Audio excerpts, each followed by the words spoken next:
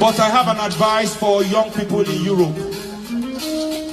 I know you want to free Palestine, you want to free Congo, you want to free Sudan, you want to free Iran. There's a new one every week. Free Europe.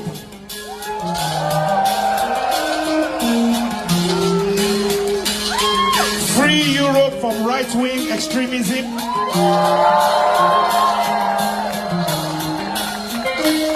Free Europe from fascism. Free Europe from racism. Free Europe from imperialism.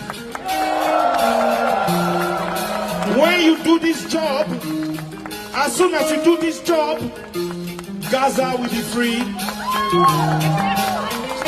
Congo will be free, Sudan will be free, Iran, forget about us, don't worry about it. Free Europe.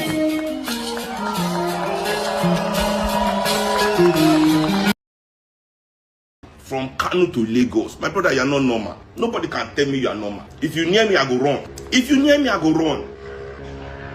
If you can walk with cow, with leg, you use leg. My brother, I don't know what the face. Person wey fit use leg, waka with cow from Sokoto.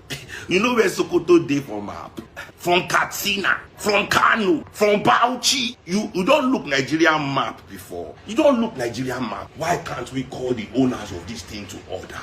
Just the way I dey tell you, they say the bandits too. Oshomole na ain't talk this one. I won't use this thing start before I tell you I won't talk today, so that I get things to do.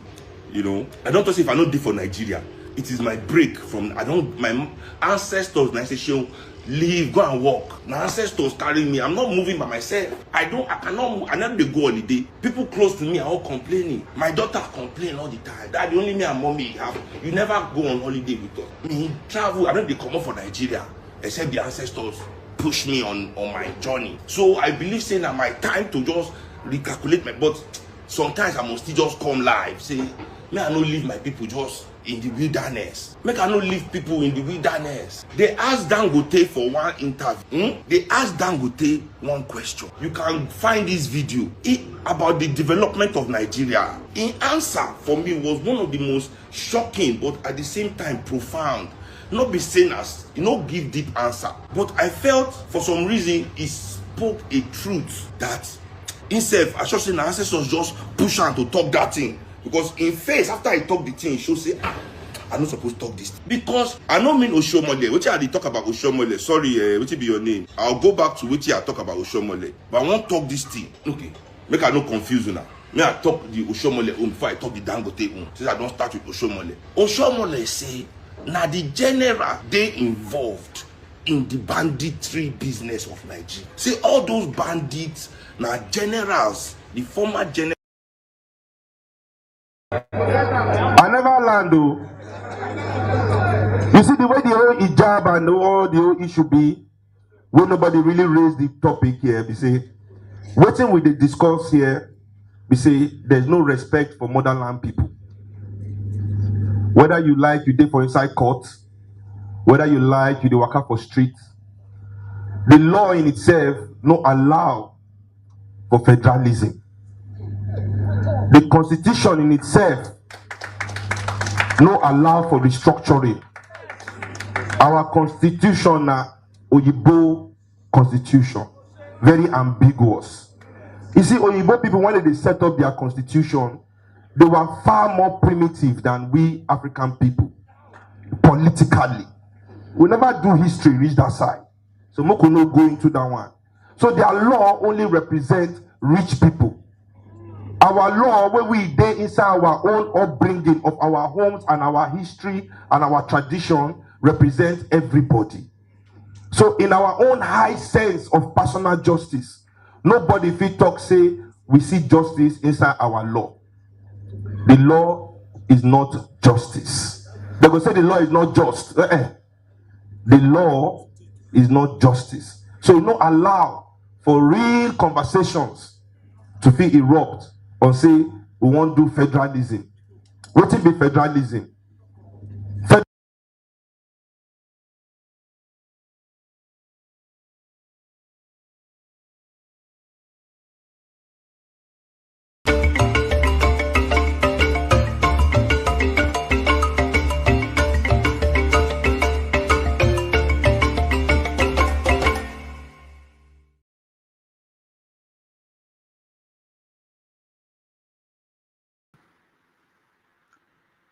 Hello, everyone, and welcome to the show. My name is Rudolph Okonkwo. It's Saturday, December the 7th, 2025. Welcome to 90 Minutes Africa.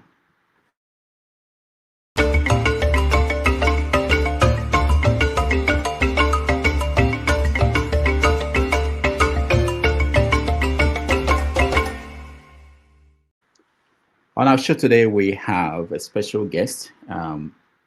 You all know him as bandleader, the son of the legendary Fela Anikulapo Kuti, Seun.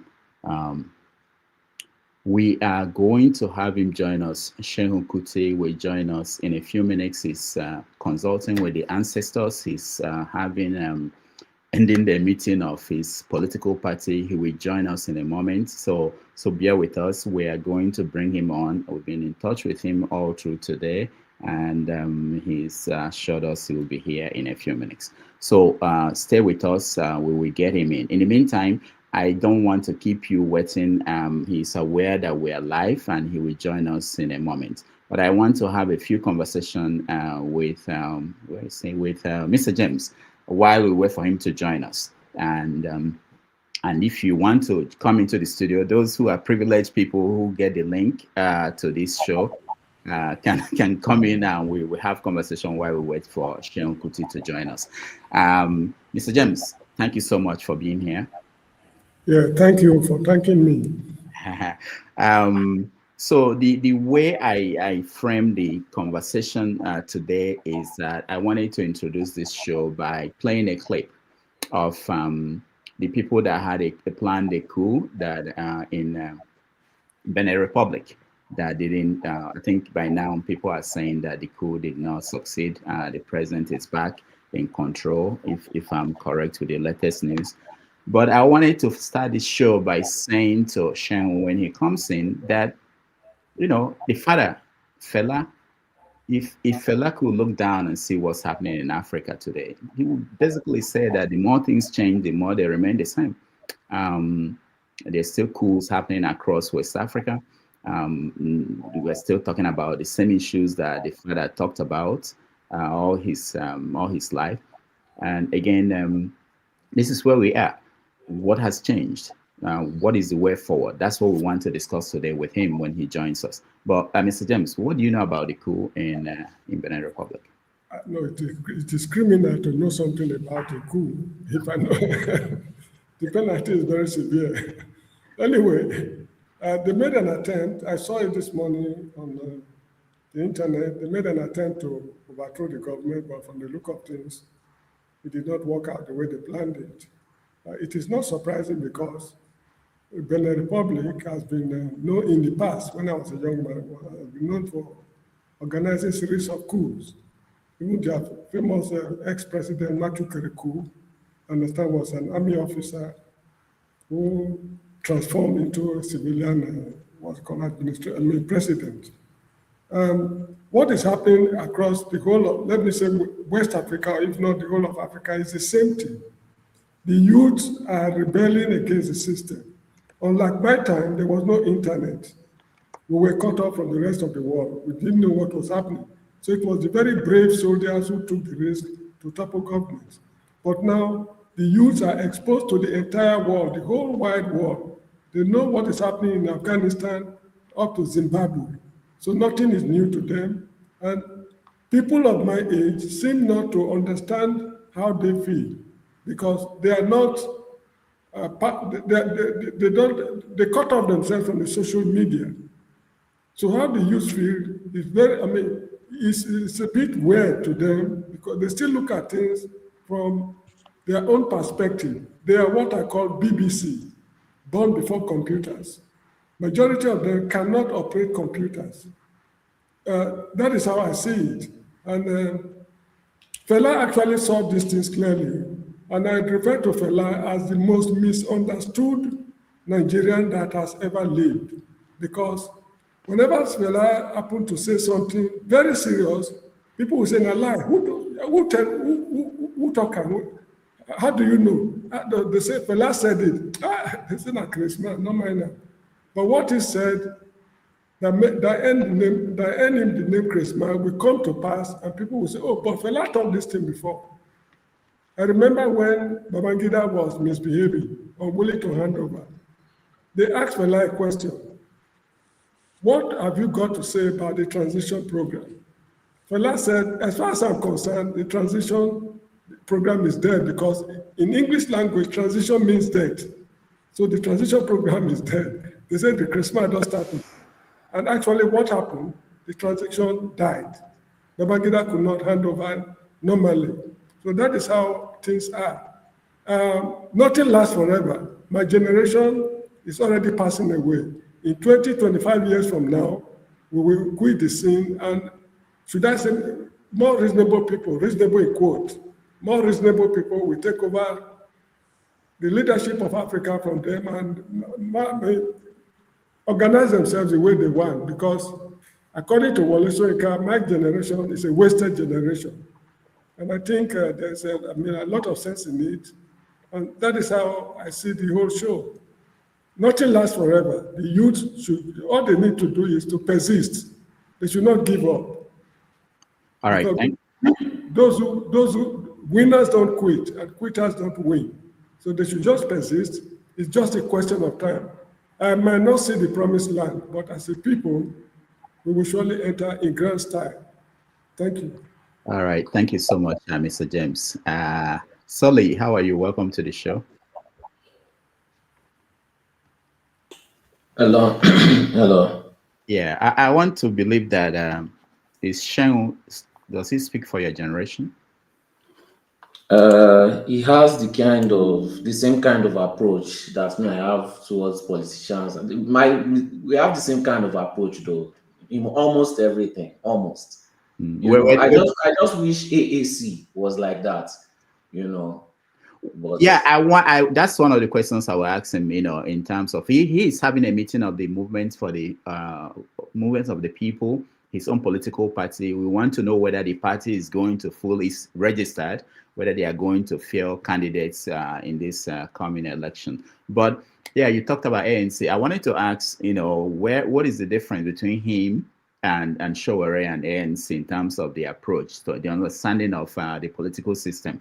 What do you think? Where do you think ANC? Is it ANC? What is it? AAC. Yeah, AAC is different from Seun's approach. Where African Action Congress. Yeah, African Action. I should know that. Go ahead, Sully. Where do you see the differences? Well, AAC has more popularity with the people, even though they are not that popular because they are not sharing money. But they also have social media, right? They have a social media presence. They have, a social presence also, I would not say Sahara Reporters is AAC, but, they have the kind of backing that can reach the media houses, because the media houses in Nigeria, they are compromised, even if they don't want to be compromised, they are still suppressed and oppressed. So they can't even say their mind. So they have that kind of outing. But MOP is more of a, they have the approach that can actually, be on the same standing with APC. They just don't have the people. They don't have enough people backing them. I feel like if they go little by little, the same way China, Xi Jinping, his strategy of conquering China, they should do that. AAC is more about, going straight for the head. MOP can start with the grassroots, little by little, encroaching. All it takes is just one win. One win, that's all you need. From one win, you can encroach to a lot. It's the same thing APC did. Everybody wants to go straight to presidency. Nobody wants to do the hard work of grassroots work. So if they do a coalition, MOP can work on the grassroots, You know, they have the same kind of aggression. They expect cunningness, they expect agbero, all the normal things. They are not the kind of people that are the reactionary. They actually have an idea of what is going on ground. It's amazing that you have 200 million Nigerians, and most of them are always oblivious to Nigeria itself. You know, everything is always surprising them. But MOP has that ideology that they know, they understand the people that we're dealing with. They understand the things that need to be done. They don't have any sentiment to add to it. You know, Nigerians are very sentimental, the same way they are so religious. They don't have all those sentimental things holding them. They don't have all those religious things holding them. They are more of action, but they don't have the numbers. They don't have the media. They don't have the backing. They don't really have any support. That's just the difference. I believe they can encroach on Lagos, you know, because they have the ideological backing that Seun's father kept there, which we have people like Burna Boy and Wizkid taking advantage of it for their own personal gains, which I don't understand why Seun allows it, but you know. Yeah, we are going to talk about that in terms of what the musicians of today are doing with Afrobeats. And those musicians are no different from the politicians, in my own opinion. No different. All right, very good. Thank you. Let's talk to a musician, Revolution now. How are you? I'm fine, brother. Good evening, good day to everybody. Mr. James, respect, sir. Solely, well done. So we are waiting for Seun to join us. As soon as he comes, we will go straight to him. But in the meantime, so what? You are a musician. When you see his work, one of the things I'm interested in finding out from him is that there is a challenge that he faces, which is common with people whose parents, someone like Fela or Bob Marley, where the son is trying to create his own path. At the same time, he's also trying to honor the legacy of the father. So that's a challenge that he is facing. And also in a music industry that is constantly changing, you know. So what is your take on his approach to that? Anyway, for me, I like him personally because he's doing what he's supposed to do. Not only representing or taking the footsteps of the father, but at least from what I know about him, I don't know much about him, but I follow him sometimes when he makes his line. In fact, he was here in Stockholm, or they published one time that he was coming to Stockholm. We bought the ticket, but he didn't show up. You know, the reason why, I don't know. I wanted to use that opportunity to support him. That was, I think, 2-3 years ago. I can't remember for sure, but I did everything I could do to go and see him live. But to me, he's doing well for me, you know, especially not only through the music, because Fela's music should not die. And among his children, he's the only one who really fits into Fela's shoe, you know. And also, I follow him online where he talks about himself and his anger with the system, you know. Though I'm not a member of his party, I prefer the going to the head, to cut off the head one time, because that's how you kill a snake, which is so dangerous. You don't know how he's going to meander, and if you are not too smart, he bites you before you. So I like the approach of Shore. Cut off the head so that everything go dabaru, then we start afresh. But he's doing well. I like him, you know, and that's why I came in early, just to listen to him, you know. Thank you. All right, thank you. Doc, I know you're a busy man. Thank you for joining us today. Thank you. There was someone yesterday that said, "Oh, I went to school with Femi." He knew Femi. Went to school with Femi. Do you know Fela? And do I know Fela? Mm-hmm. He was my uncle. Oh, you see, I know that. I just want. He's Fela's father and my mom's Fela's father, my father's mother's same mother, same father. Wow. Yeah, it was my uncle. It was my uncle, but my father couldn't stand him. My father thought he was a very irresponsible man. You know, my father was very close to the professor. They were age mates, so he was very close to the professor. What's it called? Femi, yeah, no. I mean, we're all Sulere guys. He lived close to my house in Sulere in the early 70s. And he went to Bobi College. back in the day, he was the first student that I know of the generation a little bit after me that drove a car to school at age 13. 13? 13, yes. He drove his father's Range Rover, used to drive his father's Range Rover to Gbobi College in Gbobi at age 13. So that craze has always been in the Fela family, you know. But the Kutis, the first generation, they were superbly talented. They had so much going for them, right? This guy, Seun, is like the musician on your platform just said right now. He's the most talented amongst Fela's children, and also happens to be his last child. And he reminds me very much of his father. But Fela was such a larger than life figure that there'll never be another Fela. You know, he was an irresponsible man. Don't get me wrong. He got half of Ghana pregnant. Wait, Doc. But you know that genius and what we now call responsibility and basically following the norm, they don't go hand by hand. You can't mention anybody who Yeah. But I think he took his own to another level. You know, what did he do? We are going to challenge that. You know. No, Doc. What did he do really, other than he smoked and? What else? The way he. Fela 70s Fela, oh my goodness. The women, girls run out of their family home to go live in the shrine with Fela, 13, 14-year-old girls. The man was something else, man. I mean, he was a music genius, don't get me wrong, but he was an irresponsible man. Come on. He was my uncle. I knew very well. I could talk about it. 27 women at a go. 27 women. But he had the foresight, you know. He knew we were going to get to where we are today. Do you know what I'm saying to you?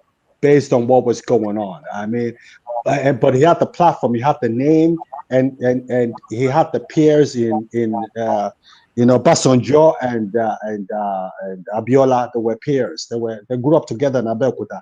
So he knew he could do a lot of things and get away with it because these were people he grew up with. Do you know what I'm saying to you? Seun, like someone said, is a supremely talented person. He's very, very vocal. He's very Kuti. I like him a lot, actually. So let me see what he has to say today. I called him because of that, you know, to support him. I usually wouldn't do that, but since I know that he's going to be on the platform, and I'm very fond of what he represents, that's why I called in. All right, thank you, Doc. Thank you so much. Thank you. Jide, Seun does a lot talks about Pan-Africanism and the bigger picture beyond just Nigeria, and when he talks about issues. So what do you see in his approach to not just music, but political activism? Yeah, thank you so much, Dr. Damage. It's good to see everyone on the show, and good to hear from everyone that is listening on the comment section. So I'm very excited for this program today, and I'm very excited because of the person that is going to be interviewed. Seun Anikulapo Kuti is one of my first mentors when I started my political journey in understanding politics. You know, when I was in my teens, like 10, 15 years ago. You know, he inspired me to understand Pan-Africanism, imperialism, my beginnings in geopolitics. It was first listening to Seun Kuti. My first set of books that I read were from the books that he talks about, from his interviews and, you know, his shows. So it was my first exposure to politics. So I'm really excited for this. Regarding his movements, I think I participate sometimes, like listening to their program and stuff like that, movement of the people. It's a very slow, organic process. I think his idea was that he didn't want to make it to be a political party. He wanted to make MOP to be a movement when he decided to take the mantle of MOP, because MOP was not founded by Seun Kuti. It was founded by his father, but he decided to take up the mantle. But initially wanted it to be a movement, but now I think he's considering taking it to another level, to becoming a political party. They've had series of challenges. I mean, a lot of MOP's ideology, it aligns with mine. It aligns with my ideology. It aligns with Pan-Africanism. And also, they even talk about like how to incorporate foreign policy, which are the things I talk about almost all the time. You know, they go on debates, have conversations, talk about different topics. So it's a very organic movement. Not a lot of people are on it right now, but they are going through a lot of challenges. I think the last time I followed MOP, I think they were trying to register. He probably will talk more about it, but they were trying to get to be registered by the Nigerian government, but they had a lot of obstacles with that. But yeah, it's my first exposure to politics, and I'm really excited wanted to hear from him today, and I have my questions for him. But yeah, I'll stop there. Thank you. All right. Femi. I'm going to join you guys later, please. Let me just prepare. Yeah. All right. Femi, welcome. Yeah. Doctor, I will use this opportunity to call you Oludu for not knowing the name of for getting it wrong, and for rearranging the panelists and putting me after GD. Yes, I'm not the one doing these things. Sometimes, doctor, I'll put my hands up these days. I'll repeat it again. The box stops at your table, and Oludu. That said, I met Seun when I need to ask him. I think he went to Adebayo Mokolu secondary school in Anthony Village, but I met him through a cousin of mine. That one, you know what we call Kulu? That my cousin was Kulu, so they were a perfect pair. But at the time, he came across as someone that was really unassuming. So, and he was pretty young then. It was a time when he was probably not even yet 20. So to see him transit to where he is gotten to now, I find it quite very transformative, in my opinion. But that aside, just like Doctor had said earlier, I find him very, very, it could be controversial, but I find him very, very knowledgeable, very, very smart. He's easily the smartest of the Kutis of his generation, and even those his older brothers and sister. You know, I listen to him every once in a while that I can. And just like GJ also spoke to, he's led me to places I never would have thought I wanted to go to. And there's a particular question I want to ask him, if I get to ask a question regarding something I was listening to. I don't know if you know Ben Norton.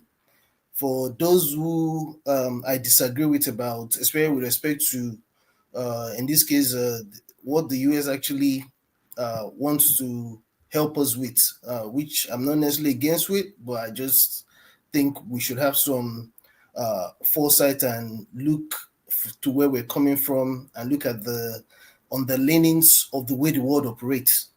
So I look forward to, I think a lot of people are going to find him extremely knowledgeable, especially those who do not listen to him, even those who disagree with him extremely.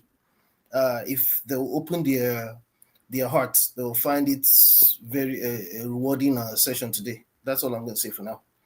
All right. Thank you, Femi. Uche, welcome. Okay. Good evening, everyone. Yes. Mr. Rudo Humbedoma. How are you? Am I coming to you? Yeah, okay. So, Mr. Rudolph, I could have led my own complaint, but our brother have already led the same complaint. I don't know, you're a master of reshuffle. You always reshuffle. You always reshuffle the system. But you have already denied that it's not your fault. No problem. So the issue of the person we have on board today, Mr. Seun, I think Fela's son. Yeah, I respect that family, because to do such sacrifice is not a day job. I I think I saw him joining the party Omo election already, AST, I think. So the day I saw him, I just remember the slap he gave the policeman. So I think when these people win this election, they will not be slap. They will not be slapping every policeman they see on the street or giving everyone slap to. You know, Nigeria need a kind of treatment. Some youth and some in fact, mainly the politicians, because as we see them from far, like a 15 minutes memory, there is some certain spirit we need to slap out of them, mainly the politicians. Maybe the kind of radical party need to come up to slap some thunder out of them, because when you look at Nigerian system, you think why when someone will see something, you know, this thing is not proper, and they try to support because it's my own person, it's my own man. So only thing I can talk about Mr. Seun is this. I love someone being such radical to use it to make some correction, which the area or at the angle of wrong. And some people keep on doing the wrong thing. So maybe they need to be forced out of that wrong, because anything should not be civil. Everything should not be civil, because the Nigerian system need. I think we hear what happened this morning. Coup in Benin. In Benin, we am trying to, because I have seen that a certain business in Nigeria may trap me somewhere because of their law every time. So I said a business there in Benin. So when I saw this news this morning, like, what is going on? What is going on? I have put the investment there. So what is going on? So what I'm talking about is that it's like Nigeria needs such a thing. Nigeria needs it like by force, to force some certain spirit out of that country from men and the women. So such man, when I had yesterday, or when I saw some days ago, you put him on this thing to have been program. I want to get some idea from him, because he has the courage to come out to challenge some certain wrong. So let me just hold it there. Thank you so much. All right, thank you, Uche. Mr. James, let me come back to you.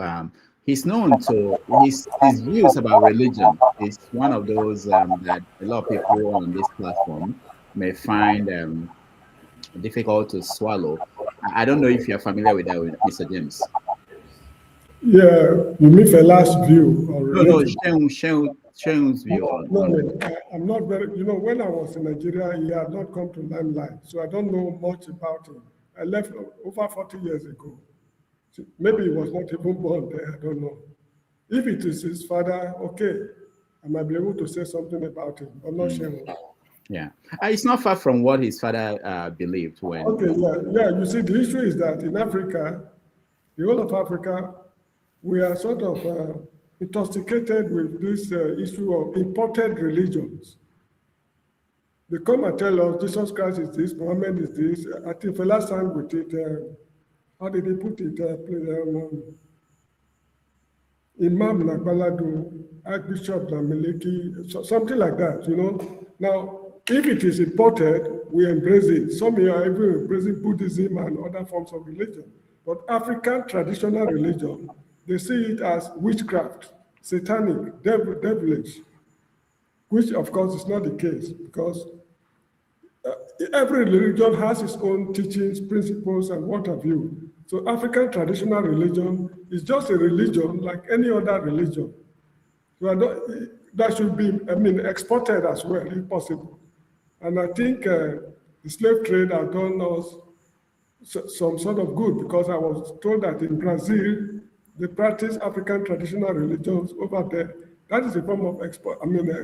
What's it called? A religion that has been exported, though not deliberately.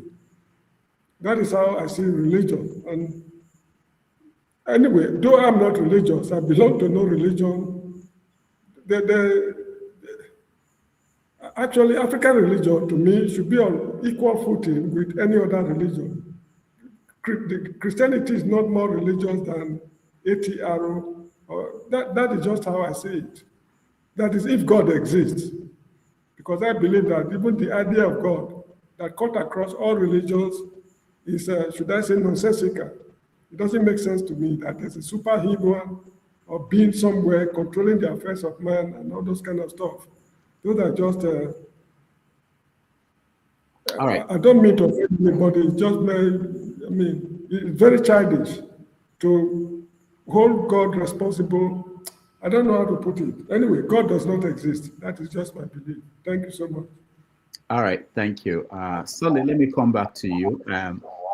One of the things I was thinking about him probably taking the MOP, the direction that Bobby Wine, if you guys know Bobby Wine from Uganda, how he took Bobby Wine, took his own political music and politics together, and actually is a major opposition leader in Uganda. Maybe that's what Seun is trying to do. We'll find out today.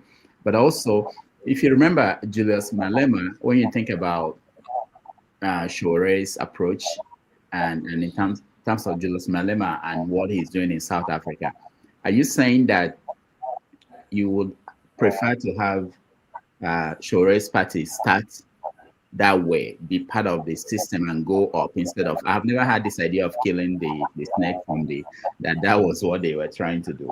But what do you think, Sully? Let me hear from you. I don't really know much about the Ugandan guy, Bobby Wine. I don't know, but from what you said, he used music to, no, all our current musicians are selfish and self-centered. So let's just forget that happening. But I don't really know much about Bobby Wine, and they are fleecing off the hard work of Fela. That's the most annoying part. They are just, I don't think if he was alive, you even like people like Wizkid. They are using his symbols, doing like this, just to profit off it. Very selfish, self-centered people. And I don't even know, maybe they're supposed to be paying, what's this thing when your music has copyright, royalty. Royalty, and their family is supposed to. I don't think they are getting royalty. They are, like I said, they are just leeches, not different from politicians, giving nothing back, taking everything. So I don't think they can go that way unless Seun enforces it, which is not from what I see though. But you cannot just have one fixed approach. You must attack from everywhere. Go for the head, go for the tail, go for the middle. Whichever one wins, you claim it as victory. Every day for the thief, one day for the owner. The owner just means one day. You don't know where you catch it from. AAC is focusing on the head. MOP, I don't know where they are focusing, but I feel like they should focus on grassroots, because AAC, they cannot take all that hard work and start focusing on grassroots. Somebody has to be in charge of it. You see, Tinubu is not coming down to look at grassroots politics. He has people there that are doing the work. That's why before he says anything, all his underlings, they've already posted speech, they've already spoken for the presidency. You have to have people in every level fighting the battle. And like I said, you just need to win one. You encroach. When a rat or a cockroach enters your house, they don't just come and they say they want to take over. They start little by little. They look for all the nice spots, all the corners. Even spiders self. Spiders study your pattern. The only time you find a spider is when you've changed something from your pattern. That is how they come, little by little. They are not just wanting to just come and take over. So grassroots policies is important, and AAC does not have the aggression. They are too much, they have this pacifist mindset, peaceful protest, all these kind of things. It's necessary, but to win grassroots, you are not going to get it that way. You are dealing with Agberus. You are dealing with Agberus with backing. But the good thing about Agberus with backing is that nobody cares about them. Their family don't care about them. The people that are backing them don't care about them. So these people are touchable. Nobody cares about them. If anything happens to them, nobody cares. Even the people that support them, they don't even care. So when you start going for those kind of people, you can have a chance at winning. Not when you are going for people that people care about. Like now, if you want to go for a governor in a state, let's select the worst state in the country. Let's say the governor is even committing genocide on them. You will still have people in the state supporting him. So you can't really go for the head easily, but you can surprise the head. By the time the head looks and he sees that everything below is chopped up, then it's very easy to take the head. This is the same thing APC did. You have to work on that grassroots politics. And You know, we want easy results, easy results. You're not going to, it's not going to come easy. It's going to be hard. It's going to be very hard. It's going to be excruciating. You know, they are going to frustrate you more than they've ever frustrated you. But you just need one win. That's just it. Just one win. And MOP has the ability to conquer that grassroots politics. So they need to do a coalition with AAC. Let AAC be in the front. Let MOP be the one making sure that, you know, the surrounding is okay. This is war. This is war. All right, thank you. Before I come to Dominic, a lot of people are asking, is he coming? He's going to come? He's coming. I'm trying to reach him to have an idea. He's in a meeting, the political parties meeting. You know how these things go. But as soon as I get the information from him, I'll let you know. Mr. Dominic, welcome to the show. You're muted. Hi, we know. Yeah. Hi, good morning, everybody. Good afternoon. I was just reading up on MOP. Why? Because as I was such MOP. Well, it's nice to see you all. I was actually tuning in to listen to Seun, but I'm guessing he's a little bit delayed. What is he doing, Rudolph? Which political party? MOP. MOP is alive. It's alive. Yeah. Yeah, that's what's going on. Fela Anikulapo Kuti started. Okay. Say it again. Apparently, I was just reading up on it. And it says left-wing Pan-African political movement originally formed by Fela in 1979, but quickly became inactive due to Fela's confrontation with the government. I'm sure it's an enemy that edited that Wikipedia.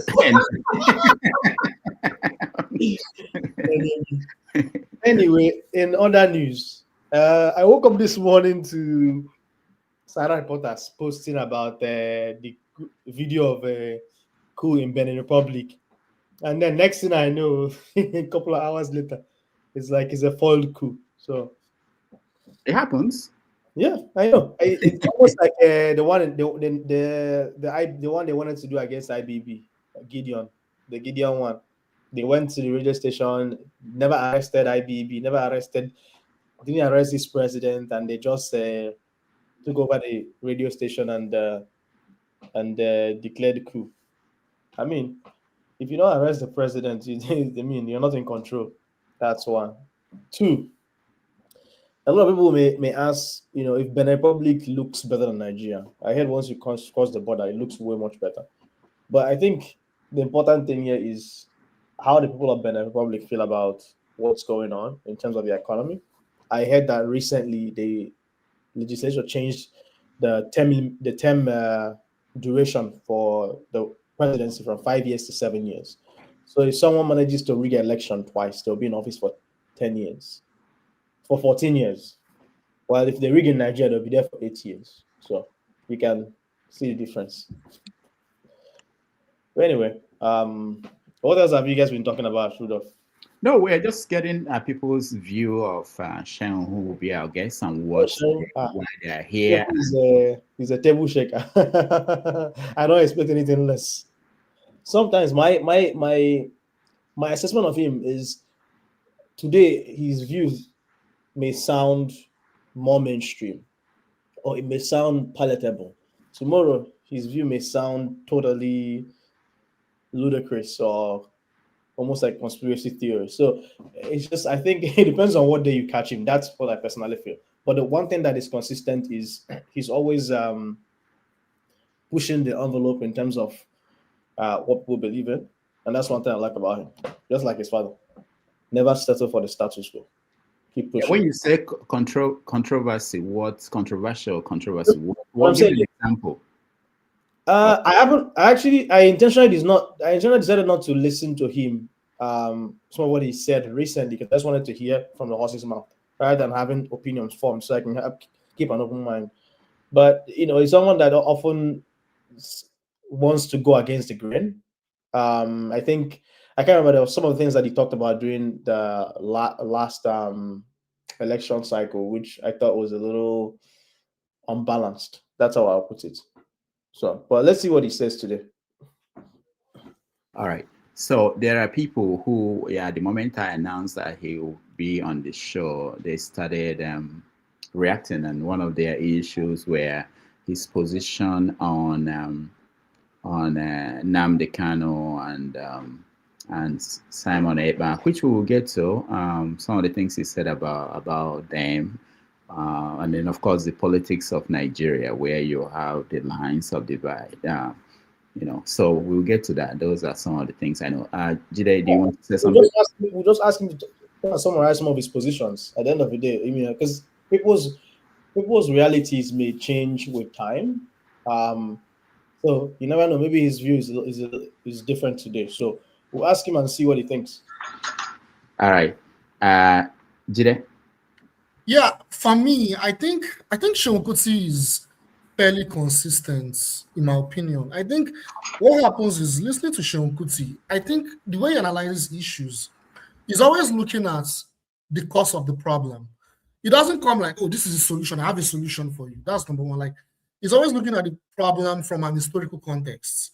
He's always looking at the problem from a societal point of view, So he looks at it from every angle. I feel like, as a result of that, I do not feel he's inconsistent as a result of that. Like today, can talk about, how, the West plays a role in hampering our economic development.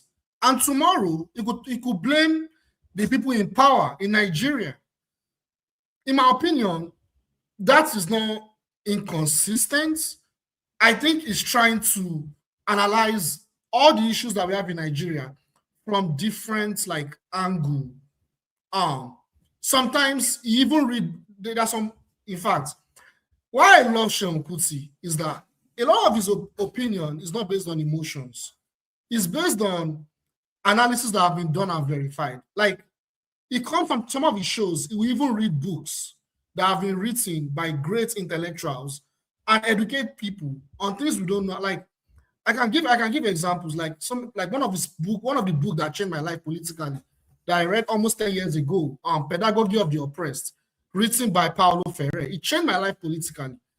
A lot of the things that probably I wouldn't have known now, but reading that book, that was one of the first books I read. And that book changed my life. The way I think about politics, the way I see politics. The point I'm making is that he sees things from different angles, from a philosophical angle, from a geopolitical angle, from even analyzing local politics. I think the point is that everything is connected. It doesn't make want to be a conspiracy theory to me or make his position to be inconsistent. But I'll stop there. Thank you. Anybody else wants to say something before I? Yeah, Doctor. So I just wanted to. Okay, go on, my brother, go on. Can you hear me? Yeah, Femi, go ahead. Femi, go ahead. Okay. Can you hear me? Okay. So something I just wanted to add to between what Jide and Dr. Dominic said earlier previously was while I don't necessarily agree with him 100%. Again, he always introduces perspectives. I think he's very good at storytelling, if you will. He's very, very good at laying a foundation for where he's heading to. That's one thing I've noticed, and that's why even for things that I may have slightly differing opinion to his thoughts of how he arrives at his thought processes, he always seems to have a way of, that's just me personally now, he always has a way of arousing certain thoughts that I never may have initially thought about. For example, during the elections, he took a position on Peter Obi, which kind of angered, and I think it was the same for Femi, the other brother, which, if you recall, really angered a lot of people, rightfully or wrongfully. And in fact, I kind of guess that's one of the questions you may or may not want to ask him, and I'm pretty sure he's going to get that. People are going to come for him for that. But ultimately, I still like the fact that he dishes it out to everybody, including Tinubu, because I would have had a problem with him if he went for Peter Obi, for example, and he didn't go for Tinubu. So he sees a lot of these guys as equal opportunity offenders. And that for me is something I would like a lot of Africans, Black people, Nigerians, irrespective of ethnicity or religion, to take home. Because for someone young, still so young compared with a lot of people even on this platform, I think there's a place for sentiments and emotions, but there's also a place for realism, no matter whose ox is God. Because me, I do not worship anybody. I'll leave it that way. Uche, go ahead. So what I wanted to add there is this. When you mentioned about Julius Malema in South Africa, the EFF party, I always follow all this. I always follow them to understand how their politics system run. Bobby Wine in what do you call it, in Uganda or something like that? Uganda. Yeah. So I follow these people, and they are making waves. But do you know the issue? The issue is that the white people that in their country controlling Africa, they have a very serious collaboration with the ruling parties. When I mentioned the ruling parties, all these big giant, nothing but to defraud Africans and work with their white master slaves. So they will try all their best to suppress these parties we are seeing. But one thing I like from Julius Malema is this. That is the kind of approach he used to organize a very huge market to work. And from all over the world, youth of Africa support him, like how youth of Africa support what is this military from Burkina Faso? Yeah. But when you come to when you come about Bobby Wine, so we find out that they use a kind of approach like a gentleman. But no matter their approach, you will see the government trying to force them to be violent so that they will use that violence against them. I find there's such a thing from Omoyele Sowore. I support that young man Omoyele because the kind of courage he has, Nigerians supposed to support him more. They have supported him before. He make an attempt, but this is a kind of person. I'm telling Nigerians, the kind of person that can make things work in that Nigeria to shake these political parties, because I know it may be difficult for the party to reach the power. But to shake that table, Omoyele Sowore have the capacity, because this guy faced the bullet. He don't care. But when you look at the young man Kuti or something like that, based on his party, he just sometimes I take him serious, sometimes I don't take him serious. But if he can come later, maybe they can use a strategic movement. Maybe when they divide to get the mind of people, they will come together to join with let's say with Omoyele Sowore, AAC party, and with maybe some small parties. When they come together, they are going to make a move, a very strong move, and it will scale this man in power. They will scale them, because one thing I understand, that these people, they use military, yes. They use police, the arms, to scale the masses. But when the force come with this united force, you will see them. They will be on run. They will be scared, because I know they're scared. So Nigerian youth or Nigerian men and women may use this strategy. When they divide, they come together at the end, be very, very strong to make a move. They will strike.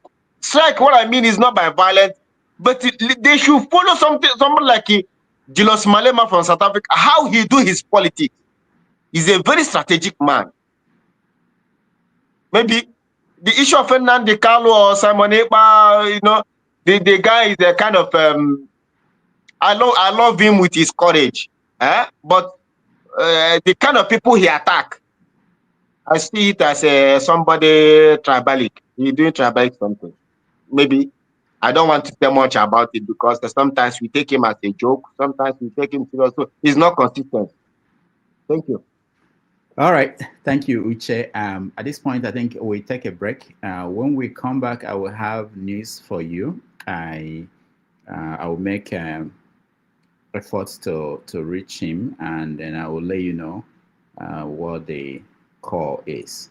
So once again, thank you so much for staying with us. Carrot approach. So no more carrots. Stick only. Stick only. This is what it means. Say Trump say they are closing down USAID. This is what it means to us Africans. We as Africans are supposed to prepare now for a hardening of the West. That the West wants to harden itself. Now somebody prepare, not somebody talk about it and say these people are ready now to unleash hardness, unleash wickedness. They want to bring us by force to our knees. Instead, we talk rubbish, we jubilate. See, is there American embassy in your country? Yes or no? If there's American embassy in your country, please, brothers and sisters, CIA operation in your country is still moving very well. I repeat, if there's CIA operation going on in your country, if there's American embassy still open in your country, anywhere you are, the CIA in that country is still moving very well. USAID or no US, they close 100 USAID. American government embassies open.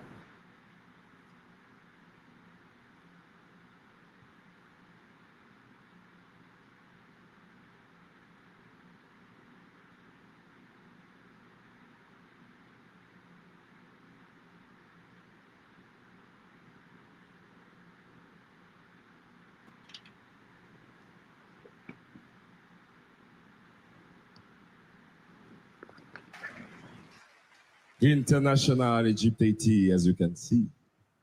Bonjour. I would love to introduce to you all the beautiful members of this family.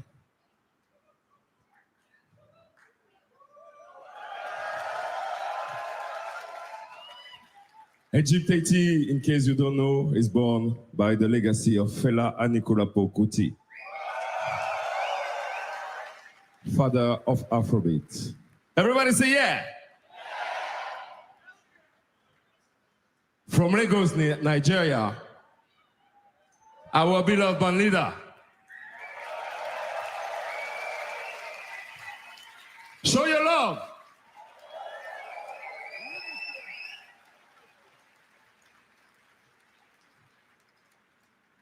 On bass, Kule Justice.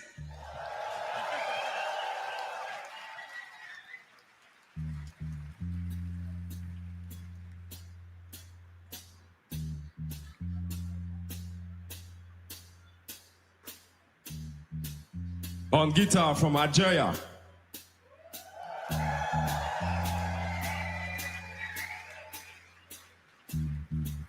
Anis Benadak.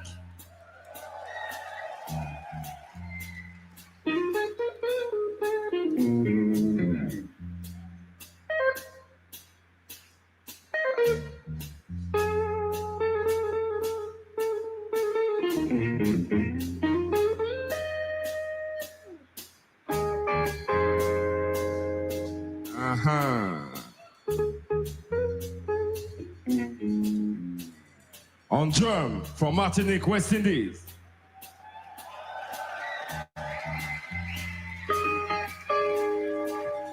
Mario Orsinet.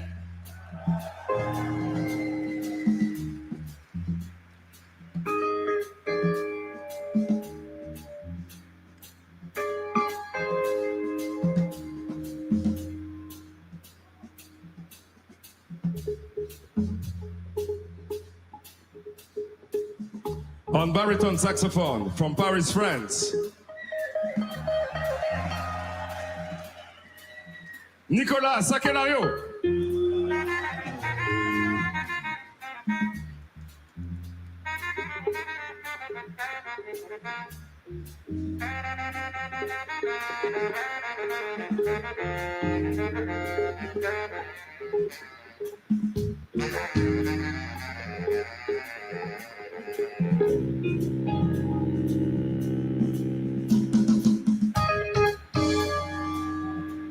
On trumpet from Paris, France.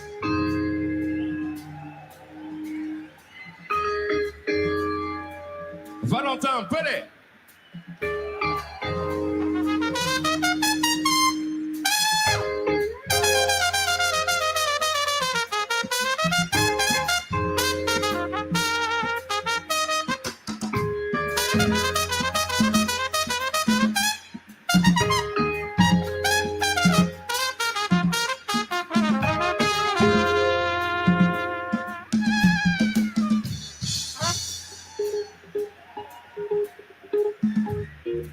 On tenor saxophone from Martinique, West Indies.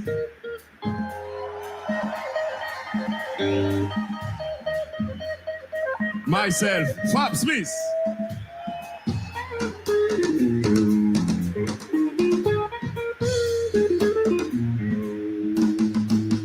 Now, it's time to welcome the African Queen. We're gonna dance and sing for you this afternoon.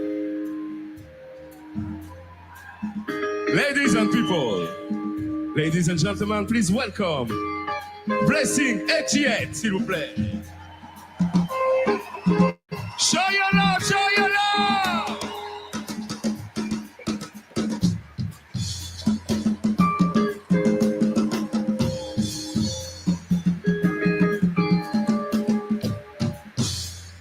Wow. He's here. The chief priest of Afrobeat, the man from the people, for the people, by the people. He's my brother. He's your brother. He's our brother. Ladies and gentlemen, please show your love to Seun Anikulapo Kuti.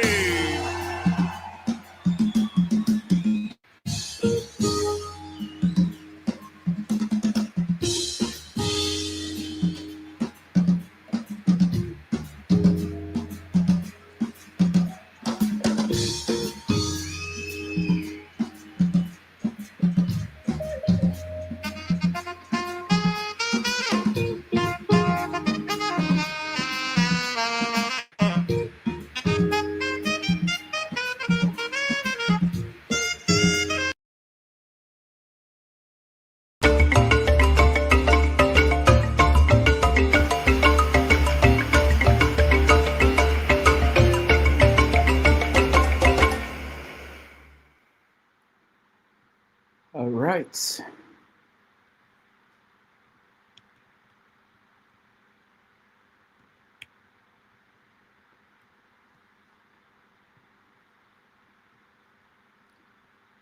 All right, welcome back, everybody. If you can hear me, thank you for staying with us.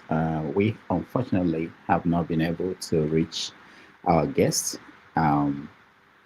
Just for context, yesterday, Burna Boy was here in New York City. He performed at the UBA Arena, and my daughter went there for the concert. It was supposed to start at 8. Burna Boy showed up at 10. So there are circumstances that sometimes it leads to stuff like this. But we are going to continue conversation until another 30 minutes. If we didn't hear from him by then, we will reschedule him for another day. I'm sorry to report this, but we were in touch with him throughout the night today, this morning, but he told me he was going into a meeting and hopefully it wouldn't interrupt. So I haven't been able to reach him. All right. Jide. So this is most people don't understand the life of an entertainer who is also a politician. He's also a politician. when you are in the field of booking, we you have to know that these things sometimes they happen. You can't control that. Most of the time, people don't actually. If you know the day-to-day life of some of the people we bring on this show and how we navigate the process, it's what it is. But let's hope that in the next 20 minutes he will join us. If not, we'll reschedule. He wants to do this. He agreed to do this more than a week ago. So it's not something that we just suddenly decided that it's not going the way we thought. Yeah, go ahead. Jide, you want to say something? Yeah, I really hope he joins. And I hope that if he joins, it's not going to take it's not going to be a session where if he joins, it's going to be just like an hour interview and. No, I'll scale back. I'm more interested in you guys having opportunity to talk to him than questions I have. We have we have multiple questions that will last like 3 hours, but that's not what we do. Sometimes we keep them aside and let you guys talk to the guest. Yeah. All right. So Dominic. I was really looking forward to hearing him speak, quite honestly. Well, if he doesn't join, someone was saying we should maybe interview Mr. James. James has no. Actually, let me show you guys some of the preparations we had put in place. Let me show you. This is one of the surprises we had for him. This is a picture of Seun Kuti taken by Okendibe when he was still very small. And then we have hold on, guys. Because sometimes we put in some work in this, preparing this for these things. Okay, took this picture himself? Yeah, he took that picture himself. How okay is? Okay, was a reporter in Nigeria, and this is this was done by somebody who thought that if we could find Fela will be talking about that this is my beloved son in whom I'm well pleased. Just like the where you have baptism of Jesus, John the Baptist, and and Anyway, so there are things that we put in place in preparation for this show. Maybe in the meantime, Rudolph, we can play some of his recent comments if you have clips. Oh yeah, we have a lot of clips of him. Let's see. Racism is the politicization of science as the only path to knowledge. So it's only you cannot know anything except you learn this Oyibo way and go through this secondary, primary, university, which is a lie. Which is Bill Gates didn't finish school. How many of them ruling the world today were terrible students, or didn't finish school in any way, what shape or form? You understand? Was just said no, let's not talk about these ones here. These ones here are not even in the level we are discussing. These are really the smallest men in the world. Like, I'm not even talking about money. I'm just talking about in spirit. Like, their spirit is so small. Like, like if we could look at if there was a spirit mirror, like a crystal ball, to look at their spirit, to take a. And they look for internet. I don't see one article by a credit alert journalist. You see, this is how say these people are. They article. They write the article from innocent. Give him, make him put his name under, as a credit alert hungry journalist. All right. If he doesn't join, someone was saying we should. No, hold on. I have news for you guys. James has no. Actually. All right, I have news for you guys. I just got a message from him. He thought he was starting at 5, but so he could do it before the meeting. Now that he said he would join us at 8:30 p.m. Nigerian time, so that will be in another 30 minutes. Sounds cool. Awesome. Good news. So I think that's what it is. Yeah, in another 30 minutes he will join us. So he apologized for this initial, the exchange rate, the time difference. So he thought that we were going to be done with the interview before he joins his meeting. The meeting is so he will be here and talk to us. So I'm happy to Mr. Ida, not to interrupt you, before I forget this, I will not you maybe find a way to get Mr. Dr. Makanga. Dr. Makanga, if you can try to reach him, so maybe you can give him your platform. You need to talk to him. Who is Dr.? I think Uche, your line is not good. So maybe you can go out and come back. It's not good at all. Am I coming clear now? No.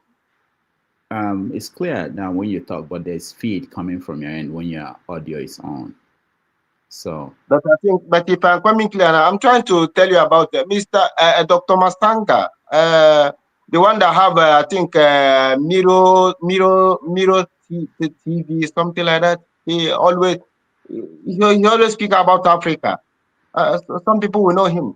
Okay, send me his contact. Send me his name. Yeah, just text me. Yeah, I know about Dr. Matanga. He's also contending the Biafra movement. Has also represented what's the Simon Ekpa. He's the one who took the Simon Ekpa's case to the ICC, and he's also taking the case of Nnamdi Kanu to ICC. He has also been the one behind the movement in Cameroon against the people, the Ambazonia people. So he's been all over Africa fighting for the rights of oppressed in Africa. He's quite very influential. He's an international lawyer and a diplomatic figure that many countries use in international relations and diplomacy around the world. He's quite influential when it has to do with international processing and what do you call it now? Adjudication for people. So I think he's an expert in that area. Very, very influential in Africa. And yeah, it will be a pleasure if we can get him here. I have his contact. I may try to see it from my own end if I can be able to pull that through. All right. So for those who were asking us to play his music, for copyright reasons, we can't play music. You don't just play up people's music. Yeah, Rudolph, we're not asking me of my view on the individual. Oh, okay, yeah, go ahead, KJ. You just came. Welcome. Thank you, and it's good to see Dr. Dominic. Dominic also, and why is Soji? Soli is an interesting figure. I like his commentary and how he sees, his worldview is very, very interesting to me. I like that, It broadens this, the spectrum, which helps you think beyond what you are thinking, and that's a very positive side. Please off that for me. Sorry, a positive side for the young Nigerians. For Seun Kuti, I got introduced to Fela's music by a friend of mine who's going to be with the Lord now, bless his soul. Right from, our days in 8 years, 10 years, 11 years, whenever we come to his birthday party, he says his father, I want Fela's music. So maybe today we'll begin to listen to, if you call African woman, go agree, he go say, I believe you. So we've been listening to that, and eventually somewhere in our secondary school, we got to hear of this small boy, who used to follow his father to the stage, and we used to love him because he was quite articulate. He sounded more like his father. Many of us accepted his philosophy to be a clear representation of his father, even much more than his elder brother. And unfortunately, Fela went very early before we could identify him as a prophet of some kind, because majority of what he has spoken has come to be in Nigeria.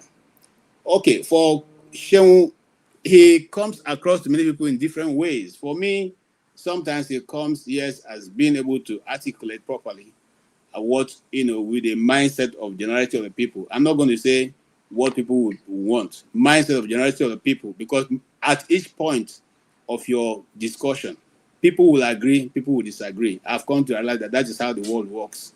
So some of his views are well articulated and welcomed by even me, but some I also do not appreciate, because first of all, one of the things he says about Nnamdi Kanu, that Nnamdi Kanu is very insultive, he insults everyone, but he does the same thing. He also insults people.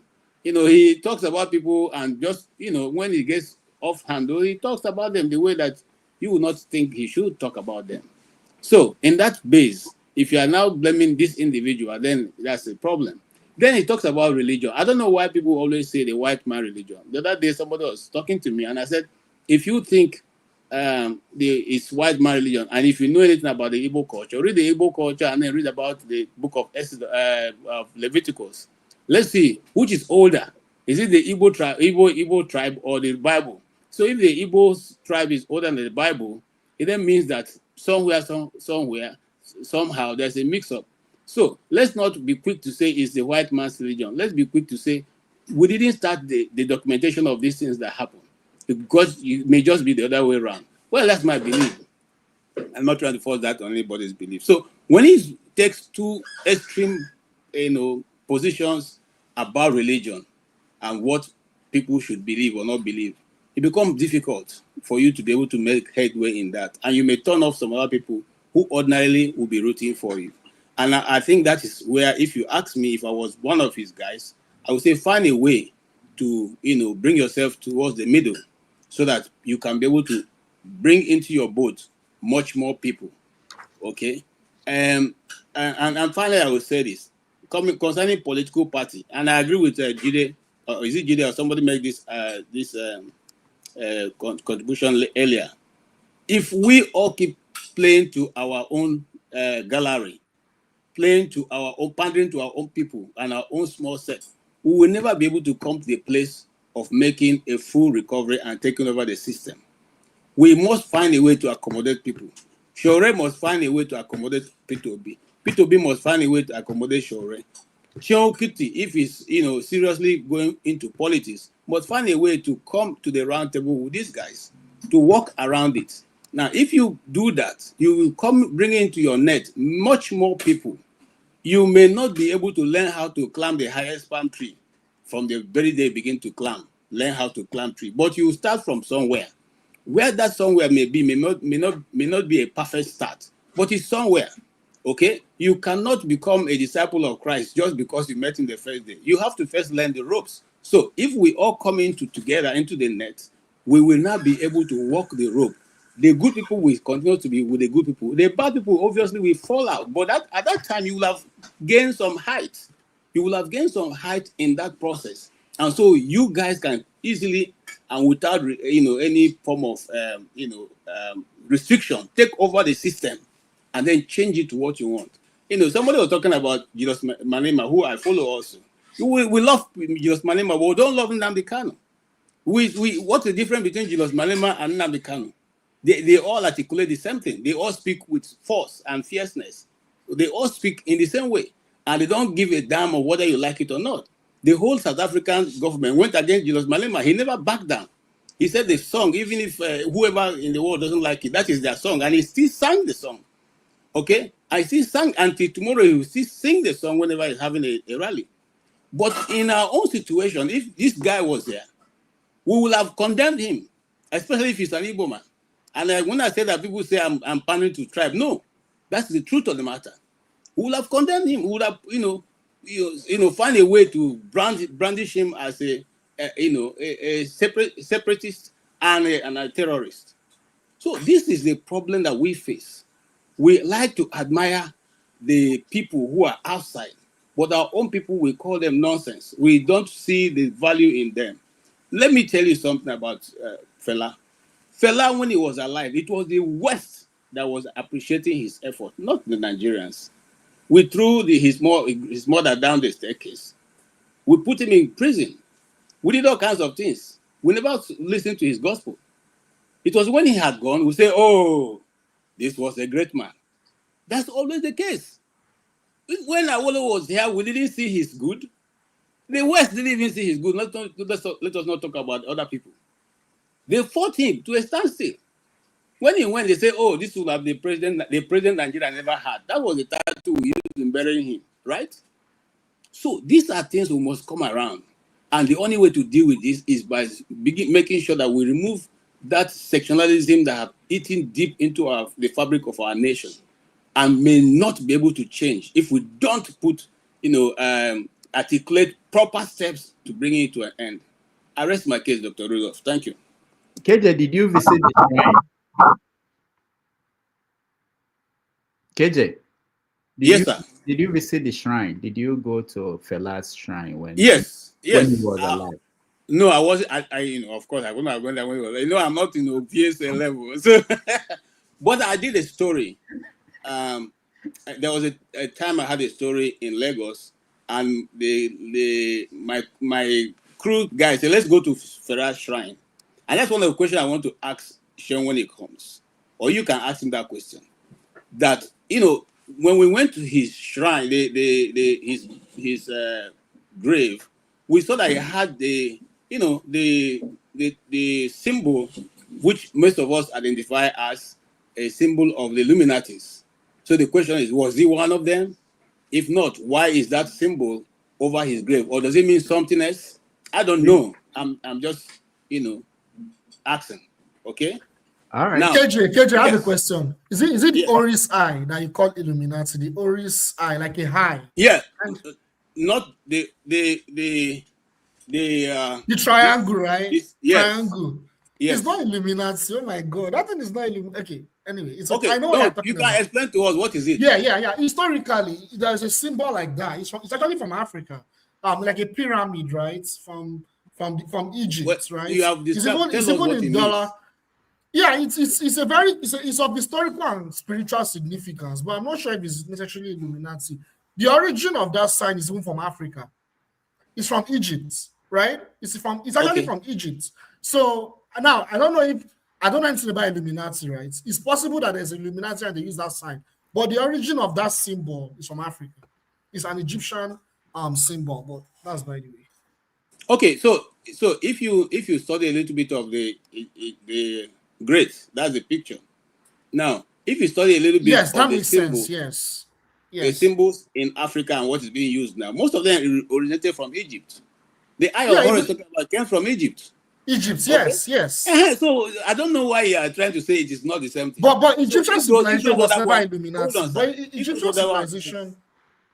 If those other ones adapted this symbol, why do you think they didn't adapt also from Egypt? Yeah, if you look at the dollar sign, this thing is there.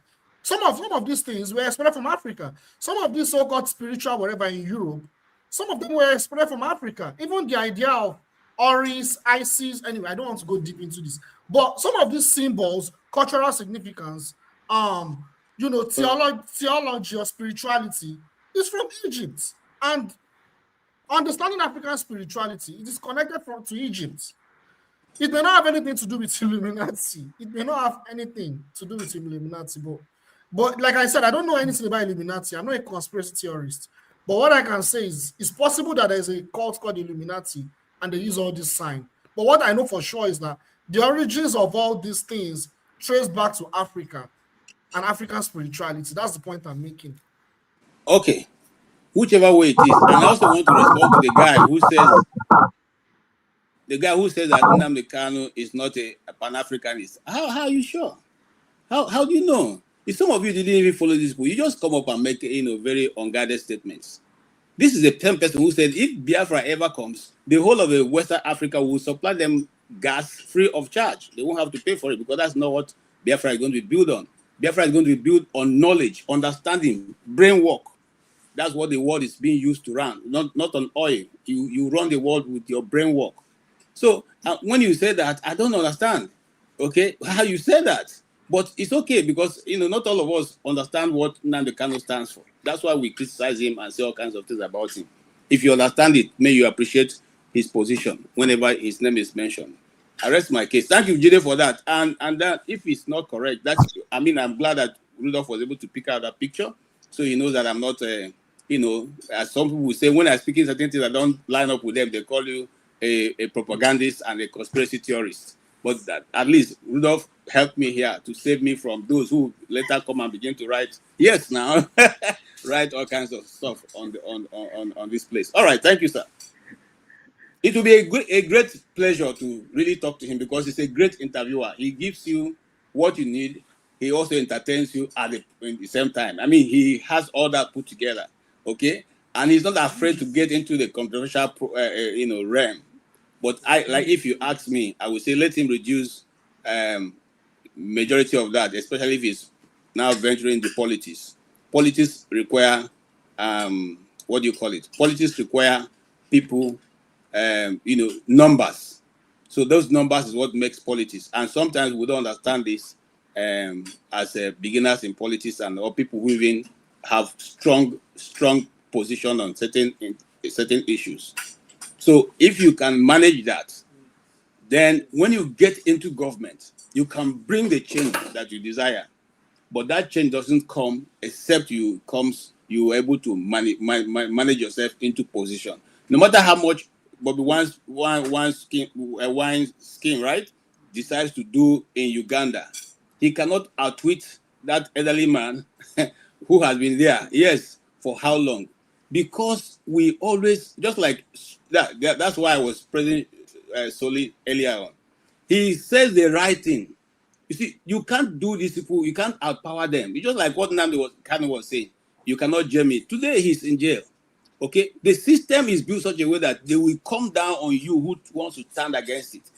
So the best thing to do is to behave like the little snakes inside the mother cobra. You eat through your system, and then eventually you find out the bigger system is gone. But if you want to go and say you will, take off the head, and it may finish you before you even start anything. We must learn to operate from inside to destroy the whatever system that's holding all of us captive. Because Nigeria is a great country. It's a great. We don't even need to go anywhere to be great. I'm telling you the truth. I had the privilege of traveling around Nigeria, and that's why I say if I was ever the president of Nigeria, Plateau State and Benue State will be my hub, agricultural hub. Everything that how to do with agriculture will be in that place, because those people have very rich soil that can grow anything. But instead, we're here playing and going outside and looking for food from other nations when we have what can give us food. Look at Niger State. They say some places are ungoverned spaces. Why can't those ungoverned spaces become farmlands? What are you doing with the money? Why can't those ungoverned spaces become the ones that employ those people who are close to those rural areas? What we have in the East in the 70s and the early 60s, which is called the farm settlements. You build a community, a community around where there's fallow land, and those people cultivate those land. That's a nation that's thinking of how to develop the people, not buying private jet and going to every conference that does, even if where people are going to discuss the way forward of rats and rabbits. You go there and spend Nigerian money. How does that help us? How many conferences have we gone and come out with something interesting that has moved this nation forward? These are things we should learn and be able to deal with, cut off wastes that don't help us. Thank you so much. I hope I don't sound too strong, Rudolph, for because they always find a way to say KJ is always taking an extreme position. Thank you so much. Thank you, KJ. I actually want to say something. Yeah, I like the fact that KJ brought up the thing about white man's religion and Christianity. So this is the reason why sometimes people label Christianity as a white man's religion. It's not because Christianity originated from Europe. Christianity never originated from Europe. It originated from the Middle East. However, what you have is that the reason why some people label Christianity as a white man's religion is because Christianity, particularly from the time of Constantinople, which is located in Europe, when the Roman Empire converted to Christianity, from that time, Christianity became a tool of European dominance, European colonization all over the world, in Latin America, in North America, in Africa.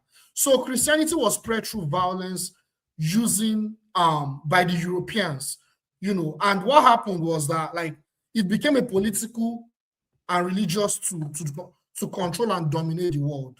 So it does not have anything to do with Jesus Christ being a European.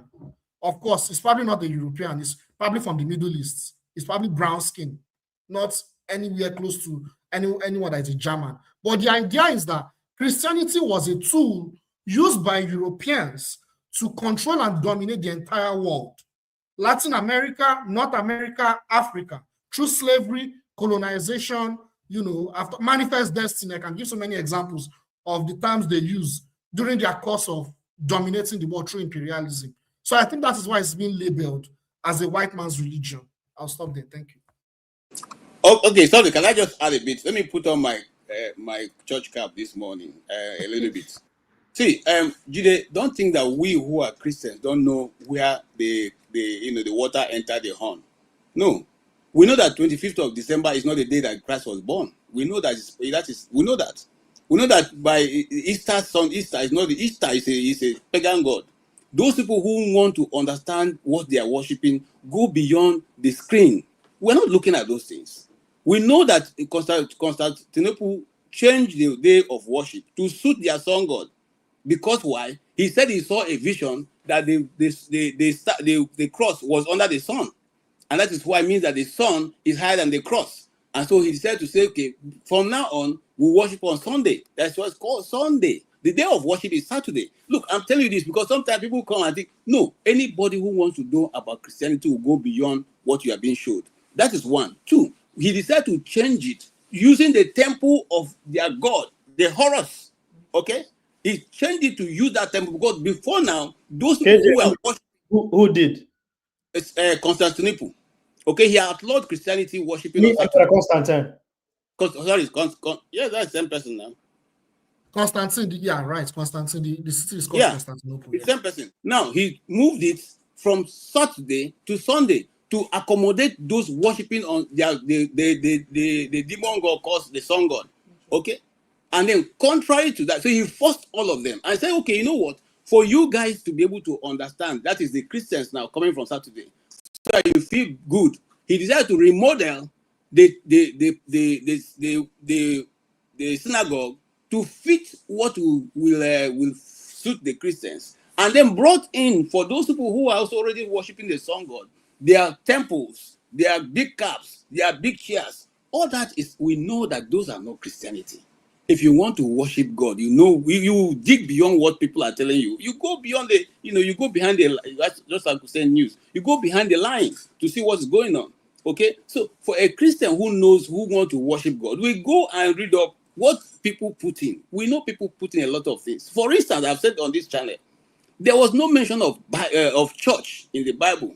It was just in two places. But when they were given the opportunity to rewrite the Bible, they removed the ecclesia, which means the parliament of God, the people, the lawmakers of God, and replaced it with church. Okay, listen, sometimes I don't want to come and say this thing because you see, some people are not where they should be. But if you come with your understanding, they will begin to say, so how many things are we now following that is not right? Okay, that's how God works. He will expose you as you keep searching for the truth. He keeps exposing you truth upon truth, until you come to the place that you will definitely know that this is God for yourself. I know God for myself. I don't need any pastor to tell me about God. I don't need any Christian to tell me about. I know God for myself, and I think I advise that you also should know God for yourself, not what the people have written. Okay, and then of course we know also that the Bible has a tradition of Israel. Israelis have their tradition embedded in it. Which one is the tradition of Israel? Which one is the real thing that God wants us to practice? That is what you should discern for yourself. Thank you so much, Jide. Thank you, KJ. Thank you. Thank you. It's actually interesting what you said, KJ. I'm actually gonna go up and see if I can find more historical reputable sources that talks about the whole Constantine change. Because I was just doing a quick internet search here, but some of these internet searches, the sources aren't like very reliable. But the quick glance that I just had was Sunday was already being observed right from the 1st century, and all Constantine did by his edict of 321 AD was to declare it a public day of rest to help the Christians, but also to make it tally with Sunday, which is the day the people who worship the pagans do their own worship. So it wasn't that he established it, was more that he made it more efficient and convenient. But it's interesting. I'm gonna okay. I agree with you. So let me even tell you. You see that a lot of things have been switched. Okay, because what the calendar we use now is they call the Gregorian calendar. We know that that's not God's calendar. Okay, we know that the calendar was written by man. Okay, what we're having now. That's why we have if you calculate it, you find out that man shortened it. Okay, I don't want to go into that, but the calendar we're using now, there's God's own calendar, which is God's secret calendar, which he runs, which is what the Israelis follow. That's one. We also know, okay, that there are certain things that we are practicing now that was handed down, which is not really what God wanted us to do. There are many of them, okay? There are many of them. And I was going somewhere with the thing you are talking about.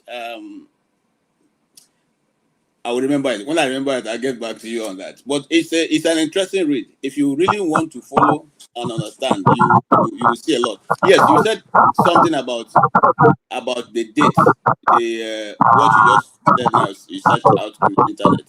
Who is causing this? That search. Be careful also. Just audio. Okay, I muted him. Go ahead. Okay, so the search you see, the worship of the sun god has always existed. So let nobody deceive you.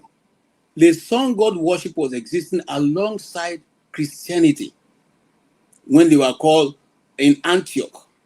Okay, they were first called Christians, the followers of Christ, the imitators of Christ. That's why certain people will tell you, I'm not a Christian, I follow Christ.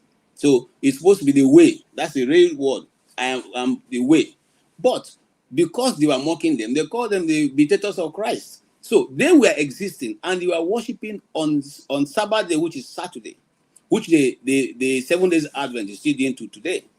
Constantine shifted it so as to accommodate his own people. And he said to himself, he's a prophet because he said he dreamt and saw the sun and the cross under the sun. That means that the sun is higher than Christ. So he's now tells you he's worshiping the Sunday on the sun god. Okay. Having said that, one of the things you should know is this. The desire to hide the truth is so much. I'll give you another example. In the Bible, the day of the week or the days are noticed this way.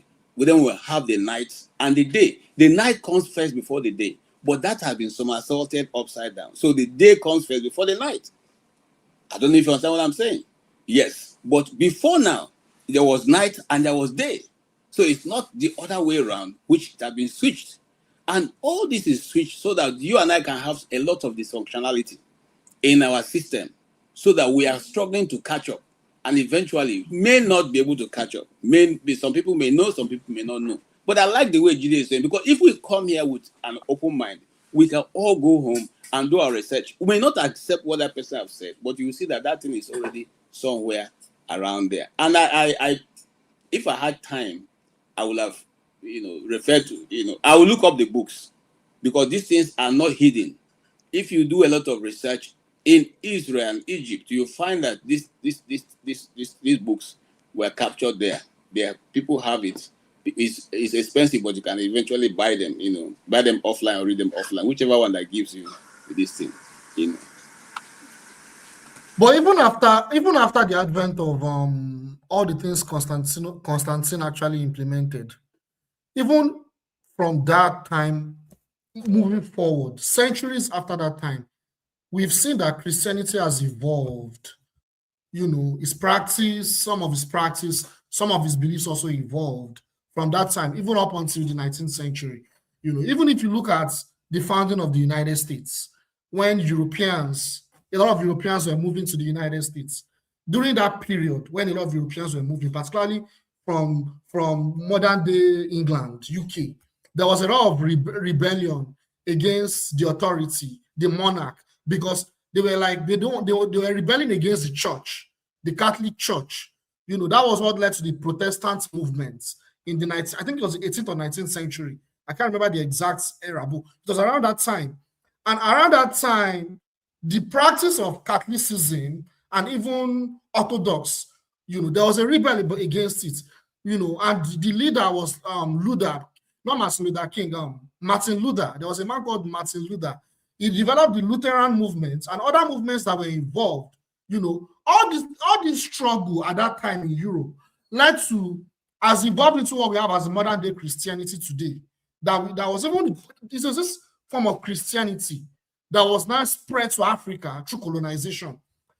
I need to talk about that because, what we call all these churches that we have in Nigeria today, in the main part of Africa, not all, some, all these, and I'm trying to be careful the word. There's prosperity gospel. It evolved from that Protestant movement. You know, in fact, if you look at the Christianity that is practiced in the US today, a lot of the Europeans, their forefathers, they were those that rebelled against the Catholic Church to establish the puritanical movement in America. It's called the Calvinist movement that was from Europe that came to America. I'm going deep now, but it is still part of the Protestant movement, away from the traditional Catholic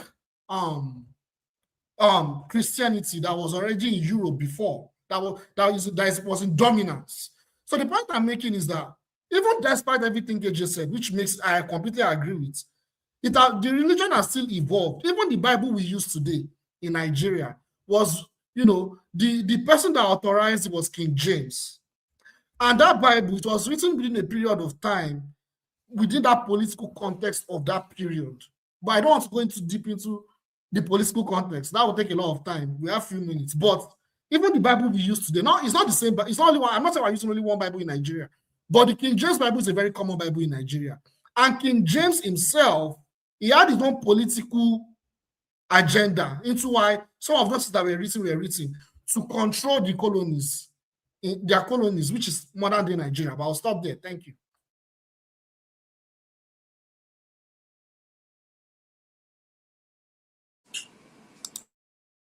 Okay, thank you. I don't know. Rudolph is missing, so I don't know if it's Dominic has handled it. So Alexandra Gomez. We are only using this to hold the time while Rudolph sort out what Seun if Seun can make it today or not. But while we are still here, we cannot be looking at the screen now, should we? Okay. And then also I want to respond to let Dominic talk. Yeah, sorry, hold on 1 minute, Dominic. I want to respond to Igbo Basic. I agree with you totally. You see, I didn't want to bring that because I don't want to be accused of pandering to the the Igbo agenda. The Igbo calendar runs 80 days, okay, and that is actually the Hebrew secret calendar, which is the right thing, okay. But if we say it now, they will say, "Will they bring Igbo come inside?" So I don't want to bring Igbo. And for those who want to go and do their research, go and do your own research. Let it not be that you're hearing from me. Okay? All right? Thank you so very much. All right, Dr. Dominic, please go ahead. Yeah, I don't know which one is the strictly Jewish calendar, but I know there's a Jewish calendar. If you read the Bible, talk about the month of Nisan and all those things. But I'm not a student of history or anthropology, so I don't know some of these things. Or whether there's a connection with the Igbo 4-day calendar. I don't know. For me, I always stay away from religious arguments. Those are arguments I did when I was much younger. I at one point wanted to be a priest, so it's a type of topic. It's a topic that excites me, but in public forums, I don't really engage because at the end of the day, the question is, why am I having this? Why am I talking about this? Am I talking to 85 people? There are some things that when you talk about, it becomes a contentious topic, especially when it comes to the Nigerian context. And sometimes you may not have the complete facts. So I try not to dabble in those things. Luther, Zwingli, Calvin, I always stay away from those. If you want to have a theological argument, probably outside this platform, hey, I'll be willing to engage with you, but to KJ and you talking about it, but those aren't things that I usually would talk about. Yeah, right. Like the reason why I even mentioned it. I'll give you an example. I remember when I was in secondary school. I'm Catholic, so I went to an Anglican. I was born Catholic, so I went to an Anglican secondary school. Very super government controlled. And obviously now schools in Anambra are back to the church. And to my surprise, I didn't do literature. I almost did, but I was surprised. One of the books they were reading was A Man for All Seasons. So I was like, this is an Anglican school, and they're reading A Man for All Seasons. Like, don't they have some kind of cognitive dissonance? And here's why I talk about it. For example, if you go deep into, say, for example, Episcopal history, Episcopal is what we call Anglican here in the US. Well, some people may say it's not exactly the same thing because there's different like Anglican conferences, and they tend to be sort of nationally oriented. So it's not like a church where everything is like super tight and hierarchical and has a huge hierarchy. But and I was like, to me, it was like it didn't make sense reading a man for all seasons. But I guess they were reading from a more historical context. Because if you want to talk about things in a historical context, it's easy to just analyze things and let it flow. But if you want to bring some of that history into your religious understanding, then that might create an issue. For example, if I was an Anglican, right, and I was reading into Anglican history, and I found out that part of the motivation for why the Church of England exists, or Anglican Church exists, is because someone wanted to have a male child, right? And they decided to, there's history is very contentious about this, and they decided to blame the wife for being an adulterer, so the wife can be killed, so you can have opportunity to marry another wife, and then eventually, the church separated. So it's like the church didn't really speak on a religious or theological basis. It was more based on someone's selfish political motivations. So Henry VIII. So for me, if I were to talk about that with a fellow Anglican, I would feel uncomfortable because I don't know how they would view that. Would they view that as insulting, or would they view that sort of comment as edifying? And in their mind, does that initiate some kind of cognitive dissonance? Like, I am in a religion or denomination where it seems that the origins aren't strongly spiritual or Protestant. It's more of someone's political machinations or personal machinations. So that's why when it comes to political or religious arguments, I always stay away from it, because you don't know what you would say and you step on the wrong toe. Yeah, I understand. I completely understand. Like, normally when I talk about these things, right, like it's just for knowledge. Like, I don't really say to say like one faction of religion is better than the other, or one religion is flawed. It's just knowledge. Like, seriously, like maybe it's the kind of person I am. I just like getting knowledge. I learned something from KJ today. I didn't know that the idea of Sunday being a resting day was influenced by Constantine. I didn't know that. Like, I just like sharing knowledge and acquiring it. It's just the kind of person I am. So when I was talking about the historical evolution of Christianity in that regard, I wasn't trying to like demonize Christianity in any way. I was trying to make everyone understand how it has evolved into how even Christianity is even being practiced in our country, like in Nigeria today. That is a religion that has evolved, right? I wasn't saying this to censor you. I'm just saying why I personally don't dabble too much in. Sorry, can I chime in a little bit on this, if you guys don't mind? Rudolph, what's happening to our guest today? Chim Ogasa, I salute. Chim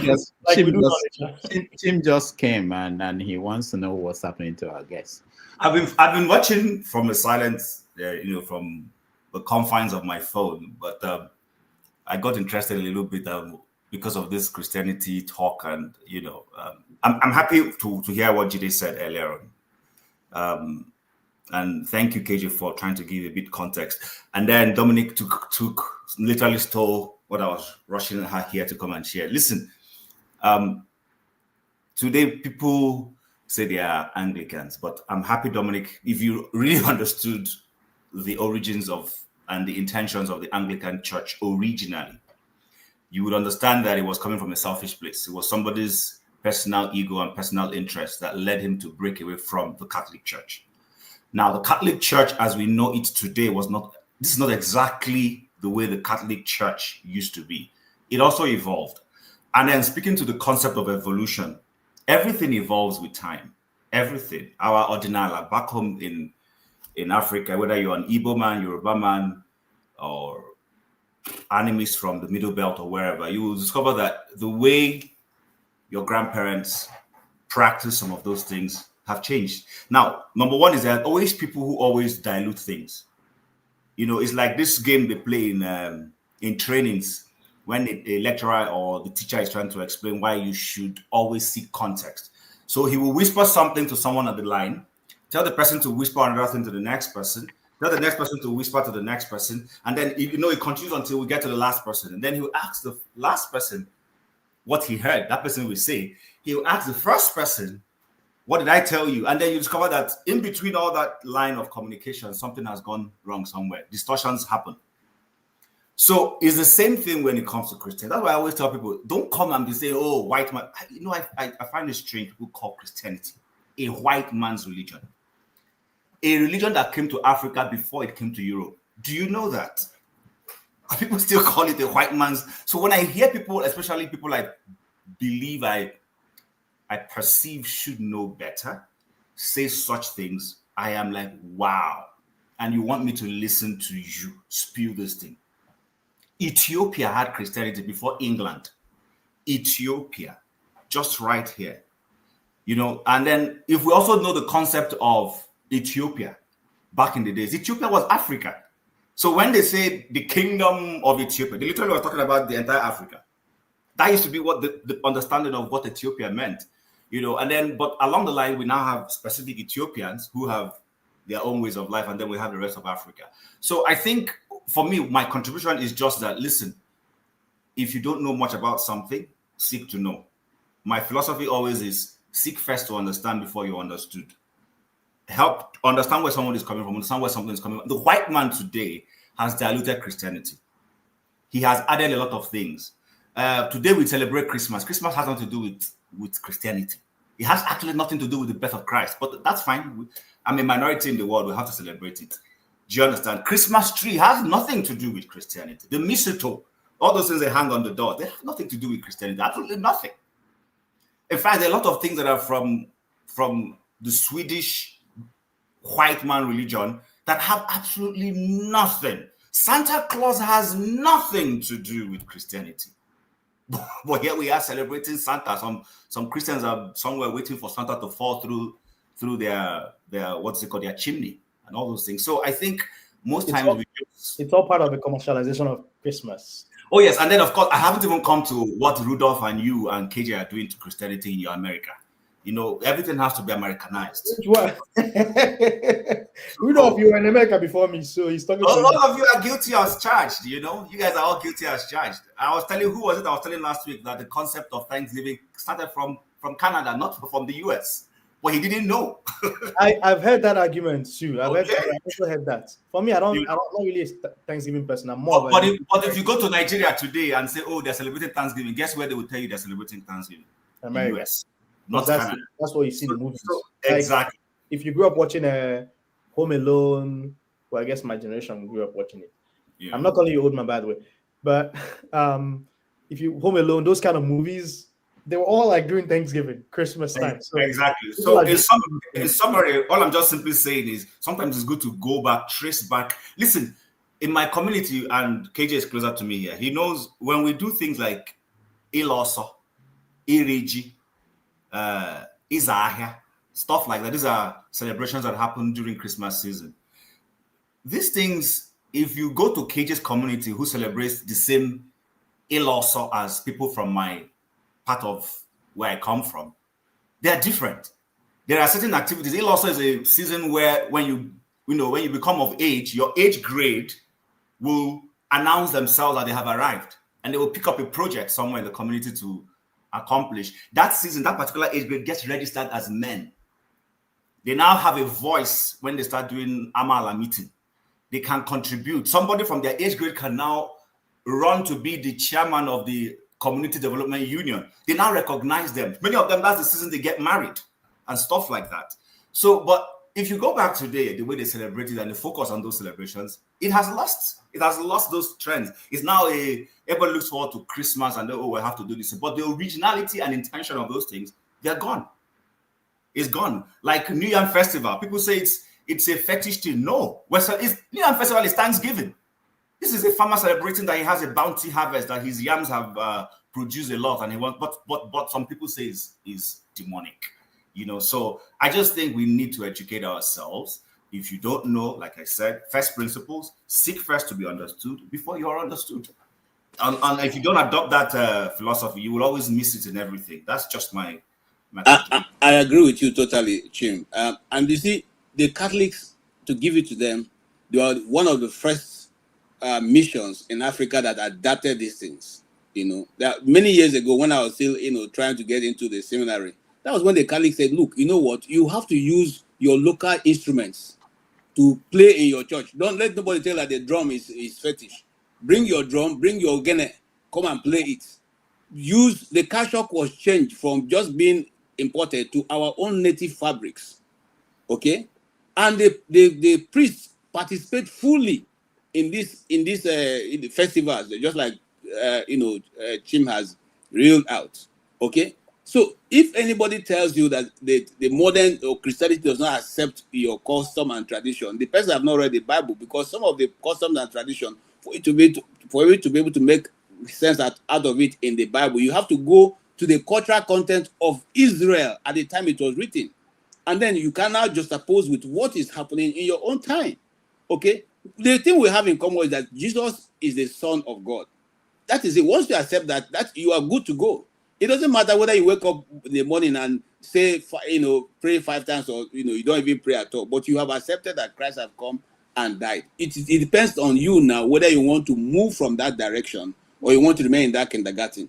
And I don't discuss religion, I don't discuss this topic because not a lot of people know what I know, and I don't want to, leave anybody halfway, because sometimes you don't have the opportunity to explain all the details, for the people to even understand.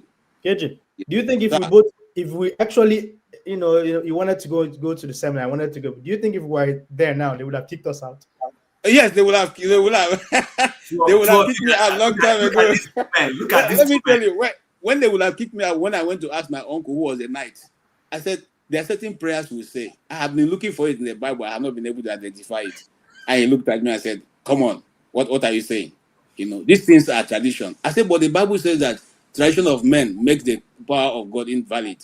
He was not happy at all with that thing, And so that's where my doubt came from. I wanted to be a Jesuit priest. Let me be a little controversial. So, Levi, the first, who's the first priest, as Bible writes it for us? What's that man's name? Moses' brother. He had a wife, right? He had 3 children. He had 4 sons or 5 sons. You mean Aaron? Thank you, Aaron. Aaron married a wife, so he was having sex. So was his children. They had wives. They produced children. The person who gave birth to Jesus Christ as a human being was a woman. So please tell me, where did these people get this whole thing that the priest should not marry? Where did it come from? Tradition of men. That's the point I'm making.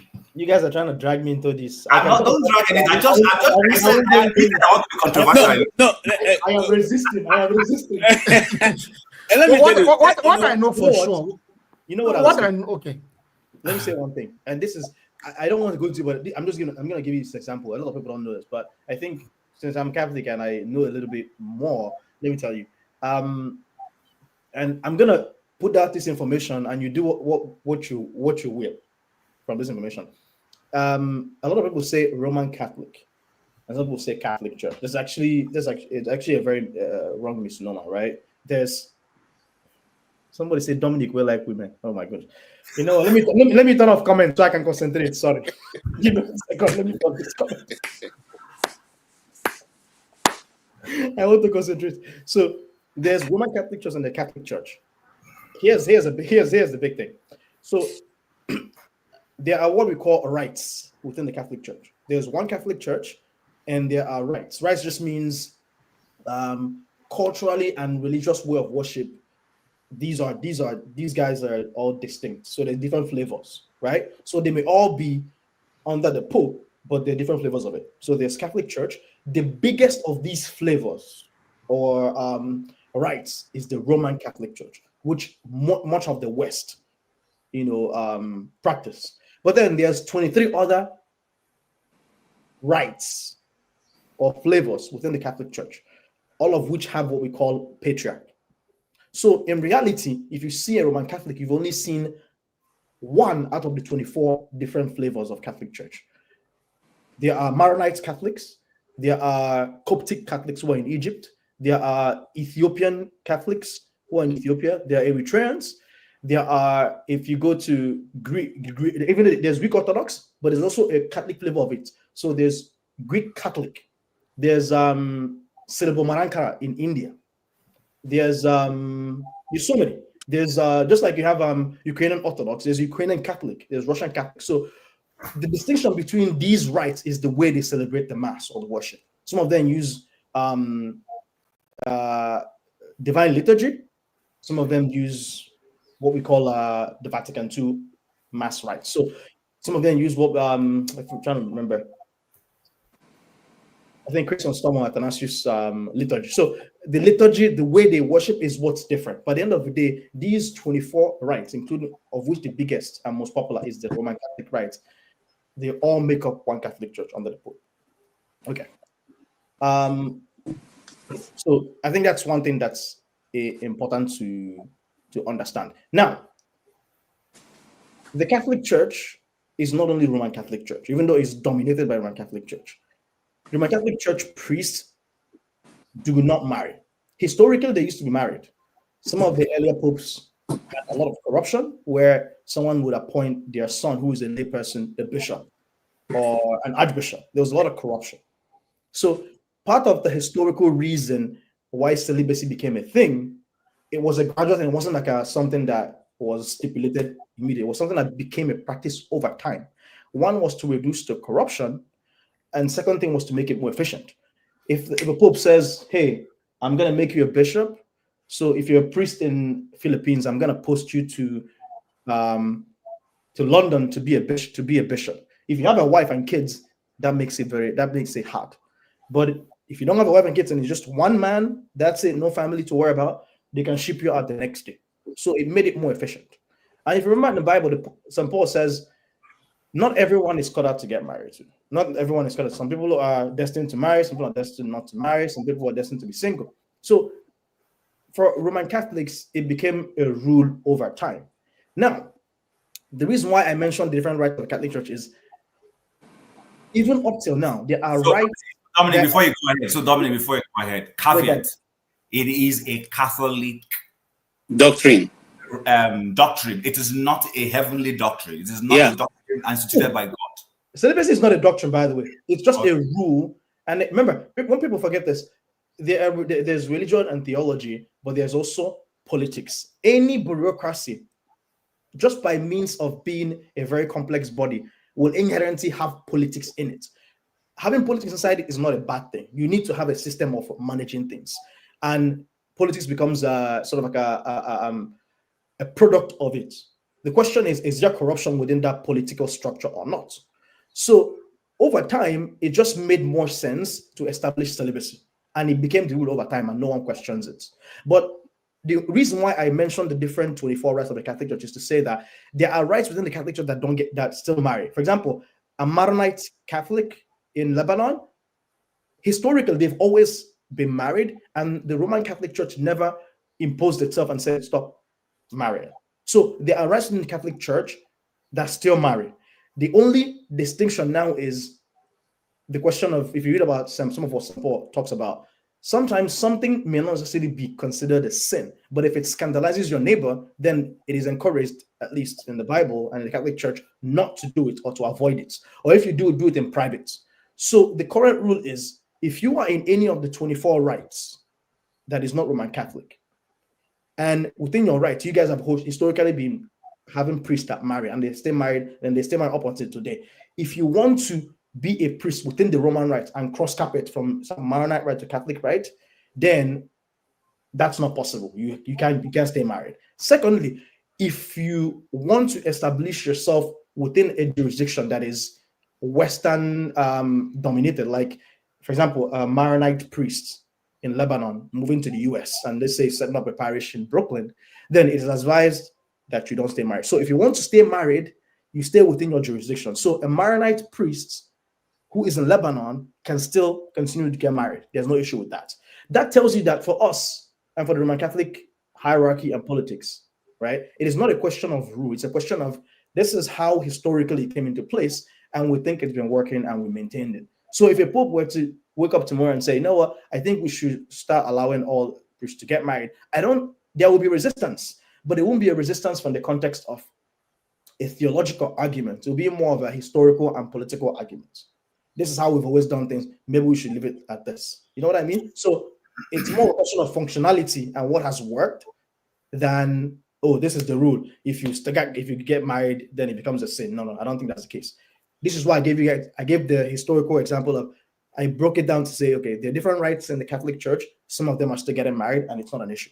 But if you're getting married, just stay within your jurisdiction. So if you're an Armenian and you're Armenian Catholic Church, they married for over centuries, then the priests will stay in Armenia. If they come over to the US or to the West, where Catholic Church dominates, then it will be scandalous for me as a Roman Catholic walking around and I go to an Armenian Catholic Church and I see the priest is married.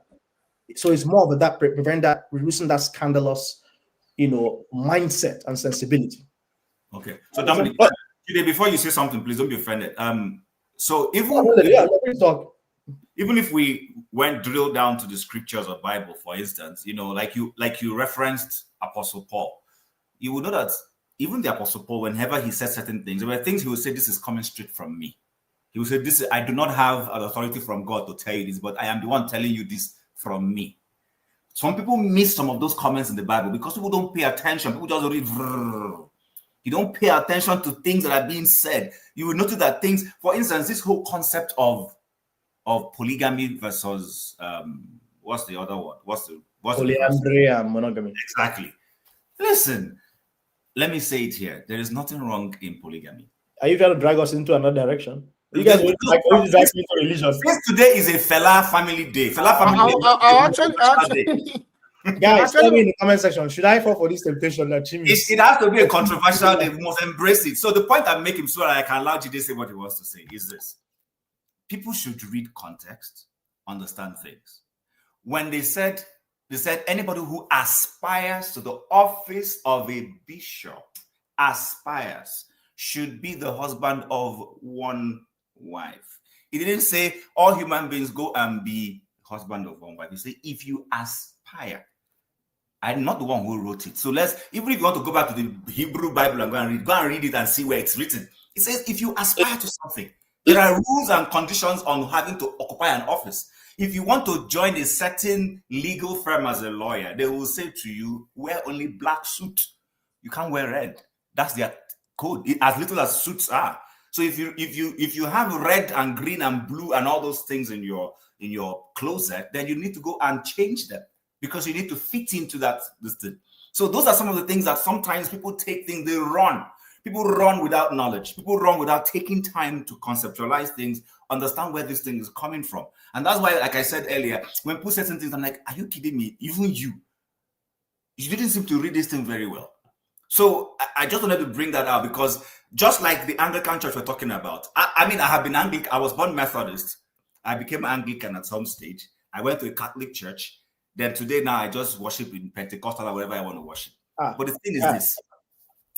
That's the truth. Oh, okay.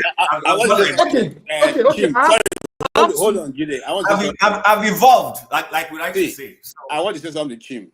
That gospel they are trying to preach. I hope those who are listening to Chim won't go and start marrying two wives. That's their business. Okay? But listen, what Chim had just said is correct. The Bible says if you want, and I want to reduce it to the smallest decimal, if you want to do the work of God, you cannot afford to have two wives. It's simple. Don't say the office of the bishop or bishop is just simply an elder. Forget whatever they have now parted to be. An elder is a bishop. So now, if you want to be an elder, or if you want to walk the things of God, because the Bible realized that family business is a big business, and they don't want you to mix the two of them. So they say if you want to, one woman is enough. I don't want to use the word problem. It's enough, you understand what I'm saying? Talk about it, I understand what I'm saying. One woman is more than enough, okay? So you don't want to take too many, look at what happened to Solomon. Eventually, he was not even able to do anything. The wisest man ended up becoming something else. KG, sir. After you're done, I want to say something here. Okay, so what Chim is simply saying, we don't teach these things, but we know it's there. It's for the matured Christians, okay? Because some people can simply say, Obiageri is offending me. After all, the Bible says I can marry again. You go and carry another one. Tomorrow you say, Neka is offending me. You go and look for another one because you think that is what they are trying to protect. You see, you must understand the unique position of the church. As much as they want to teach you what is right, they also try to regulate the life that we all live so that it will be meaningful to all of us. So that cannot be said to be something wrong. Okay, it's just to try to help you manage yourself. It is very important, that you do that. And I like the Catholic Church for that. But I'm not saying that what they do is is all correct. And I want to say something. I brought that up, by the way, because of the way people put pressure. People, like in the village, the man feels he wants to have a big family, and then people start scandalizing the person, and then versus what we're having today in the Western world, where people say polygamy is wrong, but I mean, you have other ways of marital, whatever it is that they're advocating, and I'm saying people don't understand what they're saying. Do you understand? So, but I understand you. I'm not going to belabor the issue. I just said since today is Fela Day, let's be controversial. Yes. So I know I'll go back a little bit. So yes, absolutely. Like I completely agree that Christianity is not the white man's religion. I completely agree. But I'm just saying the reason why some people make a case into why people call Christianity a white man's religion is because it is used as a tool of dominance, control, expansion, and conquest. That was my point. Now, to emphasize, so I need to talk about something about Christianity. To emphasize that Christianity is not a white man's religion. There are a lot of Christian communities in the Middle East, in Palestine or Israel or Iraq or Syria or Egypt or Lebanon. There's a huge Christian community there. But the kind of Christianity that is being practiced in those communities is different from the Christianity that are devolved into what we're practicing in countries that are now, that we are ex-colonies. They practice Coptic Christianity, Coptic. Used to have the Ebionites, the Nazarenes in the Middle East before Europeans even became Christians. God bless you. I was going to say that. You had all those people. Then the demographic changed due to conquests, foreign invasion, like Islamic conquests, Arab conquests of Palestine, Arab conquests of Syria, Arab conquest of... So the demographic kind of changed. You understand? So yes, absolutely. It's absolutely accurate that Christianity originated from the Middle East. No doubt about that. In fact, the real purest form of Christianity that was intact and preserved, you have to trace it back to the Middle East, not even Europe. But yes, that's a good point. Thank you. So, Dominic, I was going to ask you as a confirmed Catholic historian that you are. you don't come. So you've seen this series, The Bolger. Oh, I didn't watch it. But you know about it. Have you watched it? I've heard all this. No. Okay, I was going to ask. I know he's real. I was going to ask. I mean, was it real as the movie has portrayed it? But since you haven't watched it, then I guess my question is: was it the one about a pope, or I think there's been quite a he became a pope and he dominated. I've gone to read up about him that yes, he was a pope that there was a Pope Bolger that existed. Very corrupt man. Oh, the historical one. Oh, you're talking about Medici family. But there was a Medici family in the whole thing, but it is the Bolger family. The Bolger family. If you go into that history, that was where Catholic Church entered One Chance, and we are still recovering from. I'm a Catholic, but I'll tell you, Catholic Church entered One Chance with Medici family, and we are still recovering from the. To give an example, the issue with them selling indulgence to make money, that was the Medici family that caused it, right?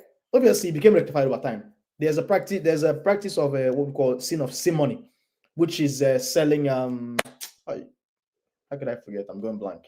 Can someone check simony? Is this selling of? Give me 1 second. Historically, buying and selling. Selling of a piece of property in heaven. Yeah, exactly. Yeah, exactly. So selling of indulgence would be a sin of simony. Yeah. The masterminders were the Medici family, and so some of the politics on the issues, even one of the Medicis became pope and was having I don't know. This is a family show. I shouldn't be saying certain things. I was committing was having parties with a lot of women and doing other practices. They call it orgies. Yes, Do you know all those sort of things? So I'm Catholic, and I will tell you, it's just pure history. So I'm not saying it with any sense of cognitive dissonance. I'm telling you, there are horrible things that happened historically in the Catholic Church. So the issue that we had with Luther saying, these people are saying, don't just, all of those things were just the evil of the Medici family. The Medici family controlled the Catholic Church for a very, very long time. They also were the ones that built some of these, that commissioned them. One of the Medicis commissioned this painter, a lot of the Renaissance painters.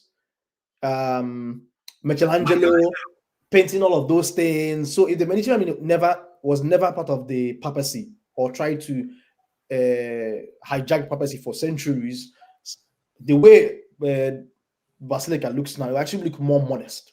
So not to say that I'm a big fan of all the vibrancy and everything. Some of those things that were done from the historical evils of the Medici family. But you know, we're not gonna go and start knocking down paintings and knocking down buildings and things like that. It's all happened. So, but we learned lessons from them, which is why the Vatican extremely up until this day maintains a level of independence. And I'm gonna digress a little bit. I just want to talk a little bit about why the Vatican maintains political independence. If you look in Russia right now, Russia controls a lot of these national churches. China, same thing, controls a lot of national churches. For example, the Catholic Church would appoint the Pope. The Communist Party would be like, hell no, this person is not the person we want, and they would appoint their own bishop. So if you want to have a religious entity that will allow you to have freedom to worship, where the local politics doesn't affect it, for it to make sense and have the independence, you need to have your own political independence, and that is what the Vatican serves. But anyway, I just digress a little bit. But I just wanted to summarize, piggyback of what I said, some of what I said before. For anyone that talks about celibacy, I always make it clear to them that celibacy is not like a dogma, whereby or a pope issues what we call a papal bull, or sort of like an executive order. That's what a papal bull is, and says this is what we're going to do. It's a question of something that historically happened for a reason. And if you notice, if you look at the Catechism of Catholic Church, they always talk about Latin Church, Latin Rite. That is Roman Catholics. They don't try to impose it on any of other churches. So it's a practice that has stayed on. And so if you are in the Latin Church and you say, I want to be a priest, then they will tell you, hey, this is our stipulation. We think that to be a priest is better to get married. If you don't want to, go to a non-Catholic church, or you can go to one of those other rites within the Catholic Church. But something I learned over time as I was studying this was, apparently, if you're a Roman Catholic and you try to cross carpet and go to some of those other churches just for the sake of getting married, that is actually frowned upon. But I love history. History is very interesting. I don't know why you guys dragged me into this. So I did history. I regret I didn't continue after high school or secondary school. That was my best subject. I love talking history. It's religious history for me one of the most complicated form of history, like that you can never imagine. Like whenever it depends on who wrote it. Yes, there's that one too. Yeah, exactly. Like I always prefer like geopolitical history. Like religious history is so complex. When I was going through Islamic history, that one is even more complex. In fact, like it's, you know, because you have to understand the political side of it, the philosophical evolution of such religion, you know, like it's you have to combine everything, the politics, everything, you know, the cultural perspective, and so it's very complex, you know. Because another thing again is like when you talk about religion, right? So we're talking about religious history now, right? I always try to separate it from beliefs. I don't even like. You understand what I'm saying? So that's what even makes it also very complicated. Like, you know, so that's the thing. Let me give you an example. And this is something that, for some reason, it never occurred to me. But I heard a commentator talking about this, and I was like, this guy makes so much sense. You know, a lot of people will justify polygamy with saying it's in the Old Testament, it's in the Bible. But if you look at the people that wrote the Bible, they didn't one day say. I don't think if you look at some of the way the scripture is written in some places, it's almost as if it's not like the person woke up one day and said, I am going to write this book. So in 2,000 years, if someone reads this, they're reading it as a religious text. Some of them just wrote it as a register. Like the son of this one begets this one, begets this one, begets this one. There's nothing religious about that. It's just somebody talking about a whole lineage of people. Chronology. So, if you start imposing religiosity or spirituality into it, it changes the way you interpret things. For example, a lot of times in the Old Testament, you will notice, even New Testament, Jesus talk about, oh, this was done back in the past because the people were stubborn, and so Moses allowed them to do it. That he allows them to do doesn't mean that's how it should be. So I've come to understanding that some of these things that are written, they wrote about somebody being polygamous. Some of those things were just, they didn't want to whitewash history. They wanted to write it down so that when you read the Bible and you read the Old Testament, you realize all these men were stubborn and had polygamy, and look where they ended up, and look what happened to them. So I'm giving you an example so that you are careful, right? It's not necessarily that the Bible is saying, oh, I endorse Solomon for having how many wives and concubines. It's like, I'm just going to tell the story of Solomon the way it is, so that he that has eyes and has ears and can read in between them and see the catastrophe that would arise if you end up deciding to go this way. But it also talks about polygamy in the context of some people who had polygamy and were successful. So it's just plainly laying it neutral and saying, here are the stories. What I want to drop into what you're saying is that because of the modern Christianity and the concept of spirituality, because when it comes to Pentecostalism, the foundational issues about being spirit-filled. You get what I'm saying? Now, that David had many wives did not change his spirituality. That Abraham previously had the Egyptian woman who gave him Ishmael did not change his spirituality. Hagar. Yes. But look what happened to. Yeah. Remember, no, I'm following you. Sarah that told him. I agree. Look at the headache it caused afterwards. I agree with you. I agree with you.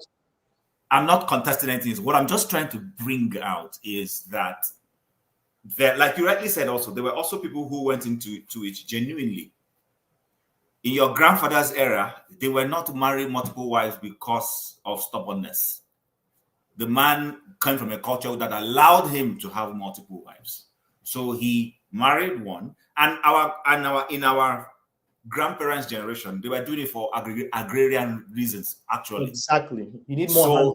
He was a farmer. He needed a workforce, so he married multiple wives. His children became the workforce in that with his wives.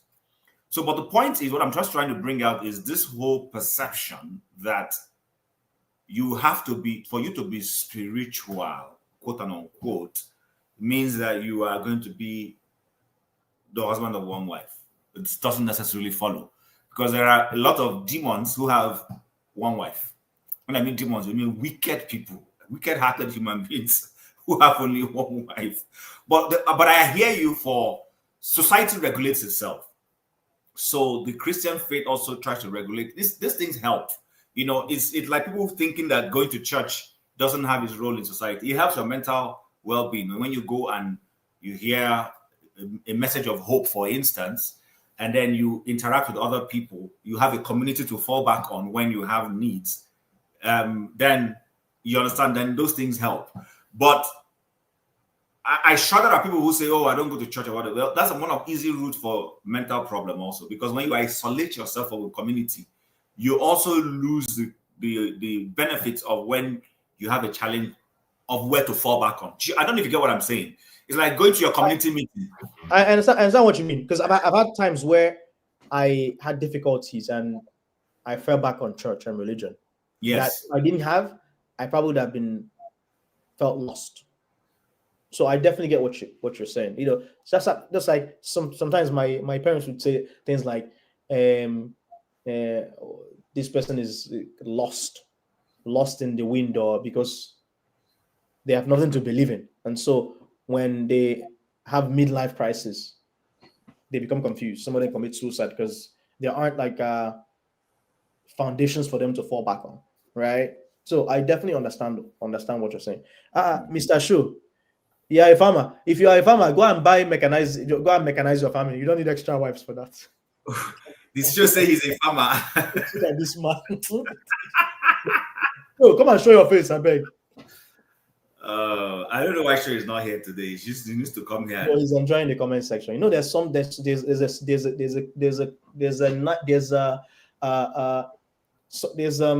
a blissfulness in staying in the comment section and just like I know. There's no censorship. Unlike me, that is tampering and censoring myself, it leads to some extent. I would have said much more in terms of religion, because when I wanted to be a priest, I wanted to be a monk. So that's how hardcore I was, but not quite. But yeah. You and KJ and monk. I don't know what these people like about. I've never wanted to be a monk, never. In fact, I used to like their brown cashew. You know, okay. I used to like their brown cashew. And to even say in KJ, do you know the kind of monk I wanted to be? Eh? You guess the kind of monk I wanted to be. Which kind? You know, Cistercians, they have a rule of silence. They don't talk throughout the day, and they talk like once or twice. Yes. That hardcore. And some of them, no, but what you have said so far, you've gone farther than me. You know, they don't live in big communities. The way they live in a community whereby everyone has like almost like semi-detached arrangement. So at the end of the day, like part of it is just it's you and God most of the day, right? And then every once in a while you go and relate with the community. And there's something powerful about just in this modern world, all the craziness, just learning to discipline yourself to be silent. You know, brevity is the soul of wit. It's not every time that you talk. For example, guys that know me from when I was in undergrad, in the class, they'll be talking and talking. I'll just stay silent for like the whole time. And then at the end, my group will be like, what do you think? And I'll say what I think. And they'll be like, okay. So for me, it's like, there's power in silence, because in silence, you learn to be humble and reflect. You don't say the first thing that comes out of your head. You're able to digest people's arguments, digest everything, and then make sense of things, right? And sometimes you realize, I don't even need to talk. Someone has said the same thing I wanted to say. But if you kind of jump every time, cut people off, you know, sometimes you start to ramble and say things that don't make sense. So I wanted to be a Cistercian. But that's a hard one. You didn't need to go that far to become, because literally that's what it's done now. Wait, that's what did you say? Say you didn't need to go that far to imbibe those virtues. Let me put it that way, because that's what you have somehow become. You have this capacity of being scarce. Do you understand? Yes. That's you know why don't tell Rudolph. Well, Rudolph watch it later. There's two reasons. One is obviously work is very busy. Second is sometimes when I log on to the show and I hear people speak, I feel like, what else am I going to contribute? So I just listen and learn. But Dominic, that's a discipline that many people don't have. The discipline of being able to say, okay, I wanted to say this. Someone has said it, so let me hold my thoughts to myself. Some people will still hear that and still push themselves to speak. So that's why I said to you that you've learned the concept and the ability to be scarce. See, that virtue is something people don't have. Scarcity, being intentionally being scarce has a virtue to it. It makes the day you appear, people will want to listen to, oh, Dominic is here today. Okay, let me see what Dominic wants to say. Do you understand? See, the thing is this. For you to be meaningful in society, you need time off to reflect about life. Because it's in the moment of being away to reflect that you will even gain more insight that you want to share. Do you understand what I'm saying? If you are consistently you know, as we say it as a local parlance in Nigeria, you lose what's the word? You lose I'm trying to relevance. Yes, you lose relevance because people listen, people don't want to. Why are certain speakers more sought out for than others? There are some people that are just scarce. You don't see them every time. And then the day somebody publishes that this person is coming, it gets sold out because that person is not a common denominator that is all over the place. That's why certain things are referred to as a basic. Do you understand? You know, Gary is a basic food, although it's a sustainable food. I will eat it every day if I can. But because it is something that is predominantly common, it is easy to buy. Forget about what's happening in Nigeria. On a good day, when the economy is good, it's a basic meal. It's something that anyone can afford. But there are certain things people can't afford all the time. And those things, that's why they are not found common. They are found in very treasurable places. And then you pay a little bit of premium to go and get them or buy them. So I think scarcity is something that is good. It is something that if you really want to, and it also depends on what you do when you're off the radar. Do you go and read, improve yourself, gain more knowledge? Knowledge, of course, also listening. So you're quietly listening to other people. You're learning. As you're hearing what somebody is saying, you're able to put two and two together, go and do a bit of research on it, for instance, check if what the person is saying is accurate and all that. So that the day you come out and you will spew what is reasonable to people. Do you understand? So I think, if you ask me, you accomplish the same objective without necessarily going to become the monk of whatever it is you wanted to be. Yeah, and I want to say this. I don't know, is it, Dominic, is this deliberate? Because yesterday, forefather showed up, and the moment I showed up, he escaped. Today, Rudolph has showed up and escaped. So, what is really going on? I don't know, but by the way, everyone in the comment section, I shared the link a couple of times. Please join us. We feel lonely here. It's just me, KJ, and Chim. We want to make sure it's not like Coach Chumba. And also, where are the women? We need women. Please invite Boom Boom Ray. Boom Boom Ray, please come on. Yeah, but you see, what I try to run away from is discussing Christianity with someone who is not a Christian, because you see, the letters are spirit. And if you don't have that spirit, you cannot interpret the letter properly. It's like, dividing the words. The word cuts through asunder. It cuts between the marrow and the bone. Okay? So how do I explain that to somebody who is not in the faith? So majority, just like you said, Dr. Dominic, I do not engage, because the Bible says in doing so, you don't, it profits nobody nothing. So I do not engage in those discussions, because it's just for the purpose of argument, and for the purpose of argument, nobody gains, and that's been my problem also on this channel. Sometimes you say something that people should just go and listen. Just like, Jide, I give it to him today to say, I have not heard this version before. Not a lot of people will say I have not heard. They will tell you, no, what you're saying is false. This is propaganda. You are just doing propaganda. No, we come here. Come with your heart. Listen, if the person is discussing what you don't seem to understand, you go research it before you make a comment. The same thing, I've learned a lot from people. Hey, look, what Dominic explained today, like I said, I almost became a priest. But I've never even bothered to go into what he has explained today. It's totally new to me. The only thing I know was that the Catholic Church is a C, and up to today still remains a C. In other words, is one of the bankers of the world. Okay, and basically because of the activities of the church in the early years. Sometimes people come and tell us as a Christian, but you people did this, so why are you now stopping us from doing this now? No, those years history describes them as dark ages. We're now in the knowledge millennium. Why do you want to go back and begin to do things that have been done before? We cannot reinvent the wheel. We can only build on what has already been done. So we can't go back now to begin to carry out jihad because we want to expand Christianity. Okay? No, we can't do that. So when people come with a closed mind, it's difficult. Just like, it's Dominic I used to say it. It's very difficult to wake a man who is pretending to be sleeping. You can't do anything. If you like pouring water, he's sleeping, he won't wake up. So I try to avoid those arguments that will not lead to anywhere. However, if there's anything I want you to take away, is that the Igbo calendar month runs 8 days of the week. Okay? And that is what Igbo Basics have brought to us. And it's said to be one of the most accurate, because it does not have any leap year. There's not supposed to be any leap year, because but the people who it suit them at that time change the times and the season. And I want to go a bit forward.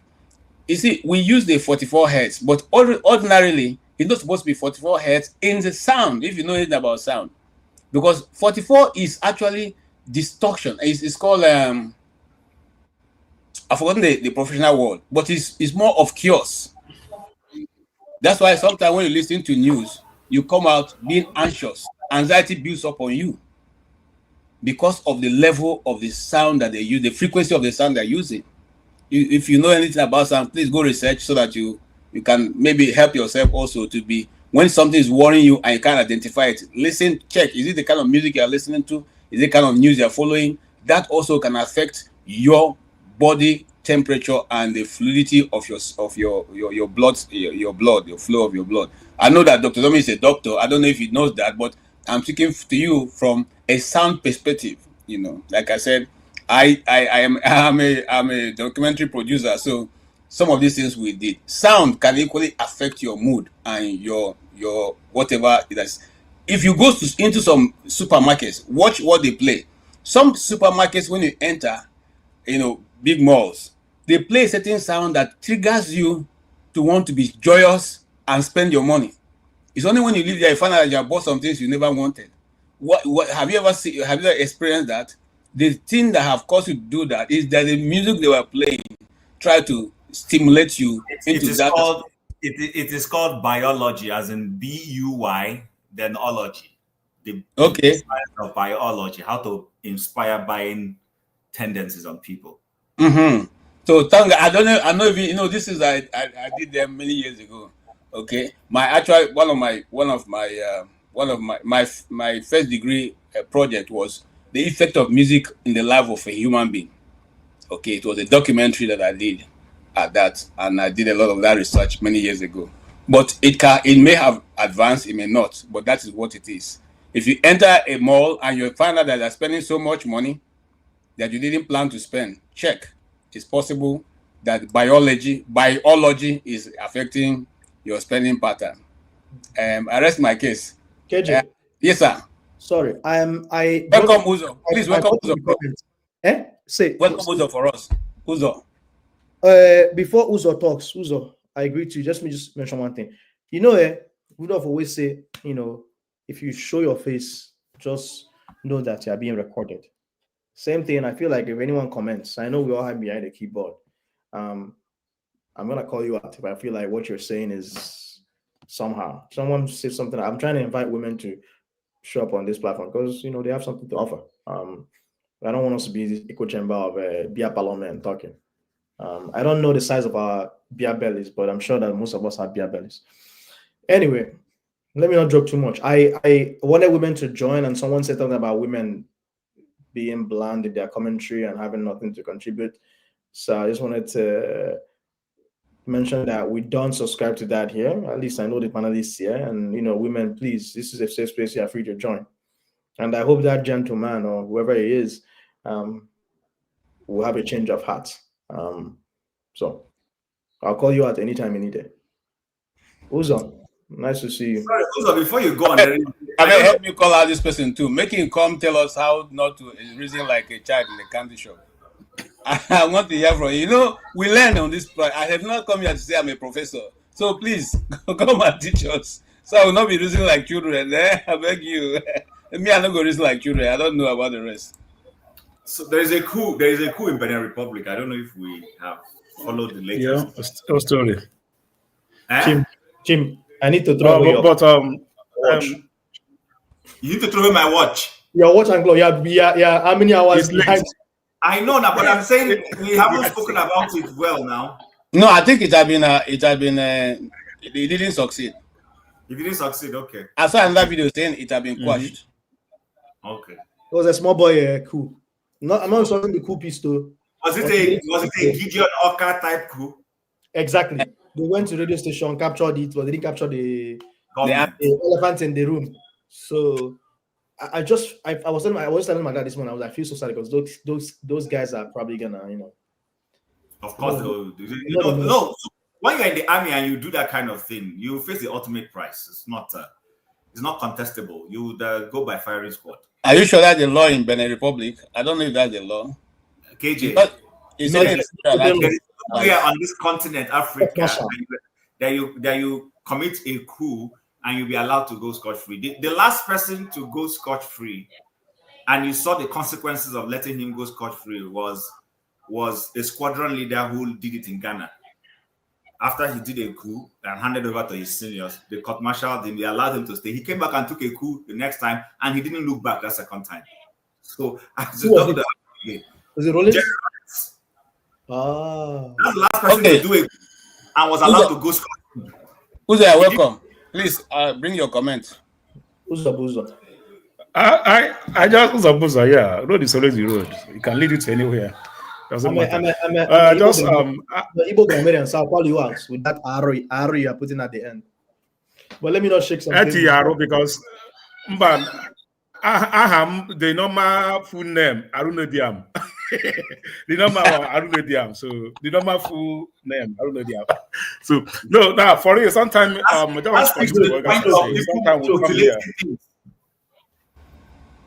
yeah, sometimes we come here to listen, to learn. Like I used to remember 2 years when the already started to open this screening for everybody. Some people come like Dominic, they come here, we sit down and listen and learn. And they always give other confidence to start coming online to speak. Most people don't know, can't even come online to speak. You're one of those that prompt us, okay, who can come and speak, all right? And sometimes you sit down, not everything contributes. Not everything you add all of us are learning, but not everything you add your voice on. Sometimes you listen. That's content I learn, Sometimes I also learn to keep off. If I know that, okay, somebody in the comment section insulting me, I don't know what's going on. If somebody, that's only how I do. If somebody in the comment section insulting me, I just block you off. I won't see your comments. I just let you go. You're all right, but you don't know who I am. I don't know who you are. You don't see me online. I'll just block the person. That's what I do in the comment section. If I don't like their input, I block you. I stay away. I stay off. So that's most things I do. So anything I like to contribute, I contribute. If I don't want to contribute, I keep my mouth shut. For me, sometimes I say something, it may make sense, but for somebody else, it may look stupid. All right, it may make sense to me for where I'm coming from, but for somebody else, it may not make any sense to the person. Sometimes somebody says something, for the person it makes sense, and for me it doesn't make sense. I used to tell people, one guy used to tell me that W and tray, I can decide to turn it and tell it's tray. That's no different. I can see tray, say it's W. It's depending on the way I see it. That's the way I'm going to follow it. So the Dominic was it. I tell you, people listening to you for the 5 minutes you teach a lot. That even in theology, I don't think most guys even know what he just taught right here. You don't know what he have done. Even KJ being the children father. You know how they come against Catholic in that children father. Where they children father for Catholic, the way they come against Catholic is to be hard. He believed you. He surrendered. He didn't make any. I was watching KJ to make comment. KJ was done. He didn't say anything. Good. This one have touched him. So thank you very much for the little you taught everybody. I just want to come here to listen and also let's have conversation going so we can be learning. So not every time we put mouth to everything that's going on. So when it's time for me to contribute something, I know I will contribute. But let's the flow go on. You see people, everybody is happy. Nobody is shouting at each other. If not beer parlor, there's no beer parlor discussion. It's a matured one. It's a learning process. It says show that the farmer that when you go to Benue and farm is on internet farming. I don't know if I own or the remedy show. I don't understand. So that's just what I come to say. And then I just want to be here. Let's keep the team busy. Thank you very much. Uzo, thank you for your submission. You know why show? When we're talking here, we're talking about polygamy and how back in the days our fathers and mothers they were doing polygamy because the men they need a lot of kids. If you have a farm, you need like 20 kids, right? That's how because of you need to farm, right? There's no machines and everything to farm. So Sho said he wants to be a farmer. That's why. So he can marry multiple wives. And I'm like, go and buy machinery. You need to farm, yeah. 2025. You don't marry multiple women because you need help in the farm. That's why Sho made that comment. Okay, let's welcome Mr. Jagun. Jagun, you're welcome. Unmute yourself. Oh, Rudolph said I called the damages. He said he's still trying to reach Shehu. So just give us a Shehu is not coming. Shehu is not coming today. I knew he wasn't going to come. Shehu. Thank you, KJ, for inviting me. Sure. But the person who actually invited me was this Dr. Dominic, who can't take ordinary comments without blocking man. Why did you block my commentary now? That's not fair. That comment I made was accurate. When do you see women coming on this show freely? They don't do it, or they come when they want to come. They don't need you pushing them. My comment was rounded. It said that women commentary are largely bland, largely indecisive, and nonsensical, except those who are not. It was a full sentence, but you decided to take the part you didn't like and then castigate me. Nonsense. As a doctor, I repute you for that. You understand? I can't take that nonsense. So that's your first telling off. Continue, because I'm here now. I will defend myself from this point. If you're not allowing me just to watch. My honorable sir, I agree. Thank you. If you notice in the comment section, there are people that have wrench next to their name. Those people are moderators. And I know the person who did it. She's another damn fool, but I can't help that. My comment is my comment. No, Jagun, please. My brother, as somebody, look, if somebody's gonna slap, look, not people now. We're nobody's here benefiting anything. Let's not. I understand. But if someone slaps me in my face, I'm not one to turn the other cheek. I'm slapping them straight back. So that's my own policy. We're speaking religiously now. That's my religion. Okay. Hold on, Dominic, hold on. But our policy here is that you should not say things that you're not sure of. If the person who have been giving who's not sure? Hold on. I'm very sure. I'm telling Dominic, I'm very sure of what I'm saying. But I'm very sure. Had the right, because that's what the person is supposed to be doing, to moderate the comment sessions. They're not doing their job well, is what I'm saying. What do you know? What do you think is the? What do you mean? What do I know? Am I not sensible? What are you talking about? How do I know? Yes, sir. Yes, Chim. Good to see you. How's your? Better to see you. Okay. So I was just going to say, listen. So you agree. I believe you understand that in every society there are people who manage to make sure that we, not necessarily to force us to confirm, but to avoid that we don't injure one another, especially like the police, for instance. So if a police officer feels that Chim is about to harm Jagun, he has every responsibility to rein me in so that I don't inflict injury on you. Now, when it comes also to moderating our comments, Dr. Damages has said this over and over, and I'm sure you know this. There are certain comments and speeches that some of these social media organizations flag, and it might lead to them either issuing a warning to the person who runs that platform or shutting it down if they perceive that in that place certain things are going out of context. I understand you. Yeah? I understand you. All right, I don't see what that has to do with my comment. Let me land on my thoughts, please, if I may. So, because Dr. Damages or the panelists cannot do that at the same time, whoever is hosting cannot, while he's interacting with us and moderating what we're saying on screen, he's also monitoring what is being written. There is someone who goes to monitor those things. And if those things enter the realm that is not acceptable, that person has a duty to remove those particular comments. It's just the same way if I played any video, for instance, that I do not have a right to play, either for copyright reasons, StreamYard or YouTube will take it down. On Facebook, I have posted certain videos that were removed, not by any individual, but Facebook says this content belongs to so and so person and is monetized, and I do not have the right to use it. They remove those comments. So please, nobody. Thank you for the lecture. Yes. Thank you. But I didn't need it. If you read the comments, the person who I thought blocked me is the person who blocked me. And I'm thinking, what did she have to do with my comment? She has nothing. I don't talk to her. I don't even recognize who she is. Why should she comment? Why should she block me? She's always, no, it's not right. It's not right. I don't like it. I'm offended. I'm the person who's offended here. You people are feigning offense, but I'm offended. All right. I'm the person. Let me say something important. Seriously, if I say to you that I am offended, you want to now come and correct me for being offended. Rubbish. Allow me to interject. I think this is very critical. Please don't lecture me. I don't need lecturing. All I'm saying, all I wanted to say is, Dr. Damages, I know his style of doing things. I have my own style of doing things, but we all at the end of the day have meetings and whatever. We all moderators talk to each other, we interact, and we know what the lay of the land is in terms of what Dr. Damage thinks and what we suggest. He personally always tried to keep the comment section separate from this from what we are saying here.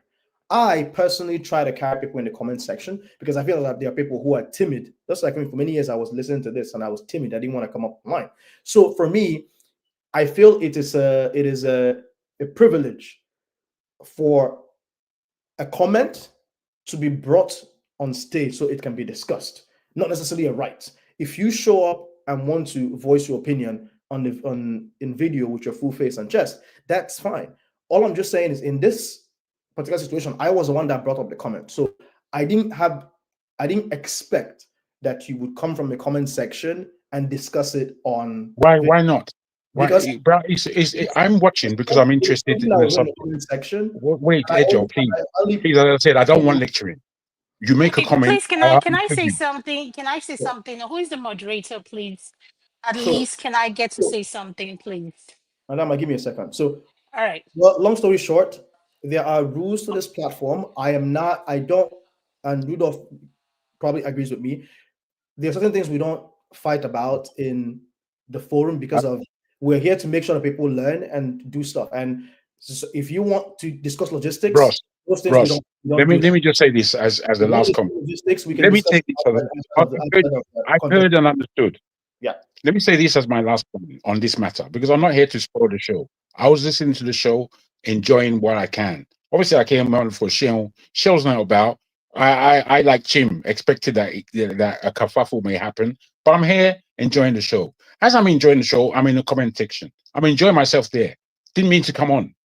You and the way you guys run this gamut is why I came on, because it is unfair to block my comment if you don't understand it. It's unfair. But Jack, when you've No, I'm sorry, madam. I'm sorry, you man. can't do that. I'm sorry. You cannot speak to people anyhow. This is why you get this is what I'm going to ask you. This is what I'm going to ask you. That comment that I made, did you read it?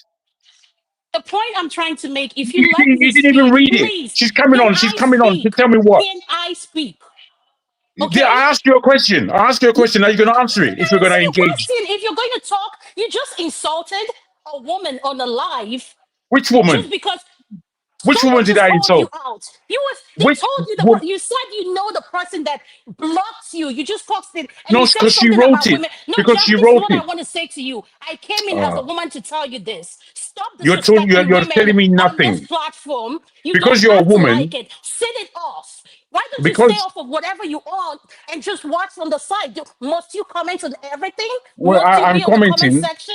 So I'm commenting from the rubbish.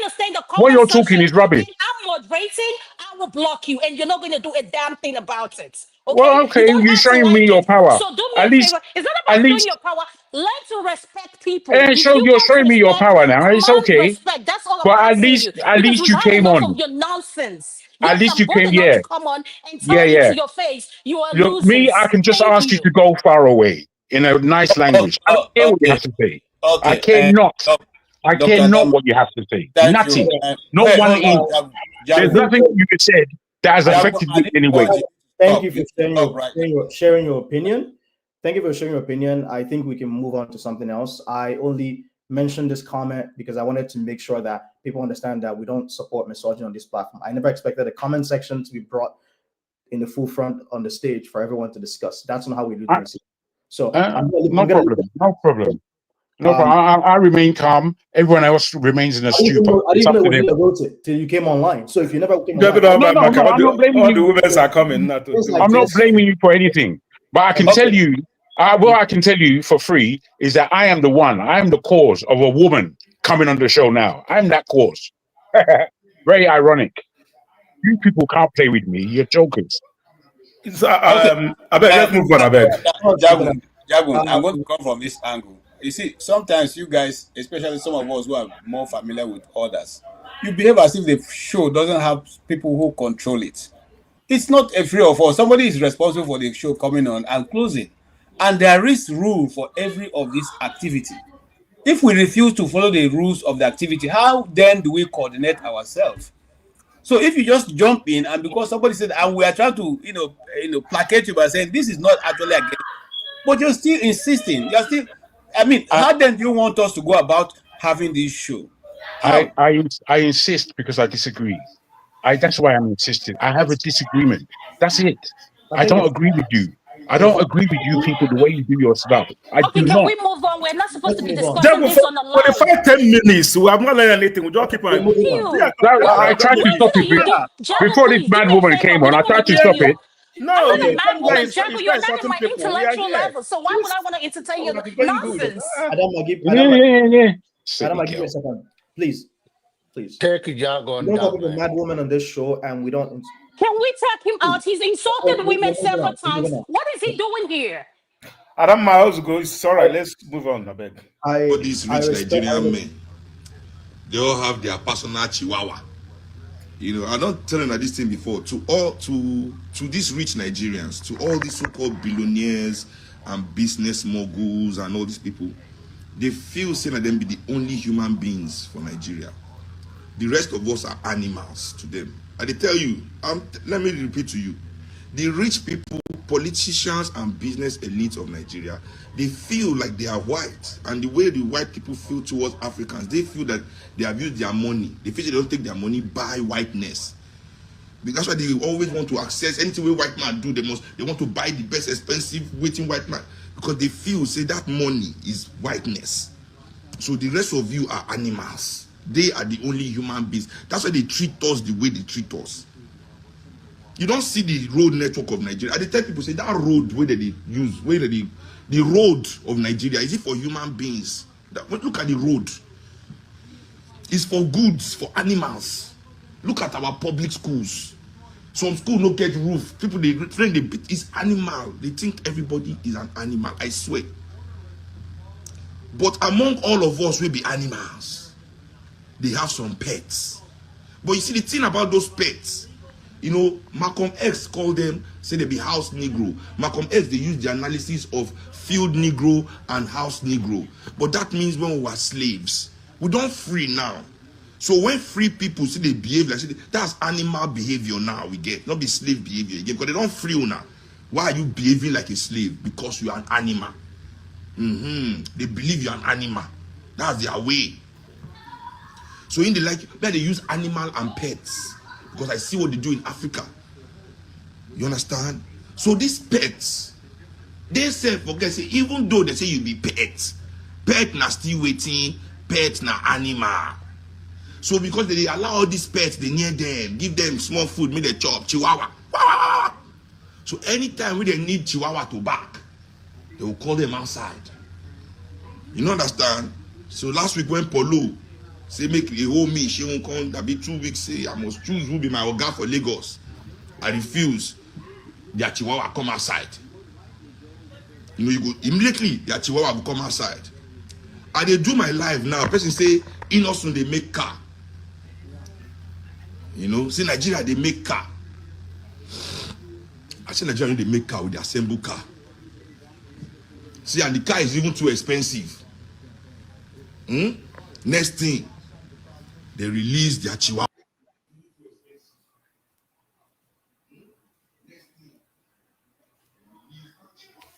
Well, KJ, you played the video, right? Well, thank you for dousing the temperature. I want to apologize because this if this wouldn't have started if I didn't try to point out what I felt was a misogynistic comment. But at the end of the day, I feel that it's important to bring people along in the comment section. That's why people who support us here, they put $10, $50, and sometimes they do it because they want their voices to be heard. And so I sometimes would even put comments at people who don't drop any money because I feel like opinions should be free. You should free your opinion. But I will state it again. Your comment being brought up here to be talked about on the stage is a privilege, not a right. So if you decide to come from the comment section on the stage to talk about things, and the moderators are like, this is not the forum to talk about it. If you have personal issues with the way things are handled, please speak to us that handle things. And you still decide to go off and draw away from the main topic we're trying to discuss. Then, if any of the moderators decide to take you out, that's fine. At the end of the day, Rudolph, in his wisdom, gave a number of people here the privilege or the right to take out people. And some of us have the way we think. We don't think in a monolith. So I may decide to remove you. Someone else may decide. Some other moderator may decide not to remove you. But I'm not going to question the judgment of any moderator. We can talk about it later and say, "Oh, why did you remove this person?" But at that point in time, even if I don't agree and they remove you, they have the right to do that. So, not to be disrespectful. At the end of the day, the important thing is to calm the temperature. So, Mr. Dragon, you're welcome to join in if you want to, but we're not talking about this anymore. Thank you. Okay, thank you. I stopped talking about it a long time ago. Long time. My apologies, then. Okay. Thank you so much, everyone. We're still waiting for Seun Kuti, and he's not yet ready, and that's why we're not seeing him. We're just trying to hold between. In other words, if you did a little bit of study, you find out the real meaning of entertainment is hold between. So we are here as hold between for the time that this will come to be. I haven't said that. Chim, what do you have to say? Oh, sorry, let's welcome Jonaba. Chim, just hold on. Jonaba, you are welcome. I see that you are just coming back from a sermon. Which part of the sermon are you going to give us?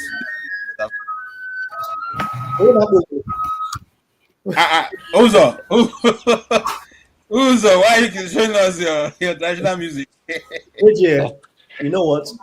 Jagon entered before John.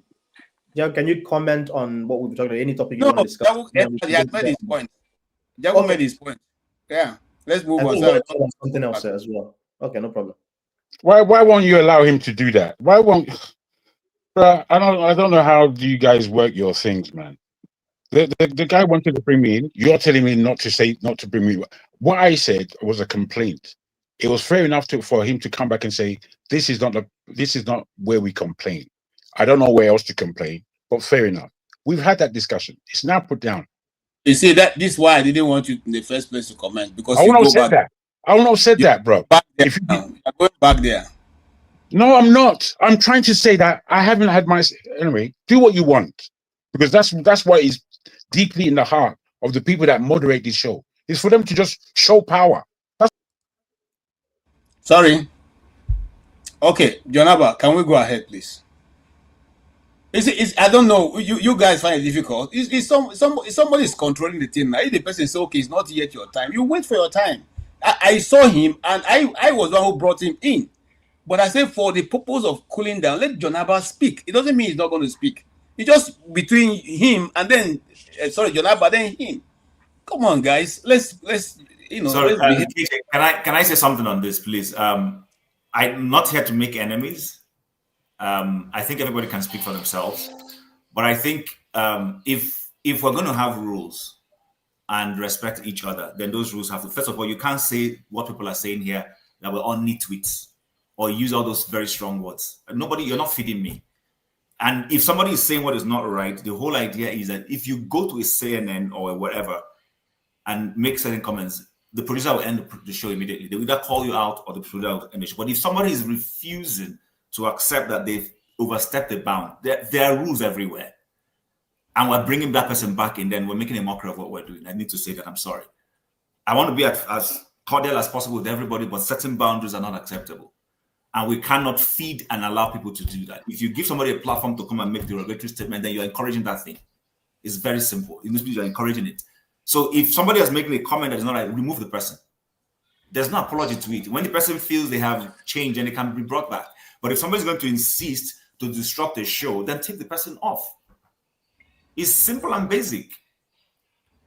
Some of these rules are very simple. So let's let until the person accept that no, you can't come and just be. You can keep your tendencies. That's fine. That's who you are.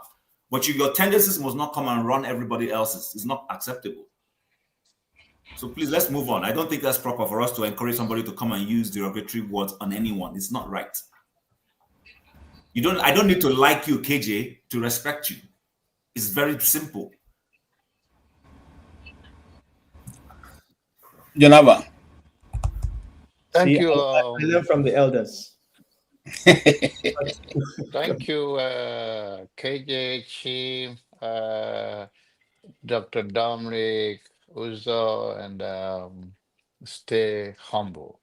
It's nice to be with you guys. I've been watching in and out, but I I see KJ Punk is the old one. It remind me that life is still good. So I say, let me join to see him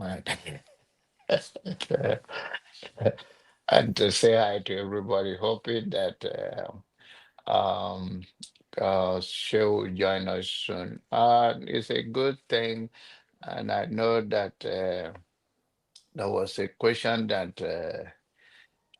Chim asked Dr. Dominic about Catholic. I do not even know he's a Catholic boy. He's a good Catholic boy.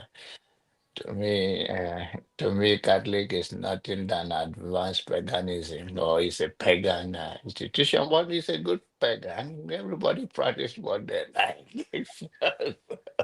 So, so you know. And the other thing, and I pray that the prayer of his fathers and mother and guardians, we connect him so that he will not make mistake and get stuck with anybody that he will go and do bad surgery or give bad medication. So hopefully, hopefully Dominic has been a while, see him. You see, if you show up to where I'm the doctor, I'll kick you out. Don't worry, I don't need your medication. I'm taking a go already. so, so it's nice to meet you guys. Like we said, I don't want to repeat bring in any negative energy. Hopefully, Shea will be able to join us and we'll have a good interaction. Well, everything about Nigeria. We are the beautiful people. It's like go and buy George from Brazil, and we sew it to our own style. All those clothes are not made in Nigeria. It's just like panda fish. It's a nice food, although the smell may be bad, but it's also something abroad. We always like something abroad and forget ourselves. But we are good people. When I see good mind like you guys, I always want to come from a different perspective. Sometimes, just like even though it was a negative thing, but Jagan was able to brought two women in, which in all the thing, you have to see the other good side of it. So people have not seen for a while.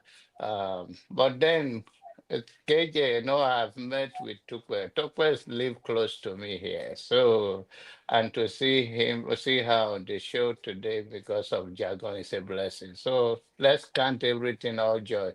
I don't want to preach too much. My summer, I want to make heaven temporary, even if it's not going to be permanent.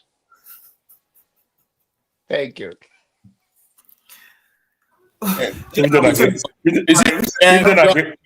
Jonaba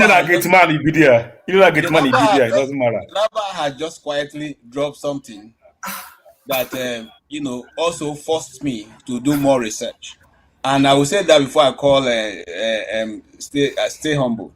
The prayer we pray, we say, "Our Father who art in heaven, hallowed be thy name. Thy kingdom come, thy will be done on earth as done in heaven." At the end of that statement, we say, "War without end."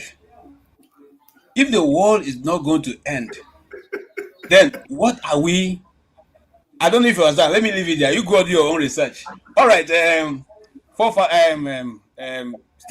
He bring more to this, man.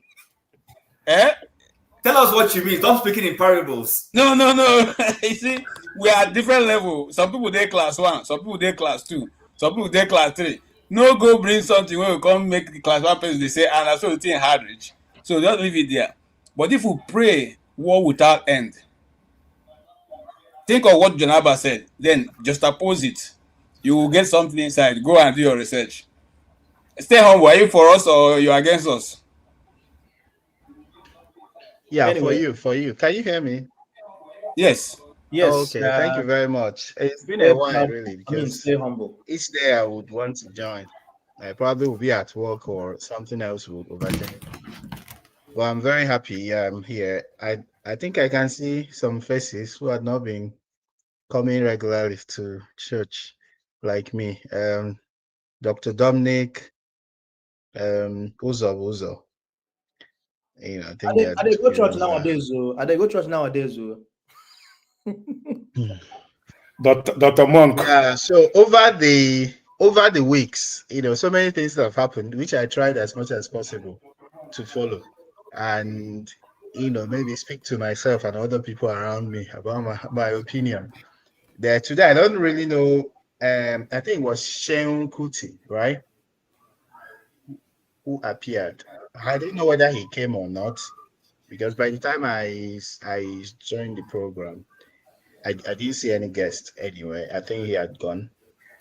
No, he didn't show. But we kind of delaying to see if he will show up, because he has this political party activity, so he kind of forgot mixed up the time. So we're still hoping that he will show up, but I don't know. Oh, interesting. Because when I saw you and few other Showore boys around, I knew that you know it was going to be a big Which one is Showore boys? festival.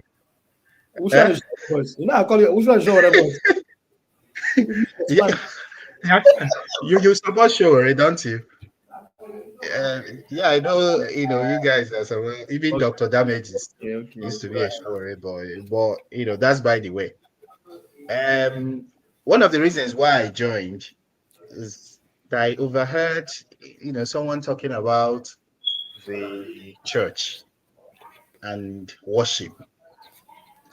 You know, the designated days of worship. So I thought that what I heard wasn't correct. You know, wasn't that the information that was being passed wasn't so correct because we had someone saying that that the early church used to meet on Saturdays and that it was one Constantine or so who changed it to Sunday. You know, regarding the name of the day, I wouldn't know because this nomenclature is just not it's not an ancient stuff. It's quite modern anyway. But clearly, the early church met on the first day of the week. So the early church met on the first day of the week. Nobody, wasn't any Constantine or so. Why did they meet on the first day of the week? Because Christ rose from the dead on the first day of the week. And there is I think there are Bible verses to back this up because when you're talking about Christianity, the single most important book in Christianity is the Bible, right? So when you go to First Corinthians chapter 16, you know, when Paul was addressing the Corinthian Christians. So if you have your Bible, you can open. If you have your Bible, you can open to, because the reason why I want to say this is that there are thousands of people who listen to this program and watch this program. I don't want people to run away with information that's not correct and that can easily, some debates that can easily be extracted from the Bible very easily. So if you have your Bible, you can open to First Corinthians chapter 16. It says, now concerning the collection for the saints, as I have given order to the churches of Galatia, even so do we. Then verse 2, upon the first day of the week, let every one of you lay by him in store, as God had prospered him, that there be no gatherings when I come. So Paul had written to the Galatian Christians, before that epistle to the Corinthians, where he advised them. So usually whatever he said concerning the collection for the saints, it meant that there had been questions that they threw to him, previously that he needed to address. So they met on the first day of the week, and that was when he wanted them to do those gatherings, those charitable gatherings for the saints. So it's clearly on the first day of the week. Whatever name they called it.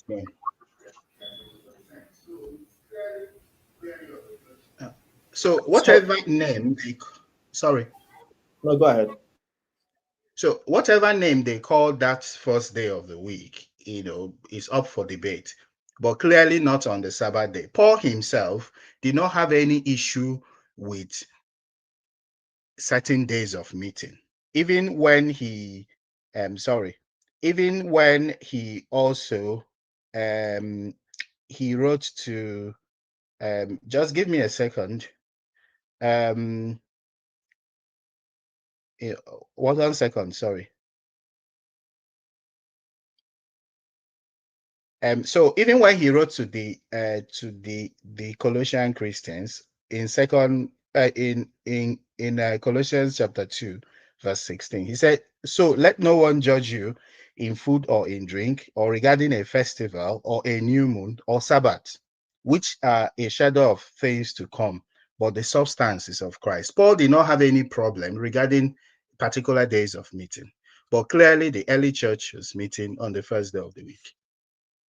So if you have anything, to say, you can say before I go to the next things I want to talk about Nigeria and the rest.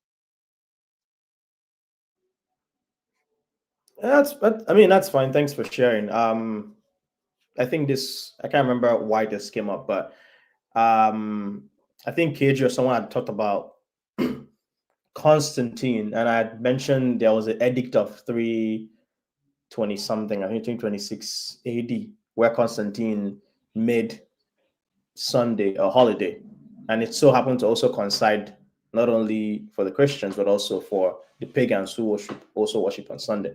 But one of the things I mentioned was that Christians was already, at least up until the first century, were already worshiping on Sundays. But thanks for going a little further back into the. Okay, no. Let's go a little bit backwards. See, I like I said, I do not like to come to open space and begin to think out these things, because some people may run away with the things that are not correct, and you may not have enough time to be able to actually make it very make them understand more. But let's go back. If you go back to Genesis chapter 1 verse 1, and there's something called in the study of the Bible, excuse me, the law of first mention. In other words, when a thing is mentioned in the Bible, once it's mentioned, anytime you want to refer to it, you have to go back to the first time it was ever mentioned. It's called the law of first mention. So if you go back to Genesis chapter 1 verse 1 and you read through the creation of the world, in the first day, God created. The second day, God created. The third day, God created. The fourth day, God created. The fifth day, God created. The sixth day, okay, what did he do? God created. And then on the seventh day, he did what? He rested. And he blessed that day. Now, if you count those days without looking at the Gregorian calendar, you will find out that the seventh day, which is the Sabbath day, he said the seventh day, the Sabbath day, you will do no work. You will do no. This is history that you can check through it by history and by also the writings of the Bible. There are people, you see, sometimes when people come and talk about the Bible, I laugh, because some of them say these are storybooks. It took 1,500 years for the Bible to be put together, from different generation to different generation to different generation. And the question I ask is, if you are all lies, how come they are consistently talking about the same end? All of them talked about the story of Jesus to the end of it all. But you see, like I said, these things are something we need to sit down. You bring your own facts. We'll look at it. We'll look at everything. That's the way we study. And I'm not trying to discontinue what you've said. That's your understanding. I also have other notable books and references that will refer to the fact that Constantine is not a new history. Who woke up one day and said that he saw a vision, that the sun, the cross was under the sun. And because of that, he's going to move the worship from Sabbath day, which is normally Saturday, to Sunday. And we still have some Christian denominations, including the one that I used to go to in Nigeria, that go to service, go to worship on Saturdays.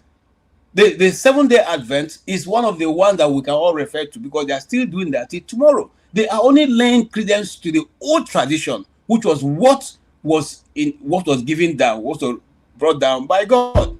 They don't agree with some of the things that have been changed, and they still do their own in the way that it's supposed to be done, or they think it's supposed to be done. My challenge with those ones, not because of that, they don't also believe in the speaking of tongue, because they say if you're speaking in tongue, you have to speak what somebody understands. But that's just the primary point of speaking in tongue. If you go to other places, speaking in tongue has different time. The first time he came, they spoke in other people's language, but subsequently they spoke in a language that no man understands except the heavenly angels. So you see, look, Christianity have come a long way. There were a lot of distortions, but God had been replacing those distortions. Before it used to be after every 50 years. Then it moved to every 10 years. Then now it's every 5 years. Now it's almost like every day there's a truth that has been taken away by men like me and you that God is restoring through other people. Remember the Aziza, this thing. Well, just yesterday, the last of the Aziza people who brought back the speaking in tongue was Pat Robinson, who just died last year. That was one of the people who saw the move of the Holy Spirit in the Aziza Street. Aziza Street revival, yeah. Okay, he just left this earth just last year. He was one of those people in that meeting. So what am I trying to say? God has a way of restoring truth. Not because somebody is, you can be praying now, God will decide to bring that truth through you. And he will give you understanding. You're sitting here. I am privileged to have heard the voice of God. Because I used to think that God cannot see me. I mean, I'm too small for God to see me. Okay? But an event happened, and I could hear. He told me clearly, and I've said this before on this channel, if you have died now, you'll be standing before me. That's what he told me. If you have died now, you'll be standing before me. In that accident, 2 dead bodies were sitting by me. And I heard the voice of God clearly. So when somebody come and tell me that there's no God, those things are just nobody. Why? I had an experience. That voice was in my head for 2 weeks. My brother, stay humble. 2 weeks. I kept hearing the echo if I close my eyes, that's what I was hearing. So what am I trying to say in essence? I'm trying to say that these things, if you want to refer to that, let us take it from the law of first mention, which is the first time it was ever mentioned in the Bible. And what does that say? Thank you. I see Chim putting up your hand. Yeah, sorry, I just wanted to say, when it comes to this date thing, selection of a specific day to worship and all those things, Uzo, your Uzo, can you mute yourself? Whenever you put your stuff on, there's echo from your distance. I mean, he too big. Come on, block your ear. Okay, so what I'm just trying to say with respect to this whole date or something, from my own little understanding of scripture, there's nothing wrong if you want to worship on a Saturday or on a Sunday. That's fine. But I also think for a mature Christian or believer, the injunction is that not to make any particular day. Don't be beholden to any specific date. So it has to be Sunday, it has to be Monday, it has to be this day or that day. Those things are not. Chim, I do apologize, but where did you get what you are saying from? Because it doesn't say anything like what you're saying anywhere in the planet. What it does say is to remember. It's the only commandment that says remember the Sabbath. All right, thank you. I was wondering where you're getting what you're saying from. Jago, let's have let's have a conversation. I'm cool. Stop trying to say that I'm being erratic. You can't keep saying stop saying. Let me talk. You keep. Okay, calm down. So okay, it's you that is erratic. I understand. Okay, I'm just putting the question. Why not remove Jago from here? Why not remove Jago from here? It's a question. Being disruptive. I'm sorry, and whoever keeps bringing him back is doing a disservice to us here. Why do you? Please, I need this. Jago, let him speak. After that, let him speak. All right, please. Jago, please, more. Jago, just chill. Make him talk. Let him speak. After that, you can speak, Jago. Go ahead. Let him. Now, I'm not against what he said. He said something. I said, okay, let me bring my ref. He asked a question. Was he asking that in hypothetically, or he wants an answer? If he wants an answer, then let me go bring the record and read it to you. That's what I was trying to let him man. He didn't even let me land. He just jumped in again. It's okay. It's all right. I'm calm. You be calm. I'm the same normal subject. I won't fall for your level. That's okay. So you asked the question. I want to answer it. Just While Chim is trying to bring the evidence, I wanted to make these people, man, highly reactive. I wanted to make a quick comment. See, you can make an argument in this argument in two ways. You can decide to go into the merits of certain things, talk about the spirituality, the theology, which is what KJ did, which I am not going to do. All I just wanted to point out was before Constantine, there were Christians worshiping on Sunday. So that's all I wanted to mention. Now, whether or not Sunday is the correct day to worship as a Christian or Saturday, I will not dabble into that argument because that's a purely religious argument. I'm just talking about historical context. That's it.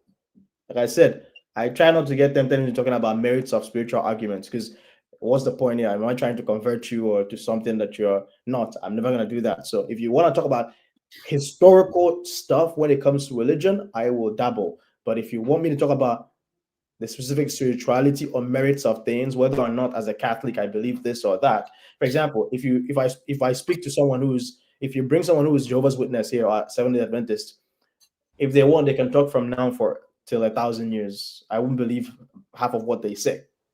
Same way, they wouldn't believe half of what I say. So the argument becomes irrelevant. Dominic, am I allowed to speak now? Okay, so now this is not a religious event. We're here to discuss. We only started talking about those things as a placeholder while we wait for Seun Kuti to arrive. You know, they call just smoking for one corner. That's fine. That's okay. I won't say any word about that. I'm just going to leave that. The essence of having our conversation is that we educate each other. I believe in the concept of iron sharpening iron. You educate me, I educate you. If I feel you said what is not wrong, I respectfully call you out on that. Respectfully. I don't get a gallant for being disruptive. No one's going to get a gallant for that. Right, bro, stop this thing now. I'm not talking to you, Jago. You will let me speak, please. Yeah. When it's your turn to speak, you can use whatever words or language you want to. Just let me speak. Now, you see, this book called the Bible has all sorts of things in it. We must always, when we're reading it, read the context. When I made my expression, I said that neither KJ nor Stay Humble is wrong. But there is a third opinion to that. And that third opinion is that don't make any particular day of big essence. The scripture where we're all putting it from, it has it here in the book of Colossians chapter 2 from verse 8. And I will read that if we have the patience to listen to me. Listen, it says here, see to it that no one takes you captive through philosophy and empty deception according to the tradition of men. According to the elementary principles of the world, rather than according to Christ. Now, if you go to 16, I'm just trying to jump because I can't read everything. It says here, therefore, no one is to act as your judge in regard to food or drink or in respect to a festival or a new moon or a Sabbath day, things which are a mere shadow. If Dominic, as a Christian, wants to worship on Sunday, but Dominic, because he has to go to hospital and save lives, he cannot go. His schedule demands that he be at work on Sunday. Now he's going to lose the opportunity of going to church. If his church decides to say, you know what, we have lots of people who are busy serving God in the marketplace, we're going to have services on Monday for them. And he goes to service on Monday. He hasn't broken any rules. There's no hard and fast rule. That's the point I'm trying to make. There is a church in the city where I live that holds service on Saturday and holds service on Sunday. Some people, maybe like newscasters, people who work in the media, who on Sunday have to go out and work. Some of them choose to go on that Saturday service. They go serve, and then on Sunday they go to work. Now, there is no regimental process that says Sunday malls are shut down. Some of us have to buy groceries on Sundays. If you have to follow it religiously that way, then it becomes a taboo to go to any particular grocery store on a Sunday. But the world is changing. And let me say, I believe that God in his wisdom is actually ahead of us in everything. He sees the fact that there's going to come a time when people might not be so tied religiously to say, oh, it has to be a Sunday or Saturday. And this is Paul writing according to the Spirit of God, saying, don't let anybody hold you down to this. If it's not on Saturday, if it's not on Sunday, if it's not, listen, the essence is have a relationship with God.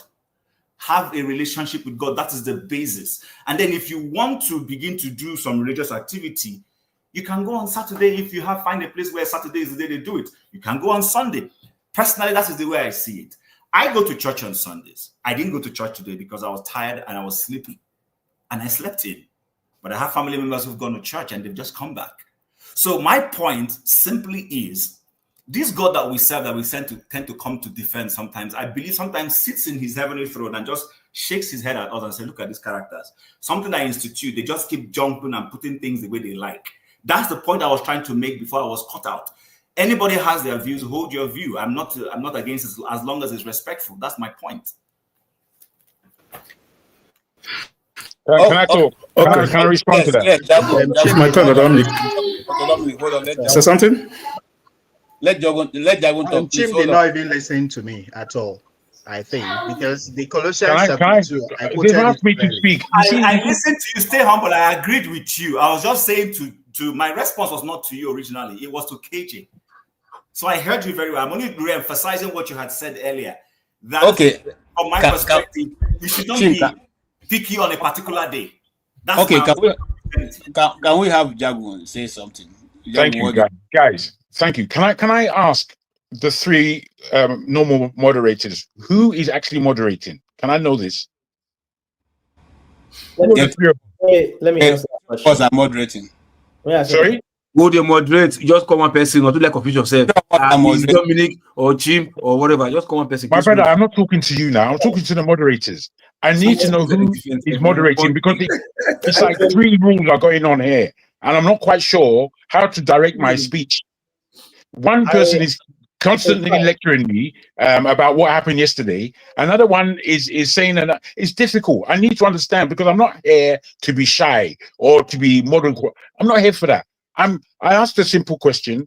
My man reacted almost violently. And I'm thinking are you dwelling in the past? I don't understand. Please just let me know who of the three of you is the moderator, please. It's Dominic. It's Dominic. I'm moderating because I was the first. I was the first person to join. It's Dominic. But fantastic. I didn't enforce that because let me finish. But I didn't enforce that because I was actually quite comfortable with KJ and Chim kind of going seamlessly, all three of us. If you look back, it was mostly three of us having conversation before. Can you? Okay. You don't have to say for an hour. Can you see the confusion that may lay on the people listening and the people that you are moderating? Can you see if there's any confusion there? I don't know. I'm perplexed myself because I want to be simple. I know that people are very reactionary and very shocked that we're living in the same planet, but we are living in one planet. And because I don't behave like Nigerians who are very awkward as far as I'm concerned, it doesn't mean I'm not a Nigerian or I will not pronounce myself because I'm not typically Nigerian, who to me largely are block-headed. So with this pronouncement, I would like some clarity, please. That's all. That's all. It doesn't need kerfuffling. God. Anyway, let me. It seems to me that I would respond to KJ as the senior moderator. I am not confused. In that thing, everything that Chim has just put to us is understandable. I listened to him. The passages that he read, I can't say that I know them very well, but I did listen. And in my listening, I put it to the when I lived in Spain, the word sábado was known to me. The word sábado means Saturday. In that meaning, it could be that instead of using the word Sabbath, in the UK and English-speaking countries, they can actually use the word Saturday. Now, I'm not worried, as Chim is not worried, about which day you decide to raise your praise. In actual fact, it should be every day. At the same time, when only one commandment says, remember, this is the word I'm particular about. Well, it's only about to land because I was being told off for yesterday's crimes. If the word remember is there, can anyone explain to me why the word remember is there? Or should we take it seriously? Or is it another thing that as Christianity can dissolve itself and morph into something else anyhow? Is this what we accept? I'm perplexed. I would like to know. Okay, Jagun, I don't have all the answer. All I will say to those like what Dominic said, I've gone to look at what he said and the references he made. The references he made was that Paul was speaking to the early church and said to them, Sunday, now worship on Sunday, okay, and they take it as the Lord's Day, which they refer to the resurrection of Christ. Now, that's why I said this platform is too small for all of us to look, holistically how these things came about, because it's just not just going to be, solved by just one scripture, okay? Because if you even count, if Christ died on Friday, okay, then Sunday is not going to be the resurrection day. It should be Monday, because he spent 3 days in the grave. But I don't want us to go there. These are deep things that we all need to sit in one place and, maybe in a private conversation and look at, more scriptures. Now, Actually, I also hold on, I'm coming. They're elementary. We shouldn't be disturbing ourselves about that. I'm coming. No, they're not elementary, because if you say elementary, that means that there's going to come a time when a woman's gestation period go from 90 days to 60 days. It's not going to come. God moves in 3 ways. The God the Father, God the Son, God the Holy Spirit. He always moves in 3 ways. The sky, the earth, and this thing. Always in 3 dimensions. So, but that is a teaching that is totally beyond this forum. So I come back to what Chim is saying, and which Dominic seemed to also allude to. If Sunday is good for you, use Sunday. But it doesn't mean that there's no particular day God mapped out. No, that doesn't mean that. There's a day he mapped out. But if by the purpose of your service to mankind, you can now not be able to sustain that, God will still hear you if you go to Wednesday, if you go to Sunday. Even if you don't go at all and you pray in your house, God will still hear you. These are traditions of men that hitherto shouldn't stop you from worshiping God. That's the way we should look at it. Nobody's going to hold you to say, because you didn't come, okay, this prayer you prayed on Saturday, I will not hear because it's not prayed on Sunday. But again, if you go to pray on Sunday, nobody will say because it's prayed on Sunday, God will not answer you. Let's be open to it. But whether God has a particular day, just like Jagun have said, yes. He said, remember the Sabbath day and keep it holy. That is why those in 7 days Advent church, like my mom, they don't do anything on Saturday. They cook all their food before 6 p.m. of Sunday, of Friday. And that the only thing they do on Sabbath day is to warm the food they eat. They don't do any other thing. That's how I grew up, growing up. She was a Sabbatarian. My father was a Catholic. Okay, so you can see why I was able to juxtapose everything and be able to glean from each side what is the best or what God is saying in the process.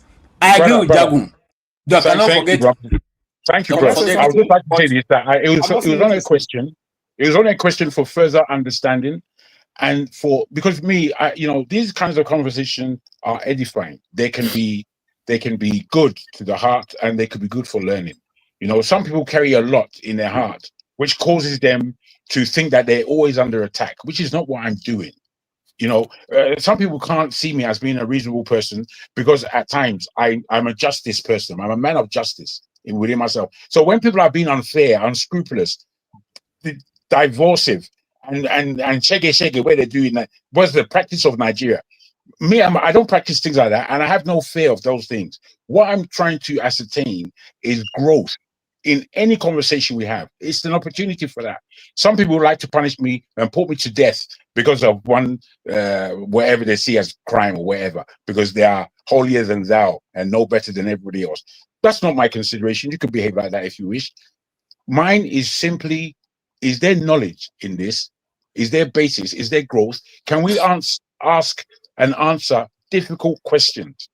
Because I just like you said, KJ, difficult questions have to be challenged. Thank you. Okay. As I said, just to add to what KJ said, my own understanding, there's no day of the week that you cannot worship. You can start on Monday, Tuesday, Wednesday. Remember to keep the Sabbath day holy. That's a commandment of God. So that means nobody's keeping it holy on Saturday. All of us are going to hell, though. All Christians, though. 80% would go on hell. Because we don't keep Sabbath day holy. But my understanding, just like I'm a Catholic, so sometimes on Saturdays, if I have a work on Sunday, if Reverend Father allows you to attend the service on Saturday, we have service on Saturday evening. So if you attend service on Saturday evening, we'll not attend service Sunday morning. All right. So it doesn't mean that he didn't go to church. So any day you choose to go to your church, go to your church. If Monday, Tuesday, Wednesday, any day you feel like you go to church, you go to church. It doesn't matter, okay, it must be Sunday that you must worship. If I don't go to church on Sunday that month, I've seen. When I was growing up, that's what I've grown up to be. If you don't go to church on Sunday, that means you have seen. But when I'm going to grow up, it's okay, going to church is of your heart, it's of what you are doing. It's not about you don't go to church on Sunday, you have seen. No, Saturdays we also go. So we go to church from Monday to Sunday. We do morning mass, evening mass, every day, Monday to Sunday. All right. Sunday is the same thing. There's no different. The Bible, everything is the same thing. All right. So you spend your hearts the way you feel, the way you want to worship God. That depends on you and your God. It don't depend on anybody. As everybody is saying here, we are all saying the same thing, or with the same explanation. 80% of what everybody is saying here, some more the same thing. All right, we are just you're just going around it. Just like St.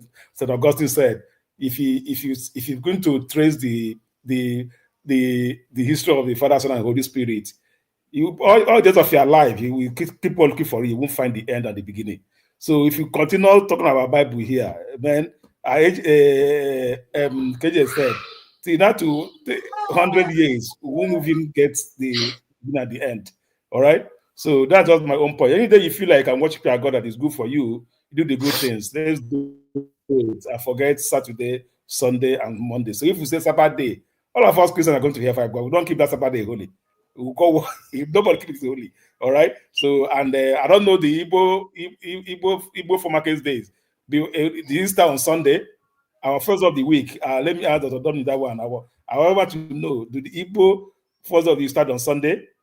That's what I don't understand, because if you are to say that, that means I don't know. I don't understand, because I know we have 4 days of the week.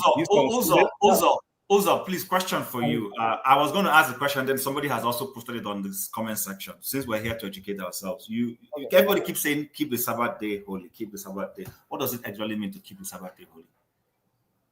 I mean, that's something we need to understand. What I was trying to say is that if all of us start saying keep the holy, so we keep it holy, right? I know, I heard you. Don't worry, don't go back to that. That's not the question. The question is, what exactly does what does it take to keep it holy? What do you do to keep it holy? Just like KJ said, he was a Sabbatarian, 7 day Adventist, all right? On Saturdays, they do nothing. They cook all their food before 6 p.m. on Friday. Anything for 6 p.m., they don't light fire.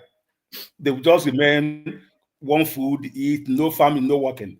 So that's what it takes for them to keep it holy. All right. You are not going to work, no work, nothing. You just eat, relax, I read their Bible. That's what I understand by that. And when I've been to Sabbath, that's how they operate. They don't on Saturday, not 6 p.m. That's over. If you cook anything on 6 p.m., you go in their garden and then they go flog you like 7 lashes. If anything, you do every 6 p.m. So only Sabbath people that I see that maintain that. I don't see another people that keep Sabbath day holy and what it takes. But for me, keep Sabbath day holy is what is holiness. Is much like staying absent. Which is impossible. So relax. Can I say something? Everybody will go to hear fire if you say it's a lie. Everybody is not going to hear fire. Where do you get that from? Okay. Tony, hold on. Local PSR have been up. Let him speak, then we can come to you, Tony, please. Ogatitu, Aelio. Don't forget Prince Akwachi. He's been waiting too. That's sequentially now. Oh, sorry. Yes, Prince. Oh no, Akwachi, come back. No vessel. No. All right, go ahead. All right. Excuse me. Jesus Christ. Hello, guys. Yes. Our guest has finished and he's ready to join us. Also, I'm sorry, it took a long time. I was coming to. So what we're going to do now is that we have to make room for him to join. The stream is full. So in any case, I will talk to him for maybe 10 minutes. I'm sure he's tired. I'm sure, it's a long day, but he wants to show up because he's a man with integrity. So he's ready to join. I had difficulties joining because the studio is full. So let me remove some people so that he can join us. All right. Thank you, guys. I'm sorry about all this.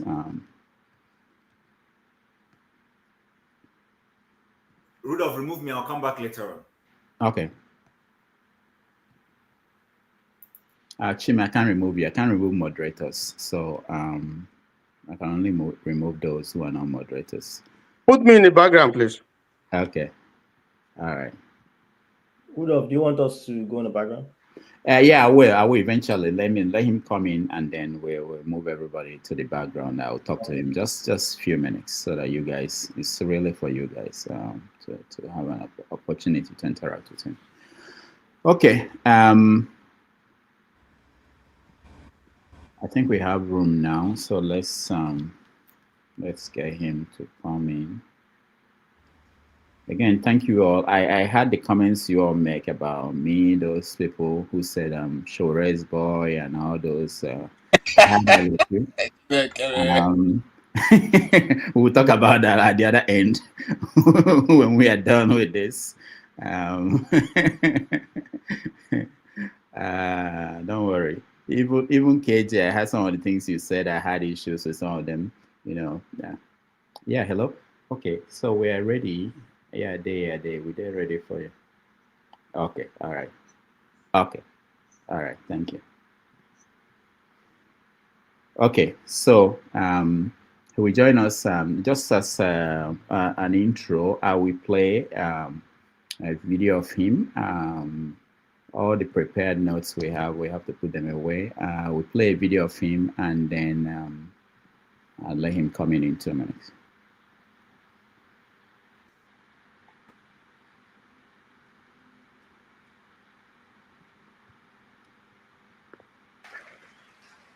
International Egypt Haiti, as you can see. Bonjour. I would love to introduce to you all the beautiful members of this family.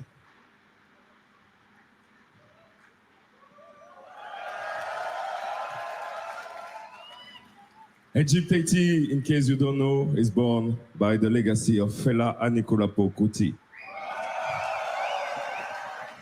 father of Afrobeat. Everybody say yeah. From Lagos, Nigeria, our beloved bandleader. Show your love.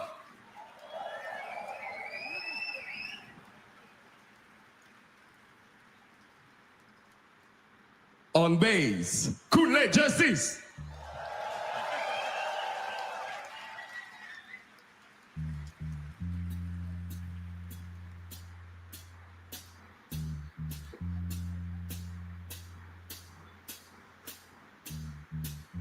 On guitar from Algeria,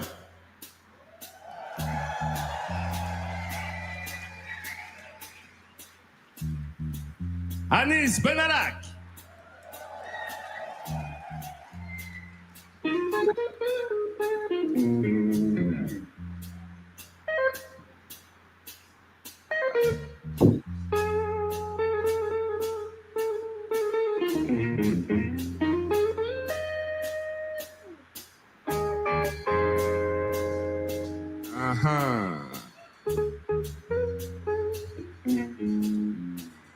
On drum from Martinique, West Indies,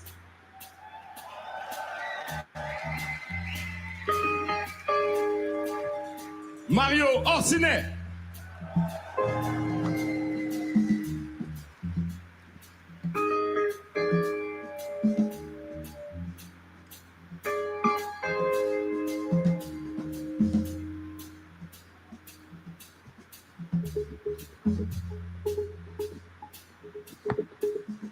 On baritone saxophone from Paris, France, Nicolas Sakelario.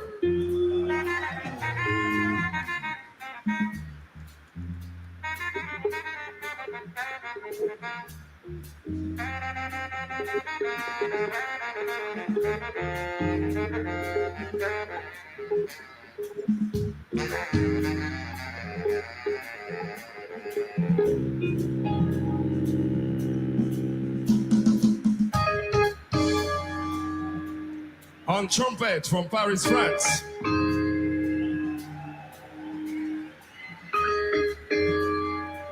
Valentin Pelé.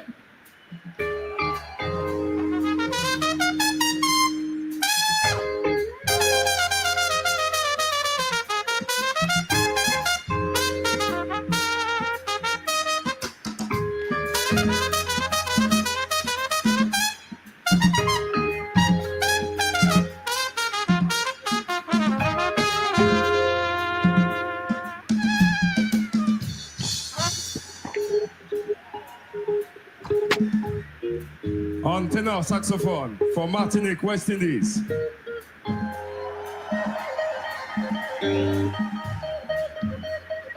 Myself, Fab Smith.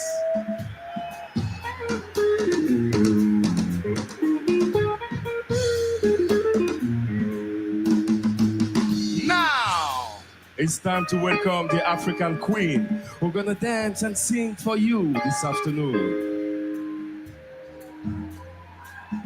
Ladies and people, ladies and gentlemen, please welcome Blessing Etiette, s'il vous plaît. Show your love, show your love.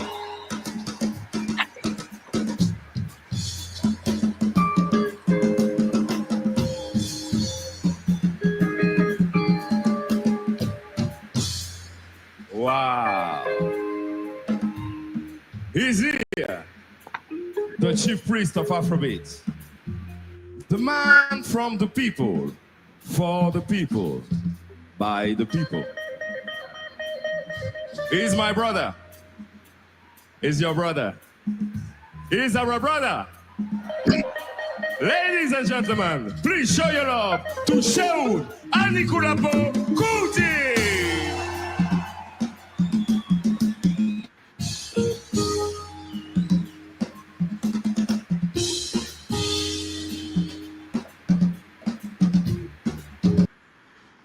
All right, ladies and gentlemen, welcome to the show, Seun Anikulapo Kuti. Thank you so much. My brother, I can't believe I finished so late. I'm sorry, man. I know. Keeping you waiting all day. I know. But today was our MOP grounding, so man, it took forever to finish. It's all right. It's all right. We understand. Our people have been waiting, and they stayed because they wanted to hear from you. Thank you so much I know you're tired, but it's wonderful that you showed up, and you're a man of integrity, and your words I believe you. Thank you so much. Thank you, my brother. Let's start. We had, let me show you, just so you know, we had like 100 questions for you. If it's 100, ask me the 80, I beg. I know you're tired, but so let's start with the party, MOP. Are you registered? Are you going to have people run for office? What direction are you going now? Not registered yet, but hopefully we want to register with this new batch of parties that INEC is about to register. But so far, they are playing their usual imperialist games. And we are actually, tomorrow, Monday, we should be visiting INEC office. You know, me and 30 of my state reps. You know, and I dare INEC to even show me out of any of the parties they are acknowledging, anyone that can show them 30 individual reps from all the states present in Abuja as we speak. You know, so I will not let them use their juju to their reggae to spoil the people's blues. The movement of the people must be acknowledged and formalized to bring the people closer to their full potential and the restoration of our dignity as African people. You know, we don't tire. Mm. Well, Yes. what made you to reactivate MOP? Do you feel that at this point? Wait, make I correct you, my brother. Not be me. It is the people that reignited the movement of the people. Okay. Under your leadership. Yes. Okay, I got it. Yeah, what led to that? Are you trying to do what Bobby Wine is doing in Uganda in terms of not just going into music and activism, but also getting into the political arena? Bobby Wine is a friend of mine, and the rate at which his party is growing and registered and formed shows that as people are saying Museveni is bad, obviously people in Nigeria are worse. At least he registered Bobby Wine's party. Anyway, yes, Bobby Wine is a great example. I believe that we as young Africans in MOP, our motto is the liberation generation. And we say liberation, not just one word, victory or power, but a generation to put a point in time that we want to see this thing happen. And I feel that we as young Africans and African professionals must decide at some point, what we want to truly use our gifts and our talent to truly represent. It's just materialistic consumption. Does that truly fulfill our ambition to load some things we have that our brothers don't have over them? Does that truly make us complete? BDM, they do interview. Leave me. You know they go. Okay, I'll call you now. Bye-bye. I have famous friends. Don't be jealous. BDM, just leave me please. BDM, come. Bring him. Let me. What are you saying? I like famous people. Even the rest of they do audio. Look, who is this? Who is this by the door here? Who is this? Wow. BBM, how you day? I did fine. I did greet you. Greet you too. Okay, I'll call you now. Is he a member of the party? For today, bro. Tomorrow, 12. I'll call you like 10 o'clock in the morning. May you give me ginger. What you did look inside my bag? You not come with some euros? Euros, okay. And you get euro na VDM. I'm waiting with that China money. RMB. No go far. Drop some RMB for table. Very good. So is he a member of your party, the VDM? I can neither confirm or deny that. Deny. All right. So obviously, you are now going towards that direction. If the party is registered, you are going to field candidates. I guess that's where we are now. Yes, for sure. But if you look at what Bobby Wine did, in the case of Bobby Wine, the political party, National Unity Platform, he didn't form the party, but he went into it and became a leader. If for any reason INEC they failed to register your party, will you try that direction? Like join? No, we don't really have any party in Nigeria that carries the ideology that MOP wants to operate on. We don't really have any Pan-Africanist, socialist, leftist organization. And I believe that this is where we as MOP have a true vacuum feel, something special, something coherent. Because most of the ideologies that people preach, many of the manifestos of the party that exist lacks coherence. Are you saying that Shore's AAC, they don't have it? Some people are comparing MOP with Shore's party. Well, I think Shore's party, they mix a bit. Shore is a Pan-Africanist for sure, but I don't think that they believe completely in socialism like we do in MOP. I think that is, where we have a bit of ideological difference. It's not in the Pan-Africanist aspect, in the socialist aspects. So looking at Nigerian political scene now, what is going on today, what do you make of it? I wanted to start. That being said, if for any reason, and there's no reason, that MOP is not registered, I've always been a supporter of Shore's candidacy. Can you go into the party and take over? No. What if the people want you? What if the people, if you join the No, party? because it's not easy to,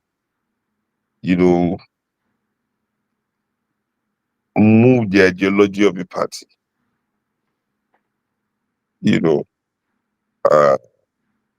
What we need in Nigeria is a battleground of ideas also.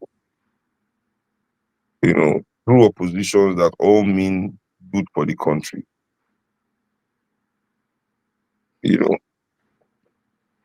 I was watching one of your live performances. There was this song you were singing, and you were talking about follow the person where no road. And I was thinking, how are we going to know the person where no road? Because a lot of people in Nigeria, and you talk to them, and you see that they don't know who know road.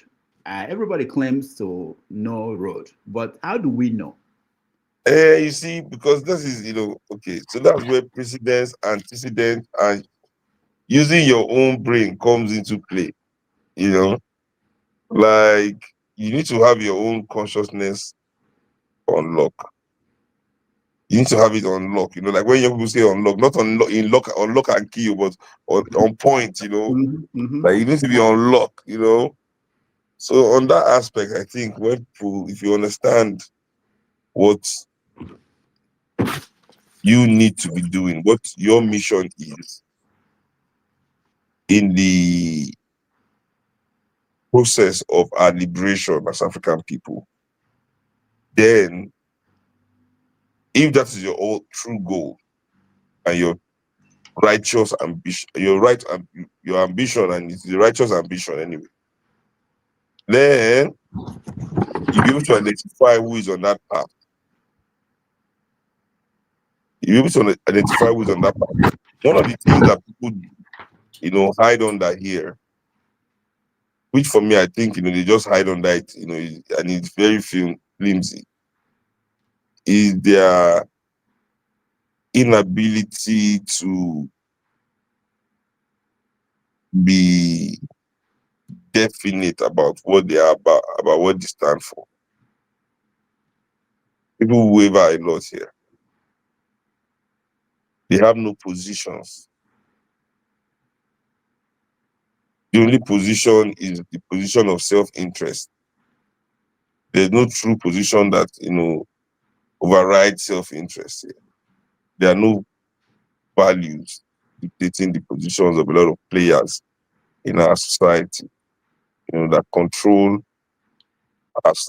Wait, let me put my this thing here. Let me advertise my party. I like that.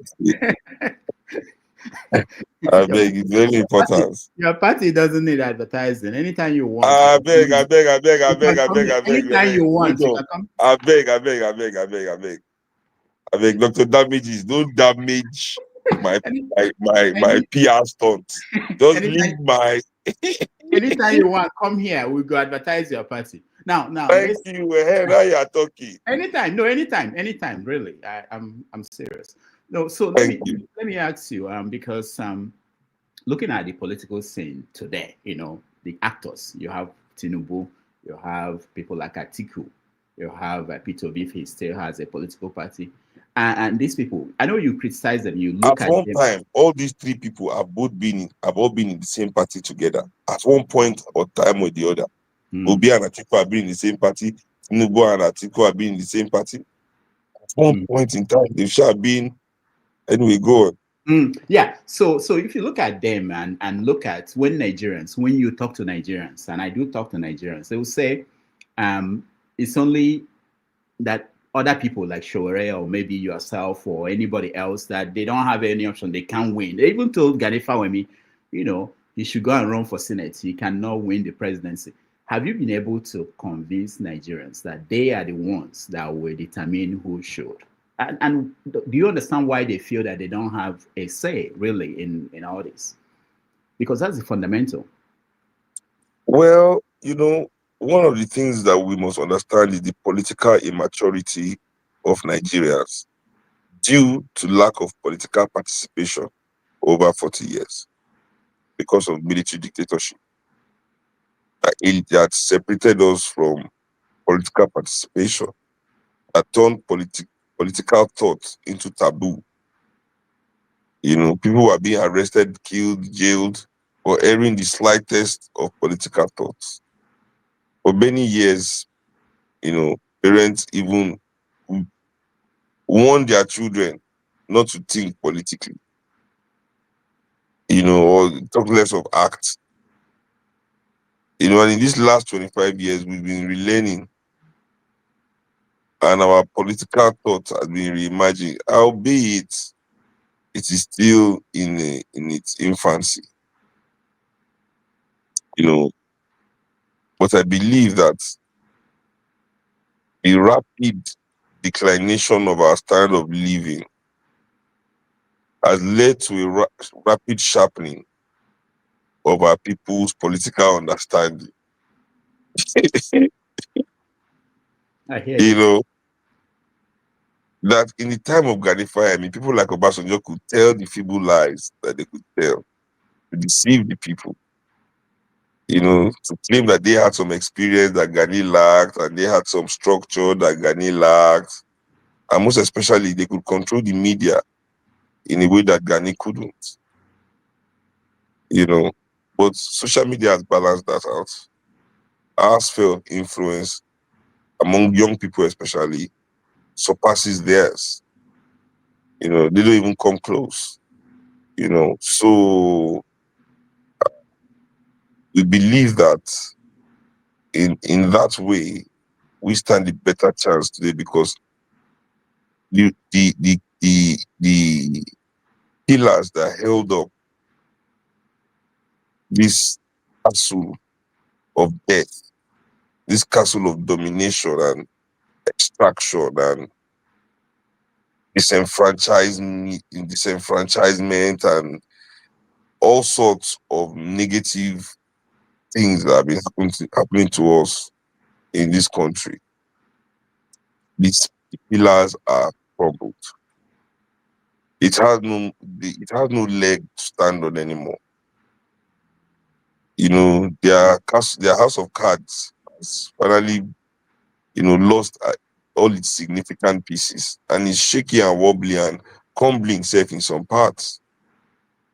You know, all the parts of Nigeria that they have not developed has risen up against them. Instead of them to tell Nigerian people the truth, they are calling all sorts of names and hiding all, you know. But I believe that with the movement of the people, we can restore, you know, that vision, you know, that resonates deeply with Nigerian people towards our reconstruction, not just of national development, but of ourselves as people. Remove ourselves from the narrative, the wicked, separate, divisive narrative of these people. It's about time. Let me share with you some headlines in the news and get your quick take on them. One of them, one funny one that just happened a few minutes ago, or maybe an hours ago, is Benin Republic. They requested for Nigerian Air Force to come and help them dislodge the coup plotters.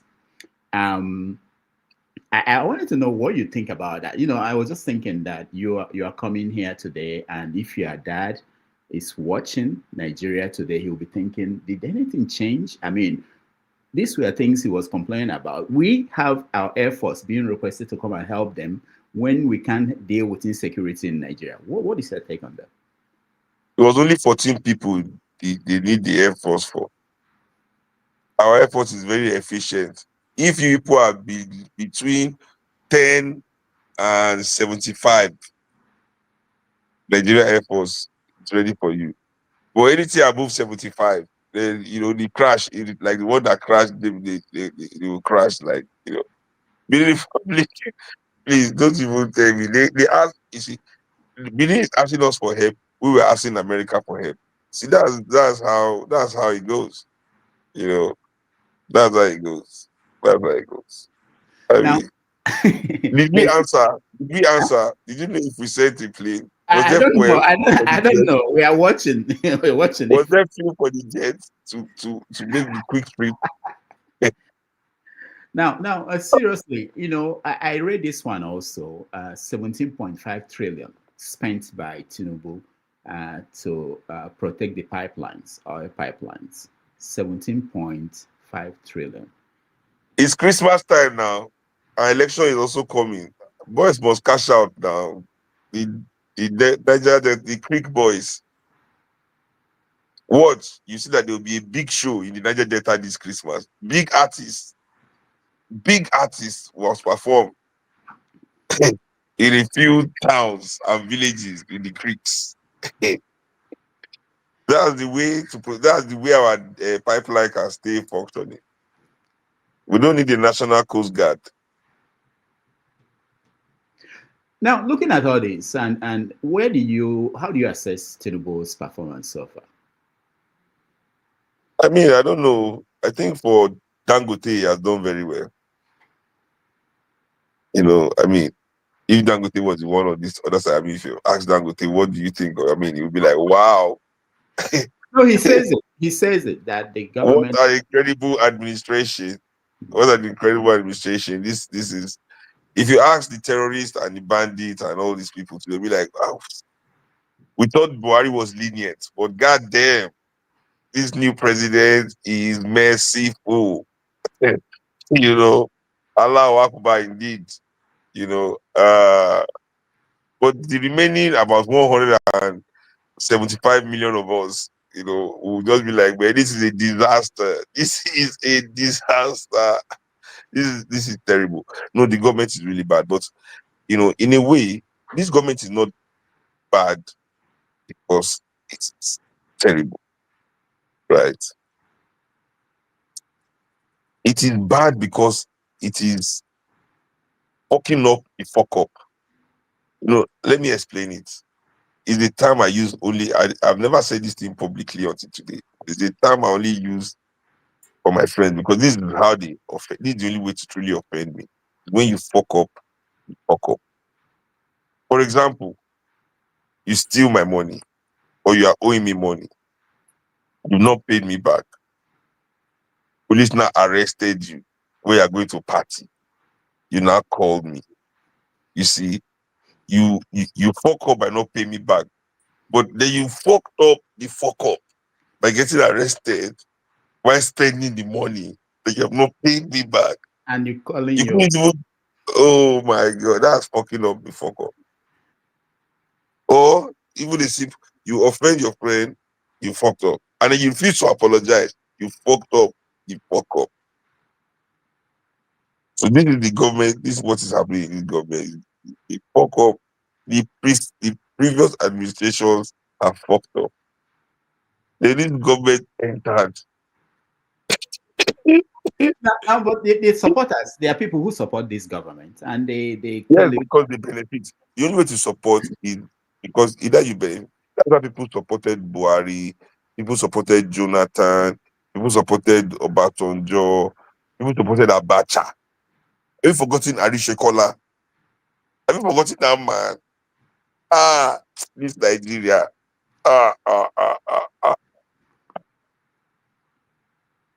Sule Gambari, you remember all these people? Mm-hmm. Yeah. Anyway, people supported Babangida.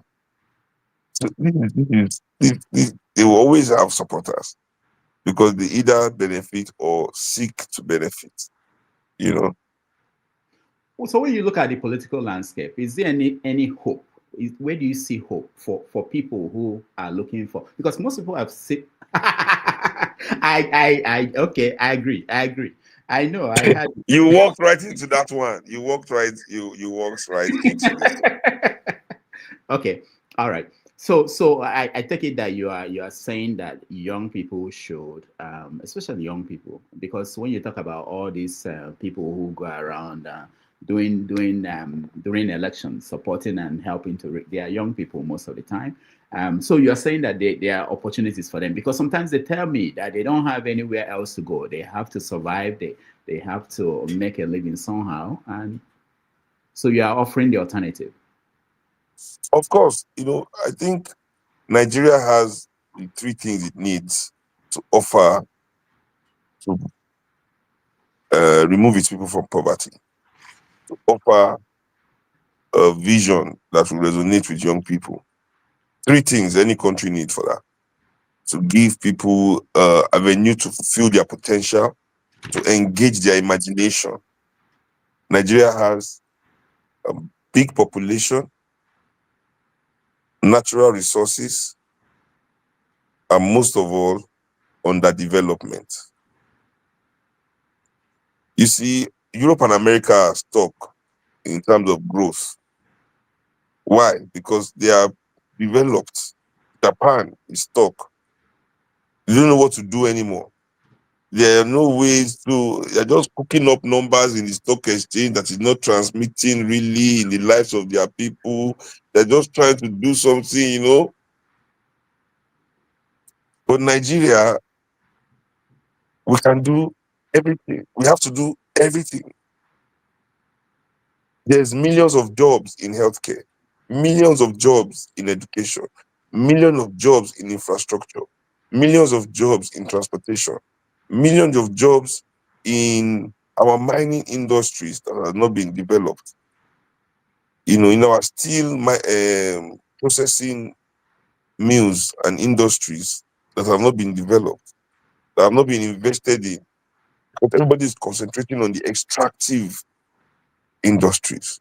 The quickest way to extract wealth, to dig into the ground, to plant on the ground, to build on the ground, to charge rent, to export raw material, export resources. But nobody is really willing to do that work needed, that will really bring about a true cultural renaissance of Nigerian people. Because developing our national culture will come from the process of our national development. At least Franz Fanon has made that clear. Every culture, every national culture stems from the development of that nation. And until Nigeria embraces the process of becoming a culturally viable nation that is secular and embraces its people's ambitions and potential, then we'll continue like this. And without development, that can happen. We allow our talents to waste away because we have no plans for them. Everybody has to run abroad. Yeah. Because nobody educates us that our development is tied to our talents. No nation can develop devoid of its nation's talents. How can it happen? But the nation must want to develop, meaning the nation must want to invest in those talents and those talents to reciprocate. But when you can see that your nation is not interested, what are you going to do? So this is what we see as bringing hope to all those people. I mean, imagine if you are a gifted rocket scientist, for example, and you are in Nigeria. Your life never spoiled. Where is the government program? Who is investing here in this country for your rockety brain? If you don't rocket yourself out of here, if you don't rocket yourself to Switzerland now, nuclear scientists, nuclear physicists, theoretical physicists, a gifted historian, all the good writers I know have ended up writing fake autobiographies for failed leaders. Do you know how hard it must be to write a book to make a Nigerian governor look good? Imagine the talent that these boys have, man. I saw where you are dealing with writers and people who attack you. But let's talk about African unity, which you talk about a lot, and Pan-Africanism, that understanding that this is what we're dealing with, like in Nigeria. It's not just a Nigerian thing. But you also know that, Berlin Conference that happened 1884, 85, 150 something years ago, 150 years ago, that right now there is a second scramble for Africa. and that's happening. Are you sure you not send spies to to MOP's convention today? No. No, I didn't know what you Yes, discussed. because we were discussing about this second scramble. No, you two are bringing it up. Oh, okay. Yeah, I've written about that. It's something that I'm interested in knowing what you think, because while you are talking about what happened to us in the past and how we need to turn back and take control of the continent, a new one is happening. The Chinese are here. They are all The over. Russians, the Russians. The Indians are there. Lebanese are there. So there's a new group of people who are scrambling for the same resources in Africa. How do you convince Africans who are still dealing with internal issues? If you look at Nigeria, we're still dealing with issues that are ethnic, religious, while there's a big power that is, power's not even one, coming in to take resources, just like they did 150 something years ago. Exactly. Sorry. You just made the point, because most of these things we are dealing with stems from our own compromised compradors having to distract us from their own involvements in this business with the new colonizers.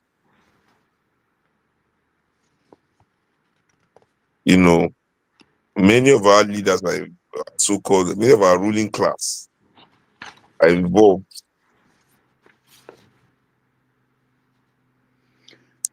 with many of these multinationals that are fueling many of the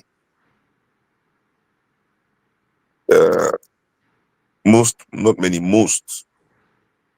of the insecurity that we are experiencing. Not to talk about the fact that their inability to develop many of the nether regions of Nigeria alienated so many people and made them feel like they do not matter, they do not have hope or a future.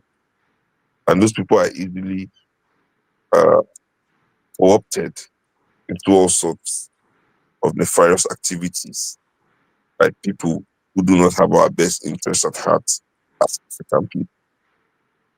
So a government that is going to reverse that trend, that will be willing to work and build those neighborhoods. What are we talking about? Rural areas in 2025. Development is our biggest protection from this kind of exploitation. So we need we need real leadership with imagination. We need to work for the people. As I was telling you before, those things that we need to do to bring Africans to a life of, 25 years of this democracy, how many affordable housing projects have they built? They say they build affordable housing. Flat is 170 million affordable housing. And you know that the minimum wage you pay in that country is 70,000 naira. You do apartments, you say one flat is 50 million, and you say it's affordable housing. So until we as a people understand the need to begin to see ourselves not the way our politicians portray us, but how we are supposed to see ourselves. These are the things that we need, that we believe that the people need, that we can bring to the table. Thank you. I know you are tired, and today you've been very busy. So I'll quickly, and hopefully you promise me that you will come back, because I'll come back, I promise. We prepared this. This is really, we had wonderful things we wanted to do, but we'll get you back. But let me ask you this. An issue like insecurity in Nigeria, when it comes up, there's a big difficulty that most of our people have in understanding it. So let's look at what Trump did. He tweeted about Nigeria and called it genocide against Christians. And immediately he divided the country into two. There were people who were encouraging the Americans to come. There were people who were saying that they were coming because of what they would get from Nigeria. We shouldn't let them come. But reality is that people are dying, and these people who are dying, who are victims, are looking for solution, looking for someone like you who is a Pan-Africanist. What do you tell people? What is the solution when your government is not able or willing to save you, and someone outside is saying, I'm going to come and save you? What do you say? You know a group that actually went through genocide in Nigeria, and we all acted as if we didn't even know anything about the Shia Muslims in Nigeria under Buhari. How many of El Zakaz's sons did he kill? How many of the man's wives? How many of the followers of this organization, of these people, of this religious organization? You know, Buhari tried to wipe them, you know, off the face of the earth, man.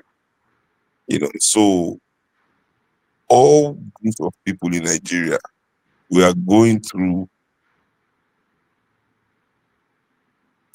immense violence by the hand of the same people that have been killing us since 1960.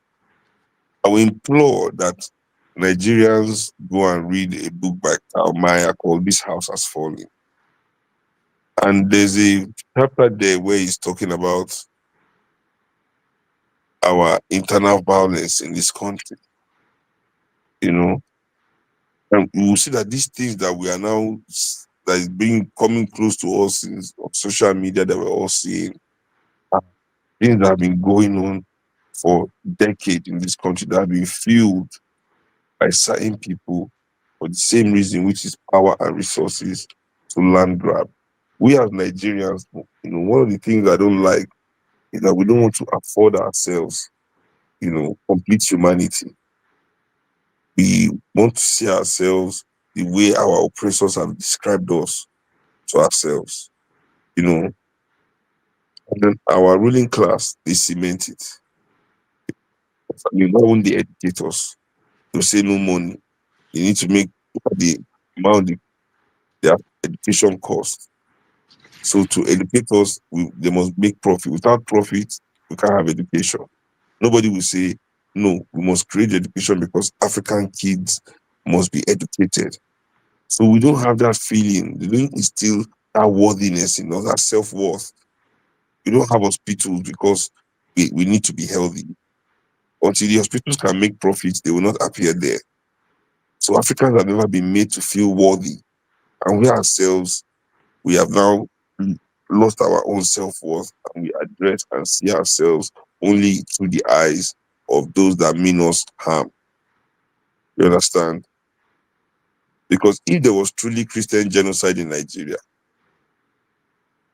and the Christians in southern Nigeria have not mobilized once, even if it's 1 million, 10,000 man march across southern Nigeria to complain that their brothers and sisters are being killed in the north, until Trump spoke, I think we should question them. Even more than we question the bandits. Where is their humanity? If truly there's been a Christian genocide that we all know of going on in Nigeria, you know, other than that, that means everybody knows it is all Nigerians that are being killed by the ruling class of this country. I mean, Dangote is not a terrorist. How many Nigerians does this truck kill every year?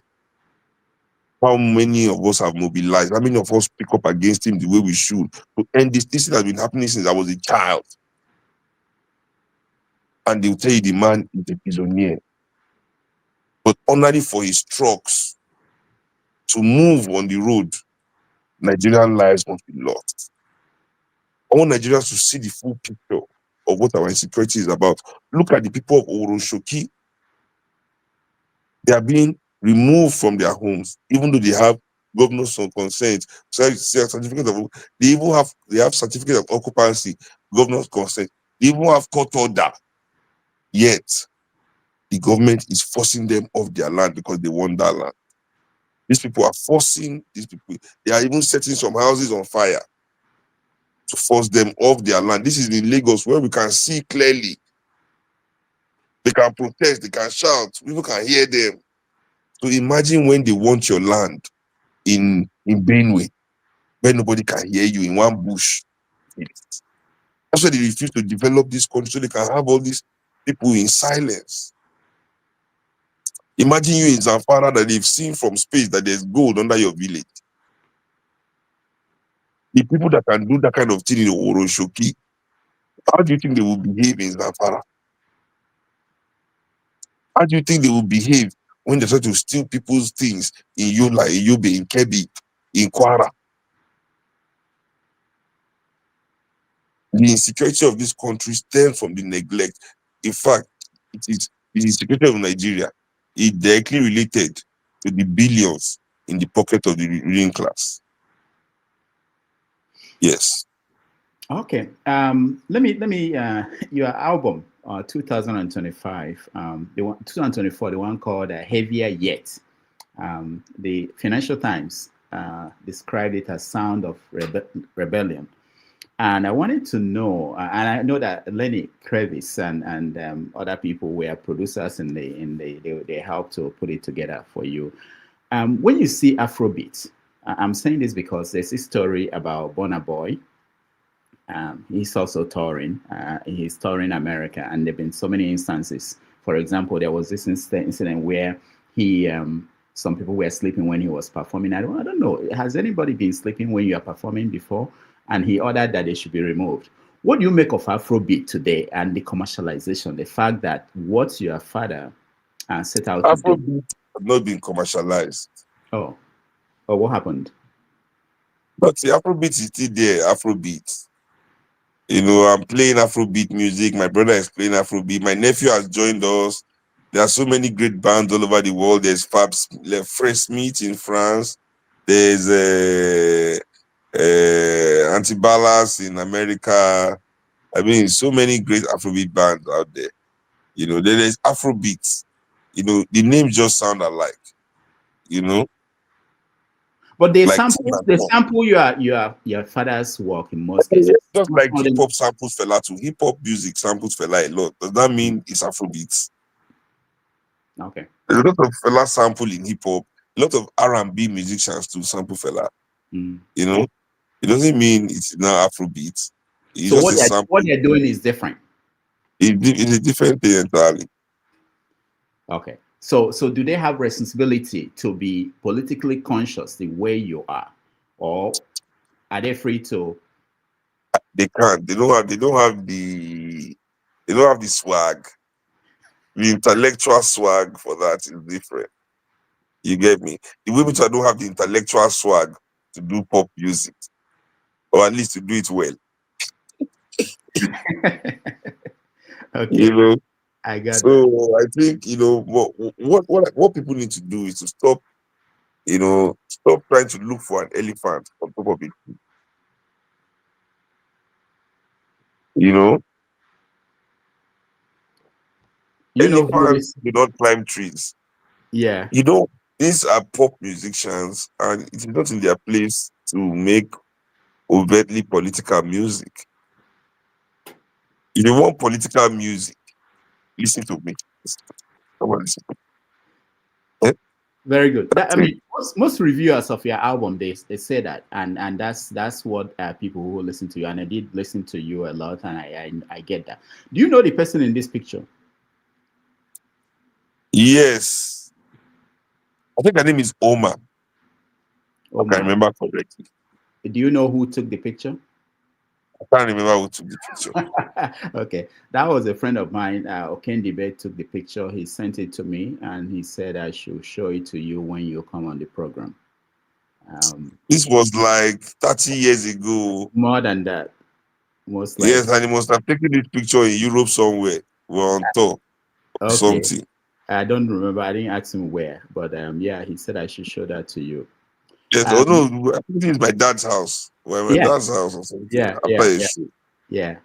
Look at my hair. Young man, bring back give me all this hair, young man. Let me ask you, are you tired? I mean, I know you are doing something that someone like Ziggy Marley is doing, which is trying to chart your own path, at the same time honor the legacy of your father. How difficult is it? And do you get tired of people trying to compare you and your father? Not really tired, because I guess, after you understand, people are wired to compare things because they are wired to compete for everything in society. They are capitalists. Capitalists need to compete. The value comes out of being the best. They can't see value in just being. That's the pressure of the capitalists. There's no value in them just being. So they must compete and so everything must be compared. There must be a list. I don't really believe in those things. I understand the value of everything and how everything can coexist and doesn't have to be better than each other. You don't have to compare something. You can just experience it in its own moment and be. So I'm not really drawn into those capitalist thoughts of, comparison, really. So someone gave me this picture to show you.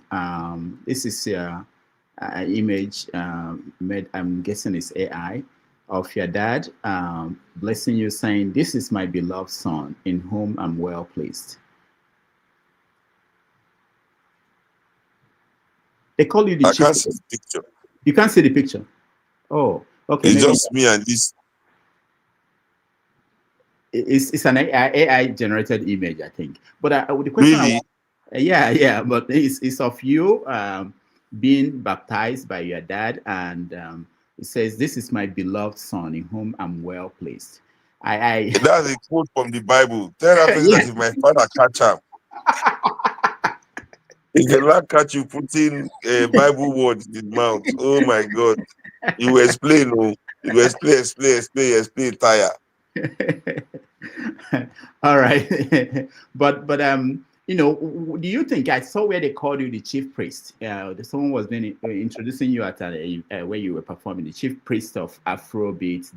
Do you think that you are the epitome of that original beat of your dad? No. I think my father's musical legacies, globally, it's spread globally. His music is in so many other people's music, and I don't see, as I said, like, to see myself as the best means I've put my music in comparison, or myself in comparison to other people doing Afrobeat all over the world. There's a great band in Chile called Nuen, that are really, really good. There's an all-female band in Brazil I like also called Formula U Afrobeat.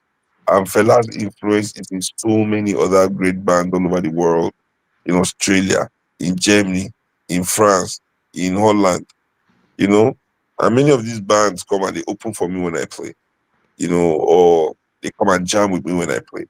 So never really seen my music as something to compare with, or my craft as something that I put in comparison to somebody else's. So I don't know if I'm the best, or anything. Egypt 80, I saw this performance I think in Paris. The people that were playing with you, they were not Nigerians. So do you travel with your band? I have a global Egypt 80 now. I travel with some people from Nigeria, like my dancer is Nigerian, my bassist is Nigerian, but my drummer is from Martinique, my tenor saxophonist is from Martinique, my baritone saxophonist is from France, my trumpeter is from France, my guitarist is from Algeria. Wow. Yeah. Wow. And my bassist is from Nigeria. Oh. That's wonderful. So I know you're tired. We're going to let you go. But before then, there were a lot of people who wanted to talk to you. I mean, they've been here since for the past 4. So if you don't mind, I will let in maybe 4 people to just say something. You're welcome. Okay. Let them say nice things to me, shall. All right, you guys say nice things. If you want to join, you have to be one of the people that will say nice things to our guests. So let me bring in, I don't know who, there are a lot of people, just let me just bring 4 people in. Good people, if you are nice to me, I will bring you in. Okay, so our guest, Seun Kuti, is here. I will, let's see. Let me start with you. Jide, welcome. Just quickly, a question or a comment. Seun Kuti. Jide, how you doing? Baba Jaido, Jide, Jid Soka. I know many Jide. See, I see no Jide law. Jide the law. Mo Jide pupo. I'm one of God them. How are you doing? Honestly, like seriously, like I said it earlier on the panel that you are the first person that opened my eyes to politics. Like you are the first person that opened my eyes to understanding imperialism and a lot of the things that I'm into now, like politically, understanding like how geopolitics influences Nigeria's development and how, like, from an historical context, and how my mind has moved towards the left and into revolutionary thinking. You are the one. Like I listen to you. It's not me. It's not me. It's the ancestors. They just use me. I'm just a conduit. It's all you. It's all you, bro. Trust me. It's all you. I just spark something. Everything is in everybody. If I'm not able to spark it in you, maybe something else. Maybe one day army man go slap you, he go spark. You know, one day sharp. You know, it will spark in everybody. So it's all you, bro. Don't worry about it. It's all you. Yeah, But I'm so happy to talk to you for the first time. Like I really, really appreciate it. I'm privileged and I'm glad I'm talking to you.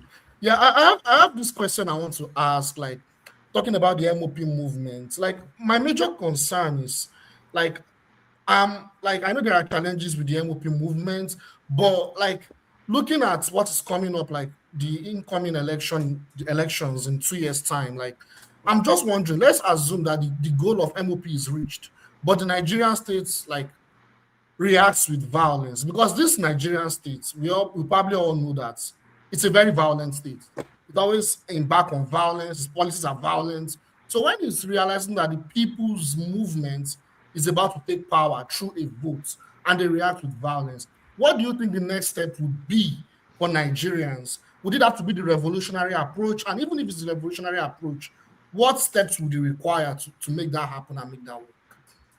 let me first correct the premise there. You know that I'm guessing you're saying if we are attacked and our retaliation, that means we are now revolutionaries. So many people mistake revolutionary for the armed struggle. You know, that is not a revolution. You know, revolution is anytime an ideology is in motion.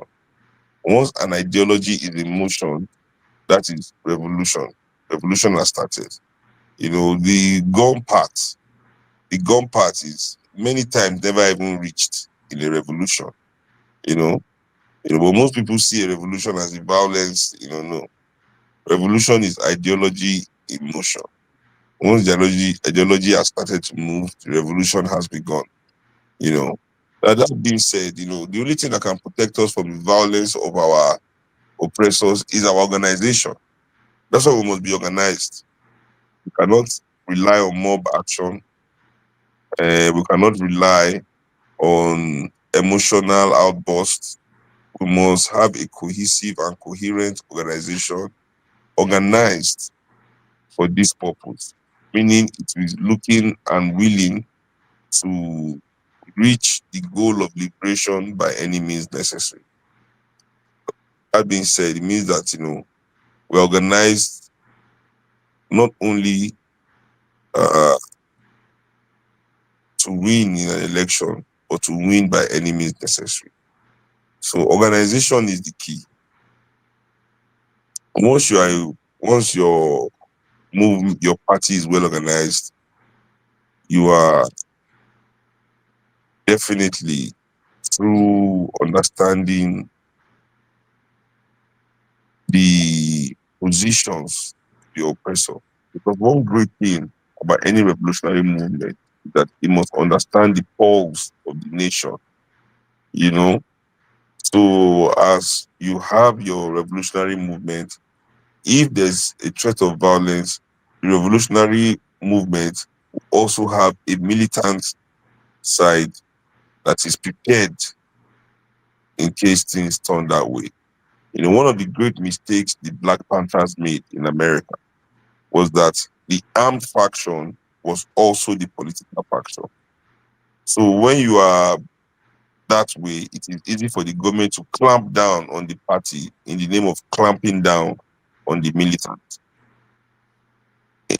So we have learned over time that creates in that kind of manner, you know, like even the Nation of Islam had the fruits of Islam, which were the militant wing. You know, and many organizations develop their own militant wing if the need be, if push comes to shove. You know, but me, I believe that our ruling class are too cowardly to be as violent as people think. But if you remember very clearly, during NSAS, they all ran away. Everybody ran away. Nobody stayed to mobilize boys to go and do any violence, any goddamn. Everybody packed the small lefty pack, we remain on that bed. Everybody ran away. So, you know. All right, thank you, Jide. Let's go to Chim. Chim, you're next, quickly, because our guest is tired. We want him to come back another time. Chim, go ahead. Hey, Seun, nice to meet you, sir. How you did? I know, sir. That's me. Just Seun is fine. Seun is fine. Okay, Seun, how you did? I did, my brother. Okay. Well, I know, but my question is not much. I wanted to speak it in pidgin, but anyhow, Sha. So, I've listened to you, and many people who are into revolutionary activities, or you know, the kind of things you do, which is, by the way, good. Usually are always anti-capitalism. So my question is, I don't know what country where that has practiced full-scale socialism that has really progressed. And nobody should mention China, because China is not a full-circle socialist state. You know. So which country is a full-circle capitalist state? Well, okay, so let's talk about the US, for instance. That is majorly full-circle capitalist, but they also have allow... SNAP, you have SNAP, you have so many government welfare programs in America coming. I'm coming to that, sir. So anyway, I'm not going to argue that with you, but go on. Yes, so like in the US, for instance, they literally allow, there's a socialist party in the US, but whether they will ever win election is a different thing. They make money from their capitalism, and then they channel it to taking care of their people. So if you refer to that as socialist activities, that's fine. My question is, which socialist, full-scale socialist country that is anti-capitalist money-making has really produced anything? Socialism, first of all, is not about... So let me first of all correct a premise. Okay, sir. Socialism is not against making money. It just means that making money is not the reason for society. You understand? The society is not driven by the profit incentive. That capital will not have the biggest say in policy in that country. That is what socialism means. This is why the capitalist countries don't like socialist countries, because they cannot take their capital to that country and use it to influence the decisions of that country. That those countries that are socialist will decide on policy based on what is best for the welfare of their people. That is what socialism is. So that's why the Chinese are socialist, because the Chinese China is run by the Chinese Communist Party. And why the capitalists keep lying that China is not socialist is because they are ashamed that socialists have proven to be better managers of the market than capitalists. Finish. No socialism theory has ever been against the market. What it is about is that the market capital can never be the defining authority in any healthy society. And that is what socialism is. And many countries in the world, Vietnam, for example, which was bombed. Nigeria should be ashamed. I mean, so many things should be making us ashamed in our country. Vietnam was bombed to rubble in up until 1970. Yeah. Not only have they rebuilt, they've surpassed us, they've developed, they are pulling people by the tens of millions out of poverty in Vietnam as we speak today. Many countries in Europe practice so-called democratic socialism. Because without the welfare state coming in to secure the dignity of their people, then they know that their societies will not withstand any outside influence. You know, just like our society, due to its complete lack of welfare safety net for its people, any outside influence can walk into our country and influence our people. That the biggest protector of your country's identity and your national sovereignty is to give your people basic welfare, you know. So let's not misconstrue what socialism is and isn't. You know, no socialist country is against making money. What they are against is that making money should be the most important thing in the society. Hence, in America, the richest people in America can use their money to influence the American government. But the richest people in China are sent to the education camp when they try it. You can ask Jack Ma where he has been for the last 3 years. They released him last year. Ask him when he tried to use his money to start to do nonsense. They sent him to re-education. They had to retrain him how to be Chinese, you know. All right. So you have obviously forgotten how to be Chinese. Okay, Tim, you've been hanging out with Jeff Bezos too much. Come home. Tim, you can hold off on your follow-up so that we can get out. No, I wasn't going to follow up anyway. Okay. We will discuss that later. But thank you, brother, for answering. Okay. So Sean, I don't know if you want to take 2 or 3 so that we can finish up. There are about 4 people in. I'm not letting anybody else in. I know there are people who are still trying to get in. So Dr. Dominic, you are next. Hi, Dr. Dominic, why are you young like this? What? You know, I'm a doctor. I'm always very busy, but Rudolph will tell me, even when I'm exhausted, I still show up. I heard your name and I told him, Tebu Shaker is gonna come. I'm gonna be there. Not an insult. It's more of a compliment. Thank you. How are you doing, sir? I'm tired. It's been a long day. Well, it's a privilege to be here. You know, it's not every day that you get to rub shoulders with someone who you know, is related in some way to the great Fela Anikulapo Kuti, you know. So I'm not related in some way, and his biological son. Right. Don't relegate me. I know you are the biological second cousin by the ex of the mother. No. I will not accept. Okay. All right. Forgive the drama. Oh, okay. Let's do all that stuff.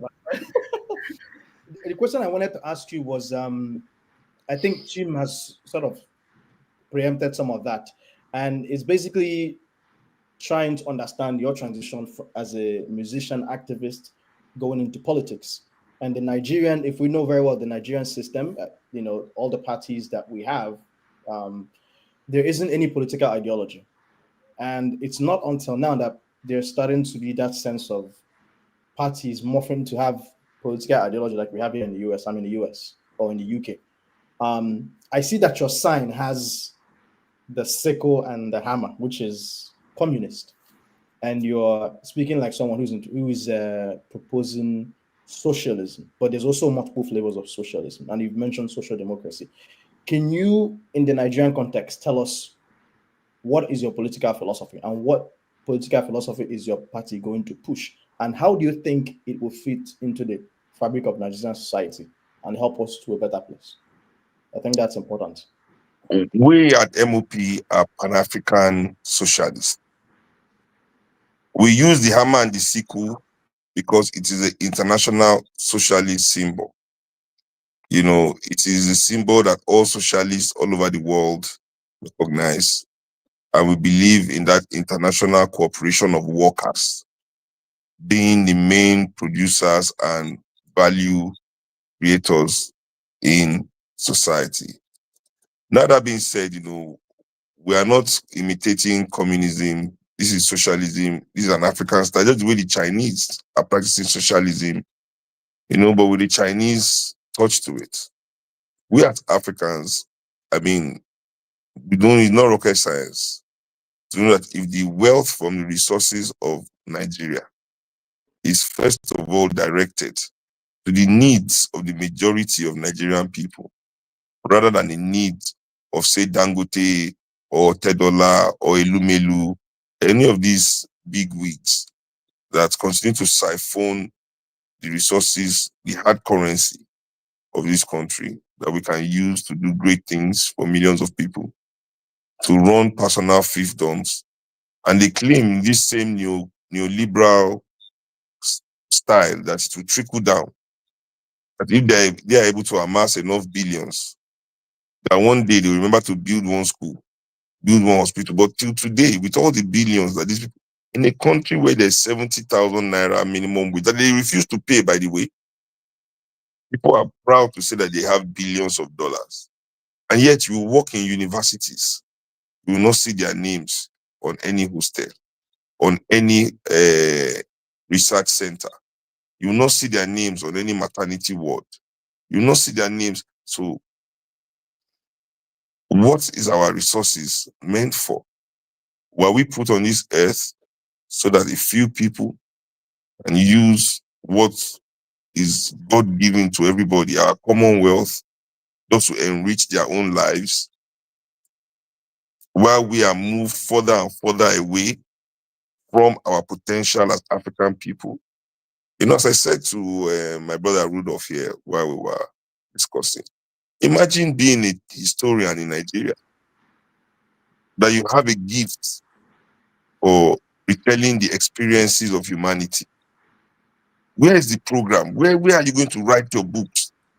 Where is the archaeological research? Imagine you being an archaeologist in Nigeria.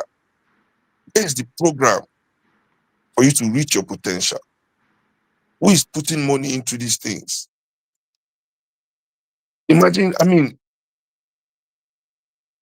that you are a nuclear scientist, nuclear physicist. Nigeria has no ambition.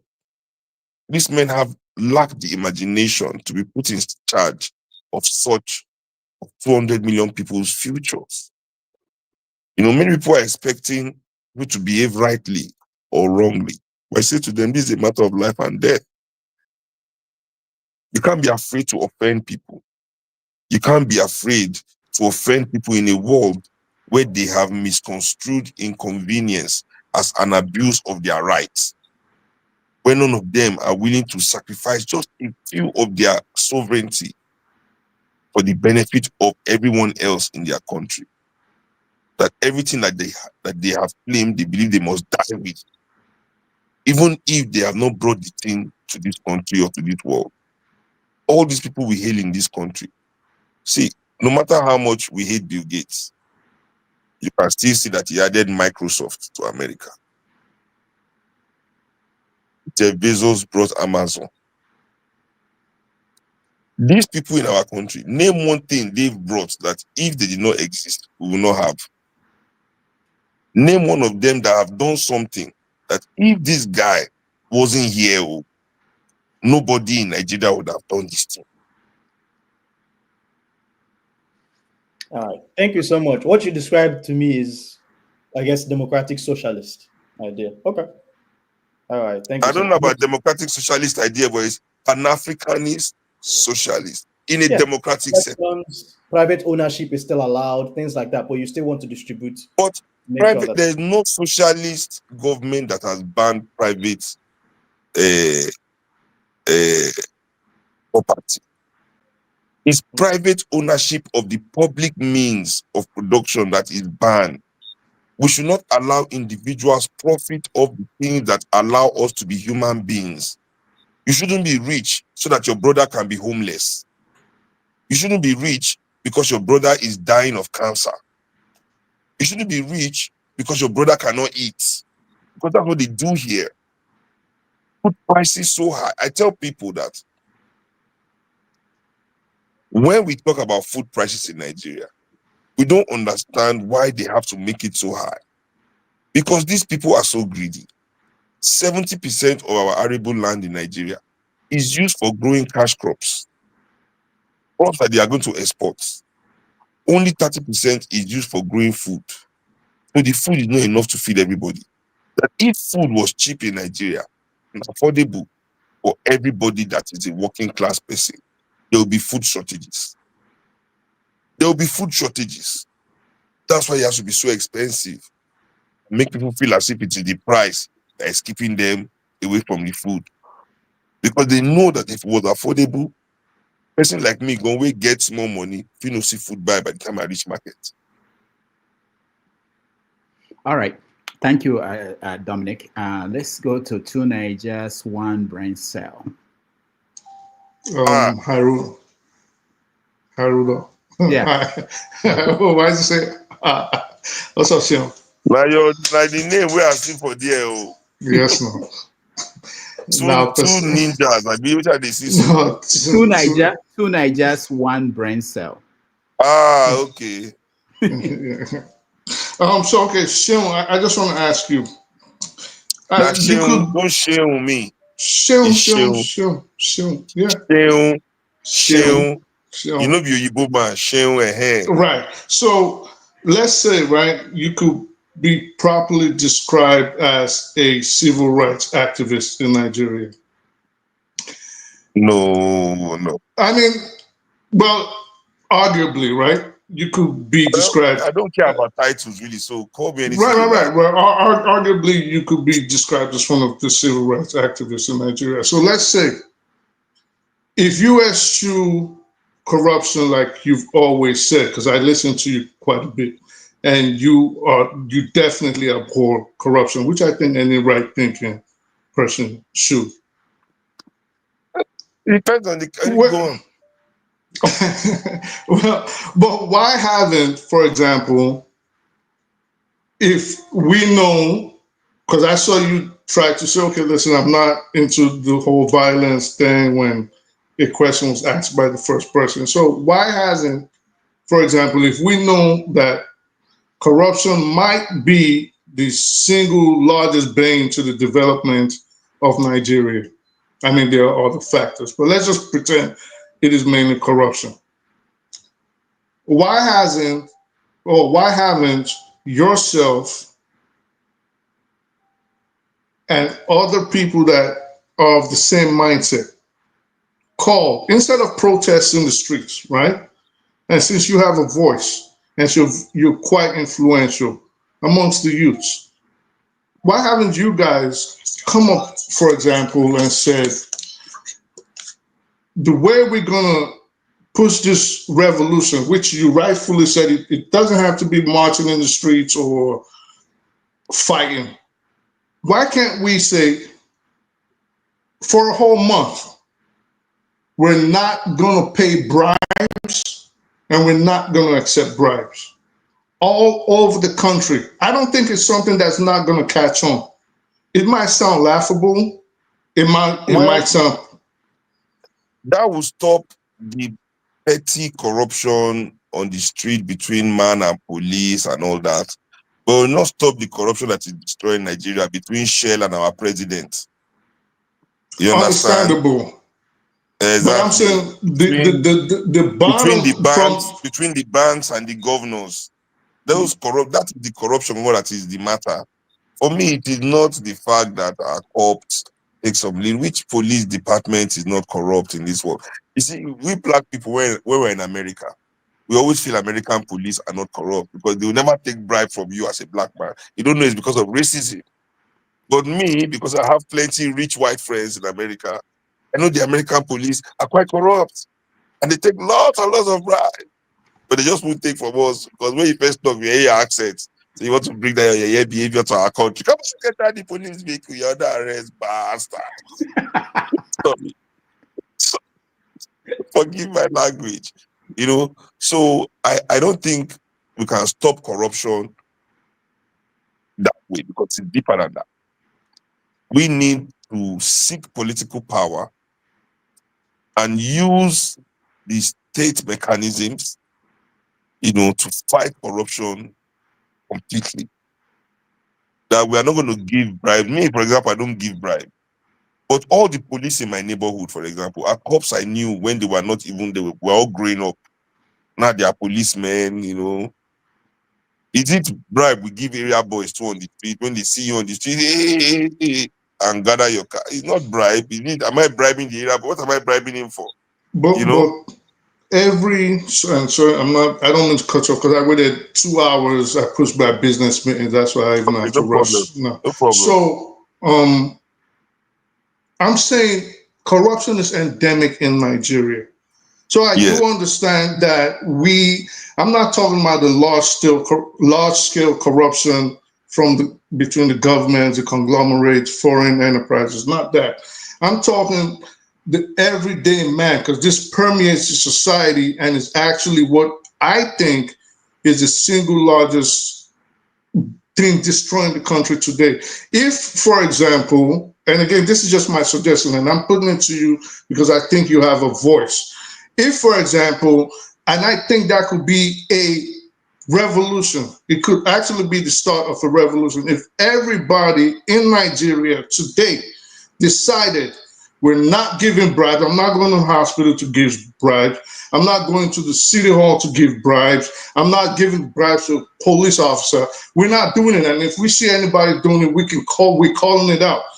I believe moving forward, this could be a cataclysmic change in the way Nigeria is being run. But if you're waiting to take power first, which, hey, I don't know your plans, but we know how Nigeria is run. And I think even you yourself will admit that it is a long shot for you to get power as the Nigerian political sphere is today. I just think social changes might play a large part in the way Nigeria is run. Yeah. And see, trust me, I understand where you're coming from. I just don't think it will be easy, you know, to convince Nigerians to not pay bribe. But everybody needs to move. They will delay you for 5 hours. Say, oh, today I'm not paying bribe. What if they just locked your innocent mother up in the police raid? What are you going to do? You're going to let your mother spend the night in jail because you've taken one oath. They're going to pay bribe to a police officer, you know. And really, in the civil service, people are not being paid. There are some states that have not paid salaries for months. People have to hustle on their jobs. The situation in our country, as I said before, you know, we need to see ourselves as humans and allow ourselves that full capacity to know that this situation in our country, we are not going to step it anymore. It's just like when people were doing the NSAS. I said to everybody, if we gathered our momentum like this, why do we want to fight only SARS? Let's end oppression in Nigeria once and for all. You know, NSAS, at the end of the day, it became end oppression because the NSAS, they end a lot of warehouse and liberated food, they liberated 2 gates. You know, it went further than SARS because if we have stepped, we will find out that it's not enough. We must be willing to do the whole thing, is all I'm saying. I'm not saying that his idea was wrong, that there can be a program or a movement that just says, 1 week, no bribe. But I just don't see the viability of that when Shell will still be bribing our president and taking all our opportunities away from us as Nigerians, causing us, you know, more hardship that will make us need to ask for bribe again. the next week. All right. Thank you so much to Niger. Let's go to Adama. Adama, you're next. Greetings. Welcome to the show, Mr. Shell. I came in. I have two questions for you. One of my question is, I saw that you have a nail polish on, and it's black and yellow. So I just I want was to know out I of was going for curiosity, gold, but it didn't work. does it represent anything? What's the second question? And the second question is, No, how I just can want to we in answer the the two together. I Okay, want to okay? answer both. The second No, question is, no. how can we in the diaspora, how can our voice be heard when it comes to participating in elections? Thank you. Well, first of all, me, I believe in balance. So my right side is my feminine side. My left side is my masculine side, but I'm a lefty. If you saw my infamous video, you see the side I moved with was my left side. I'm a lefty. And in Africa today, many of us are being, miseducated by this manosphere thing online, where we are being removed from understanding how to relate this gender wars that's going on, this hyper masculinity that is going on. Everybody got to be so tough. Everybody got to be so this way. Everybody got to be so that way. And describing what it means to be a man by the kind of clothes you wear, what you do, and all of that, is miseducating the African man. The only masculine trait is service and protection. That you serve your land and you protect your family. And do those two things, then you are a man. Many of the things, people that are policing how men dress to claim who is a man and who is not a man, those are the people that are not serving their land in any way, shape, or form, and are not protecting their family. They are all irresponsible. Their children are running all over the place. Their wife probably have not seen them. The last one, many of them are not 35-year-old single men. Not to insult any 35-year-old single man here. I'm just saying. So I just believe that the premise of what it means to be an African man is lost in the psyche of African men today, while we chase this European concept of what it means to be a man. So yeah, that's why that is. The second one about how people in the diaspora can participate. I mean,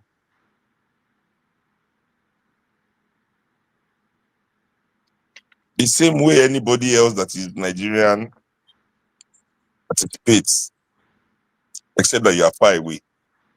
But now that we have internet, if you cannot be a part of the conversation, join the political movement, and organize for your movement among other Nigerians in the diaspora, And I think that is always a very strong way of always supporting and empowering grassroots organizations. I believe that right now all adult Africans need to join political movements. It's very important. It's one of the most important things we can do right now. All right. Thank you so much, Adama. Let's go to Femi. Thank you. Femi, go ahead. Yeah, sure. I met you while you were at, I believe you attended at Dimbayo Mokoli Lu College. So, yes, I did. This is 2000, 25 years ago. Yeah. You and my cousin have the same attributes. At the time, though, that I met you, I never imagined that your trajectory would be the way it's come, because like I mentioned earlier, prior to when you've joined the Dr. Damages show, I've learned quite a lot from some of your... But why did you think the trajectory... wait, rewind. Yeah. You're not supposed to throw that bomb and then just keep talking. I see, because if you knew me in high school, then you knew I was the best student in my class already. The So- show that I met, of course, you were not walking from the north with cows on that day, but you were walking, right? The show that I met at the time, you came across as very gentle, just like this your other elder brother. I forget his name, Kunle. Is it Kunle? Yeah. Right. So that's why I said the trajectory. It was I did not expect you to blow the way you have done. But anyways, more importantly, I have this idea of what do you think about this issue of President Trump, as an example, even America wanting to come and help us in quotes, especially knowing what we know about. I mean, at least those of us that decide to look into deeper spheres, like to be certain that there's no other underlings, especially when you realize that a lot of how we got to where we got to, and I'm not saying it's also not our fault, is particularly due to other influences, principalities, and powers. So, who is going to help the helper that's about to go help, try to go help Benin? No, first of all, what I said to a few people, when they tell me that, have you seen, it's not about even forget the nature of the help. Let's even accept that the nature of the help is righteous. Let's accept that Trump actually wants to come and help us, and his intentions are pure, and everything he wants is just for us to be rid of the killings and bring peace to Nigeria, so that everybody can live peacefully in that country. It just have to be a shithole. No more shithole. No more. No more. It will be beautiful. Sure, you can't do that. You have no hair. You have no hair to do that. You need hair first. And red tie. This guy. Is that we must, first of all, question the quality of the help. We have to ask him, is it the kind of help he helped them in Iraq? Where, because they wanted to kill one bandit, they bombed the wedding with 700 innocent people there, claiming that they had complete intelligence that the bandit was at the wedding. And after all the smoke had died down, not only was the bandit not there, he had time to shoot another video to let us know that he wasn't at the wedding and those 700 people were just killed for nothing. That is the quality of America's help. Collateral damage up and down the place. So even worse than if it's the resources, they just come and take it for free, because they're taking it for free already. I don't know why they enjoy the elimination of black and brown people. I was still watching a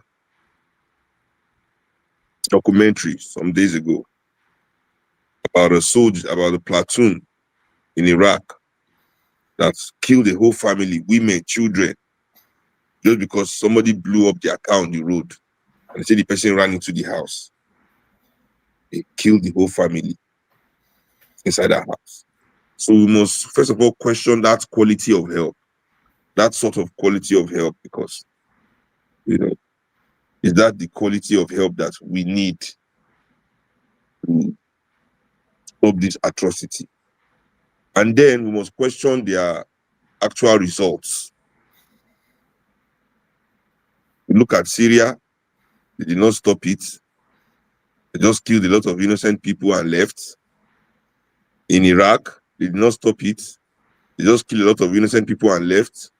In fact, in Afghanistan, not only did they not stop it, in their process of killing a lot of people, the Taliban chased them out. We saw them running on live TV, helter skelter. In fact, they forgot some helicopters behind. They forgot some planes behind. They forgot some tanks. It was a disaster, you know. So their result also in helping had not been very, very good, you know. So what is the precedence?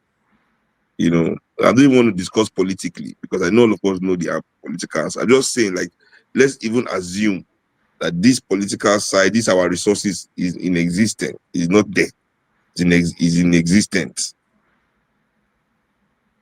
The quality, the results of their help, their precedence does not give for good reading or any way that they have gone to say they want to ameliorate or ease off any conflict.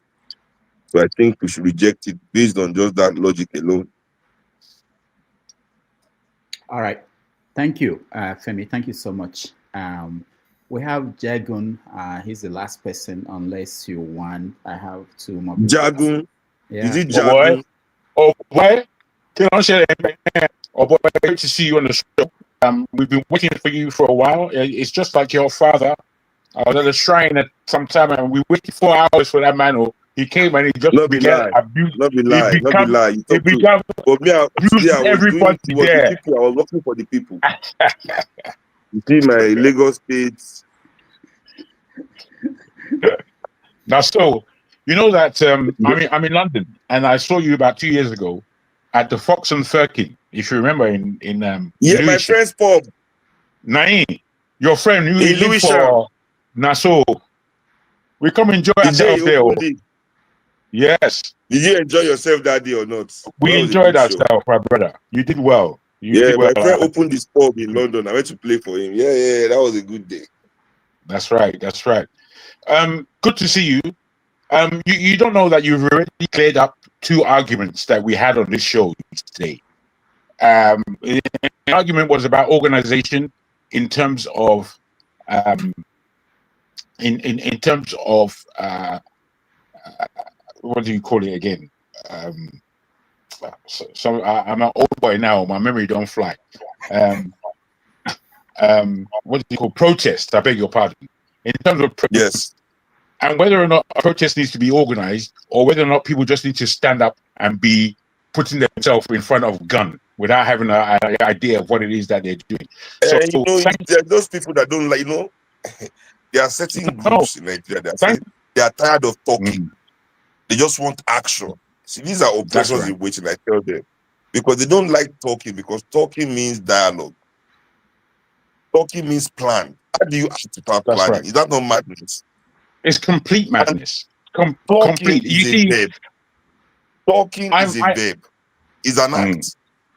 Yes. If you think talking is not powerful, I always say to people, if you think talking is not powerful, go and meet a Nigerian soldier man and say, you dey craze, you don't go better for your papa. And see what happens.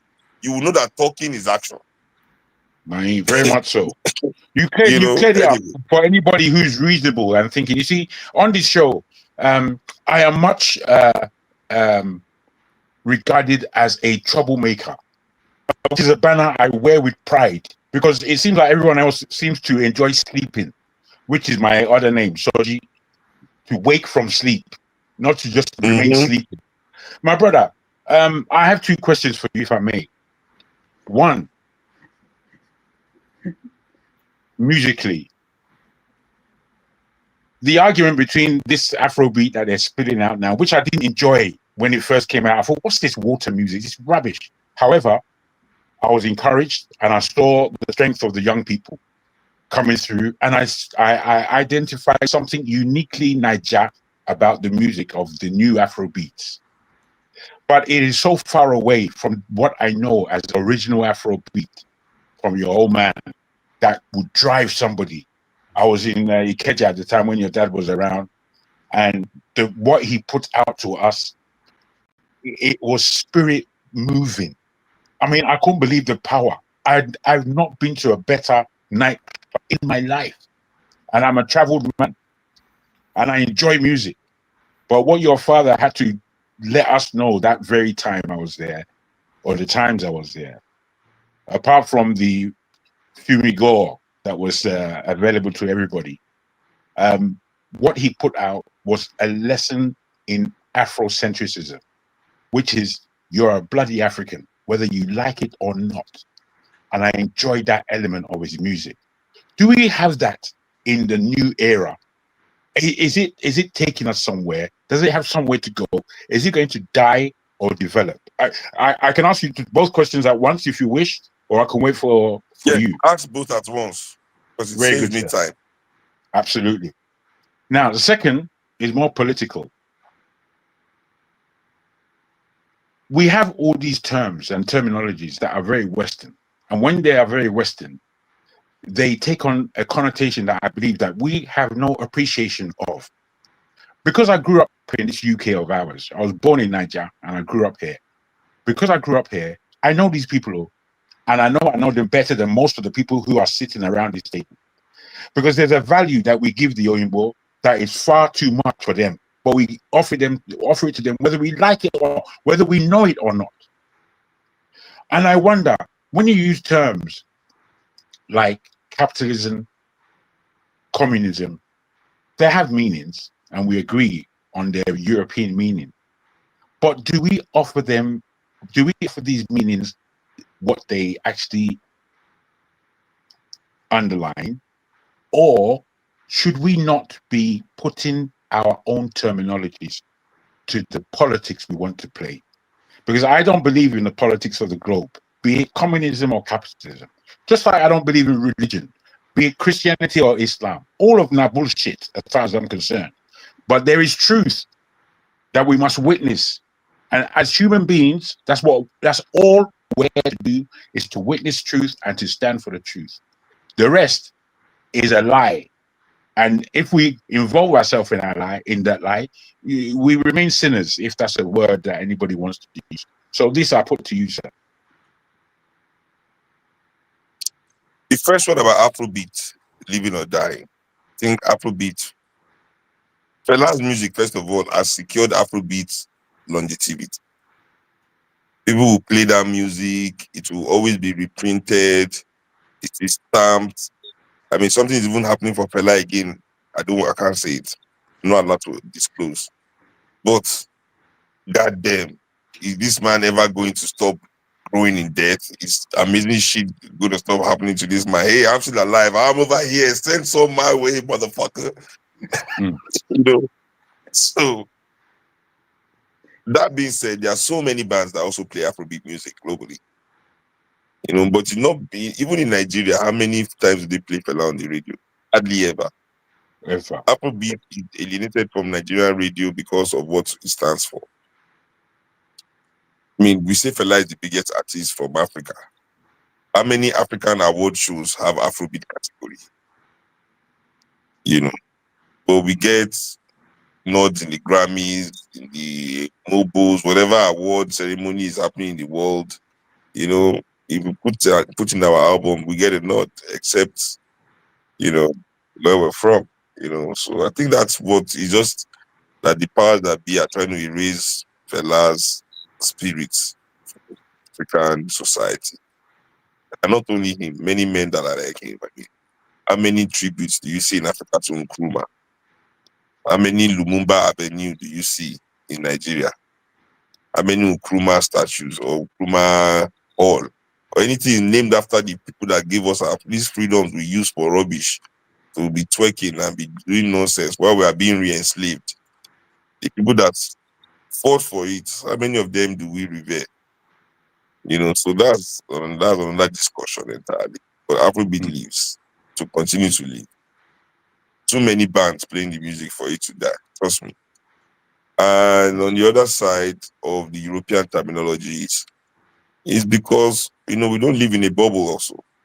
You might not believe in the global bubble, but you yourself, you don't believe. I mean, I think Trump just saying one come bomb also. I mean, you know, we live in a world where it's human to want to be understood as far and wide as possible. So when we speak to one another, because at this moment of the African consciousness, this is the best way that we can use to explain ourselves.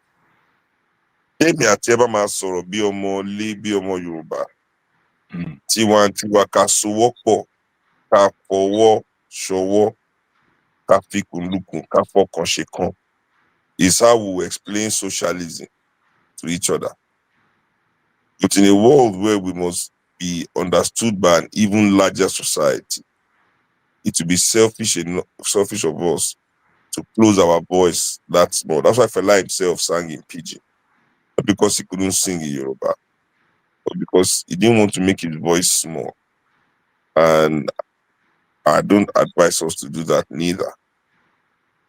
We must make our voices as big as possible so that our ideas can go as far as possible.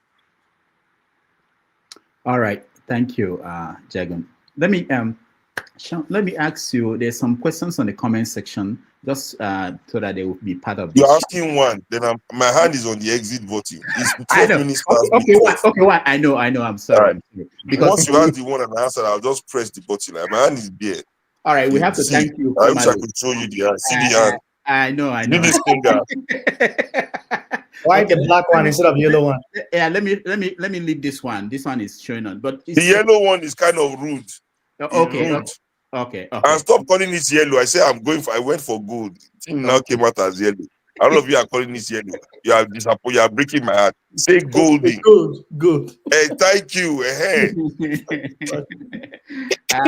All right. One last question. Is from someone who is watching, and he said, "What is your beef with Simon Ekpa?" I didn't know there was a beef going on. My beef? Yeah, I don't have beef with him. That's I don't have beef with you. I cannot have beef with prisoner. How can I have beef with? You wanted to shank me. You wanted this is a man with nothing to lose. Please, I don't have beef with Samuel, but I have beef with Finnish government.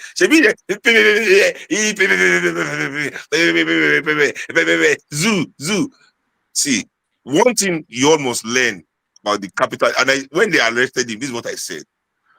That to all of you that believe that because there's an issue with our country, you don't can escape from the country. You are not talking down to us. And when I did for Zoo, everywhere in this world, especially where there's capitalism, it's a zoo. Some are just more fancy than the others. That's exactly what I said to him after he said my father died like chicken and anything. Imagine. They have zooed him. They have shown him that Finland is a zoo like Nigeria. He go inside. He's enjoying. But it's just a fancy zoo, That's just what it is, So stop talking down on your brothers and sisters because you're in Europe or America. Some people do for America say in the civilized world. I say America, where they go shoot small children inside school, is a civilized world. They say, you don't finger your brain. You don't finger all your brain, fingered. Anyway, so I'm just saying, Samuel Ekpa, to be on a more serious note, though, because this is political. It's not good to just be joking about political issues. He did a live thing, where he repeated something that his Oga repeated before. And I don't tell them through the underground channels. I didn't like that shit. So, why would people be fighting for Nigeria? You fight for Nigeria, you die like chicken. Fela fight for Nigeria, he died like chicken. His mother died like chicken. I mean, what the hell is that? Anyway, now everybody is locked up like chicken too. So hey, what are we saying? So that's the beef. Okay. That's the beef. Okay. Thank you so much for coming on the show. We really appreciate it. And hopefully, like I told you, we had 100 questions by my researchers and videos, but hopefully you'll come back. We will continue on that. In fact, tomorrow I'm going to INEC. Wednesday I have rehearsal. From Thursday I'm free. Okay. Wednesday is my last job for the year, and I'm on holiday. Okay. All right. We will bring you back, and I really want us to get into in details of what is going on with the country and the continent. Thank you so much for being here. I appreciate it. All right. So it's been a wonderful time. Let's take a break, and then we do a quick recap. Thank you, Seun, for being here.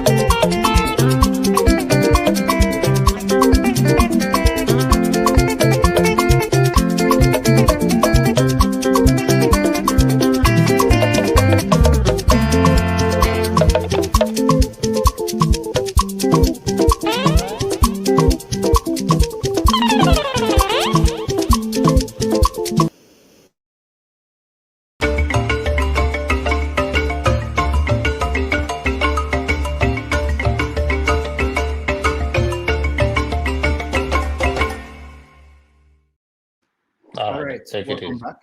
Thank you all for staying, and thank you for watching, those who are watching and those on the comment section. I'm sorry for how the day went, but I hope it was worth the time and the wait. I hope that we will bring him back, and we're going to give him a full 3 hours of conversation. We didn't touch on so many things, I know, but that's how it works sometimes.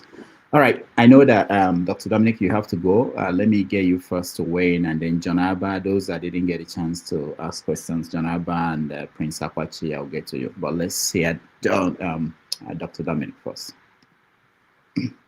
Oh, well, thank you for allowing us to ask questions. And it was very graceful of him to allow more questions and allow people to even ask second questions. I wish I had opportunity to ask a second one, but it's okay. I felt that his interview was great. I was actually unexpected. I thought he was going to act a certain way, and I think I got humbled because I had this stereotype of this is the kind of person that he is, and this is how he's going to express himself. And he was very calm, collected. The way he answered the questions, I think, were pretty straightforward. For me, the important thing was I wanted to understand, how he defines his political philosophy.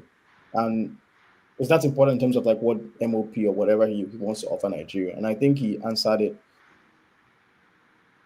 quite well. What I got from him was his movement is about socialism, but not about eradicating capitalism. At least that's how I understand it. Achieving an egalitarian society where you still have capitalists, but you're trying to distribute wealth. Your focus is not on capitalists running the economy, but making sure that the means of production and things like that are distributed to the populace. So I understand this as democratic socialism. And I think some people made some comments about China and a bunch of other places. China has a lot of capitalist policies, so I can't really call it proper socialism or proper communism. So I don't think it's a proper socialism or proper communism. But yeah, I would like to have him on the show so we can, get to even explore more topics. I was surprised no one asked about Nnamdi Kanu, but I didn't want to ask that because I felt like it's something that would require a whole show to kind of like go deeper and sort of understand where he's coming from. But all in all, great outing. And yeah, Rudolph, I just want to apologize. Things went a little heated in the earlier today. That was not my intention. So, but and if I offended anyone, I do apologize. But everyone has their way of running things, so I'm not perfect. And we don't prevent you didn't offend me, my brother. You didn't offend me. I came and spoke. You replied. That was actually enough. All I needed. It was everybody else who decided that stinking mouth to speak. You didn't offend me. Thank you. All right. Thank you, Dr. Dominic. Thank you. Janaba. I'm sorry to interrupt. I'm so sorry. I also wanted to ask. When I was on the show, when I asked him a question, I noticed I was taken out. I wanted to know why I was taken out. I'm not trying to put whoever did it on the spot, but I was wondering when were you taken out? When you were what? Yeah, like when I was talking to Seun, I didn't even finish and I was just taken out. Oh, Rudolph, I remember then, but I actually thought he had finished speaking when you took him out. No, I was going to conclude, and I just was talking. I couldn't get in again. Oh, I didn't know that. Sorry, I don't. Okay. I don't understand. I don't know what happened, but anyway, we'll get to that. We'll get to details. There was There's nothing more special. You're getting old. That's all. Don't need to explain too much. Yeah, and he has favorites too. He has to apologize to me. Yeah. For who is talking? Femi, for you? Femi, for what? Yes. What happened? What happened to you? You have favorites, so you have to apologize to someone. That's a good point. Before you start, I said that I was actually joking when I said that I will only let people who are good, but we let everybody who was in the studio in at that beginning. Everybody, there was nobody we left out.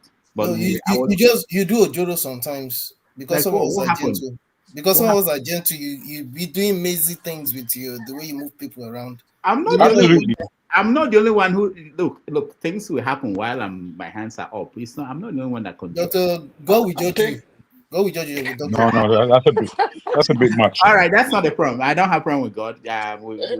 No. Janaba, go ahead. Nice to be here with you to listen. Sometimes we're too familiar with each other and we don't even acknowledge each other. But I also look up to you as a good man. I could have even acknowledged to say that one person is left here instead of even reading from the chat. But I also understand you say you have his hand on this to exit out. You have the golden finger or the pink fingers, the one that he doesn't tolerate. So it's okay. Overall, it's a great show. It's a man with deep insight. You understand the geopolitics of the world, and I think we're looking forward for you to have him back. My question to him before, that I wanted to ask him was. He talked about how people like Obasanjo and the rest of them use media to reduce the human rights activists before, but now there is other means of this internet. So I wanted to ask him that he think, what is his own view? He think that if they want to shut anything down in Nigeria or Africa, they cannot do it again by using their influence that they always have. That's gonna be my question because I don't think any black man control any major uh, media and platform apart from the even the media platform has to be channeled out from one way or the other. I wanted to ask him to you too, X and the rest of them, that these people can still use it to reduce the voice of the common people on the on street today, or what Nigerian people call the masses. That if they choose to, they could. But maybe it will be a question I ask him for another day. Because we think now that the war of internet, nobody can shut you down again, or because the media platform of all those NTA, AIT channel and the rest of them, now that there is internet that people can come through any other means. I think the elite still have the upper hand, or the government if they want to shut it down. But I wanted to hear his own view. That's could have been my question for him. All right, thank you. KJ, you're next. KJ, are you doing the after show? You still have the energy for that? It's up to you. Okay, I think we will just go from here. The after show, there's no need for it because. No, but I want to end this stream because it's been too long and it's difficult to process at the other end. So if you are not doing it, we can just go around and that's it, and I end the show. But if you are doing it, also it's up to you. No, I think we have done enough for this weekend. Because yesterday they almost killed me on this place. So. All right. Let's just go around. Let's just go around. Everybody make a comment and then end it. Yeah. I listened to him right from the beginning to the end. He didn't disappoint me. As an entertainer, you always know how to be able to frame yourself. The only thing I noticed is that he was tired, and so that also affected some of the responses he may probably wanted to give. When I was small and eventually get to know him through hanging out with his father, I knew that the music, that Afro thing was transferred to him. I mean, any of us who watched Fela and Kuti will know that, his elder brother, with due respect to him, is not really in that light. He's a good musician, a good trumpeter, but Kuti is the one that that is carrying that anointing. He will call it the mantle was moved to him. Whether he's been able to do that without a lot of controversy, that is a question for another day. But so far, as an Afrobeat musician, he has established a niche for himself. Yes, he cannot totally run away from the shadow of his father. Yes, and that's why, you see, I'm sorry to say, for those who are lovers of certain musicians, I don't want to call their name, masquerading as Afrobeat musicians mixed with this thing. They all copy songs, from Fela, and they give it all kinds of spin. We who used to listen to music know when we hear those beats and how the chorus is coming, we will know that this is, this is Fela's handwork. That somebody is taking and turning and singing and then making himself a big star, and then not acknowledging where you're taking that from. And that's what I like when he said that. But he was being humble about it. He didn't want to go after them. But we know, if you listen to music for a long time, when you hear those beats, you know that this is Fela they are taking from, and they are not acknowledging it, which is very bad. For me as an artist, you don't copy and don't acknowledge. You can copy and say, well, this is my style, but the beginning is from this person. It happens a lot in reggae. There's one time, those of us who listen to reggae a lot, you find out that certain one lyrics, there's one they said, let us see, if you listen to reggae also a lot like I do, and I know Jagun probably, if he does, he will know this guy, because this guy is a London guy. It's called David Radigan.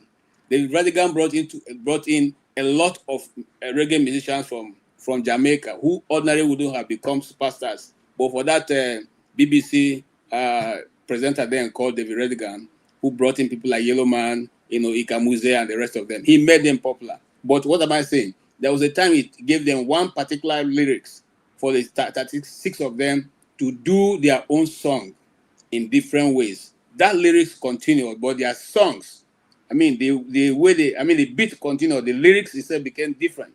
And so this is what some of these people are doing. They go to the olden music of people and they take from those people's lines and they come and infuse into their new music. But they will fail to acknowledge where they're taking it from, which is very terrible. As an artist, you don't do that. And that's why sometimes after a while they run out of whatever to sing because ain't got nothing to present. But people like Seun has continued in his father's life. The only thing I would have loved to ask is, the question I asked earlier, why that mark on the graveside of his father? But since we'll have him next week, we'll all be able to have that opportunity to ask many questions. Thank you so much. All right, thank you, KJ. Just a quick comment. If the sample these days, I don't think it's possible for you to sample people's work without acknowledging it. I think if you look at the album, you will see, or the CD, you will see if they sampled any work, they will acknowledge it there. Maybe they won't be saying it in public, but I think someone like Burna Boy openly says that some of his songs offshoot from Fela. Even Wizkid had a song where he was essentially singing the same lyrics from Fela. So I think there is that acknowledgement. It's impossible these days. Like Last by Burna Boy was essentially taken from Tony Braxton's song, and you have to, because they actually pay for that right to do that. If you see what Seun was saying towards the end about the new project, he didn't want to reveal it because it hasn't been made public, and he can. But there are discussions going on, and there are things you have to do to use people's work these days, especially in recording formats. Okay, if that's what you say, I want to believe what I'm saying. Well, if that is it, then majority of the musicians in Nigeria will be so rich because the people are copying from there are not giving them any royalties. But that's okay. No, the big ones, yeah, they do have that international connection where their records cannot be. But the unknown ones, or the ones in the 70s and 60s, maybe they don't have that kind of network. But now it's virtually impossible to do that. Even YouTube we flag it as something that was copied from somebody else. Jagan, you're next. Excuse me. Thank you. I would like this show to continue. If at all possible, I understand what he said about his late night last night. He was 6 p.m. London time before he finished.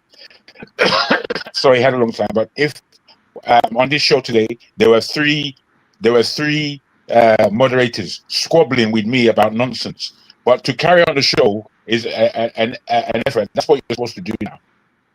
So stand, carry on the show, because there are many people who enjoy speaking, enjoy a conversation. That's what Dr. Damage is all about. The flavor of your show, Dr. Damage, is always very good.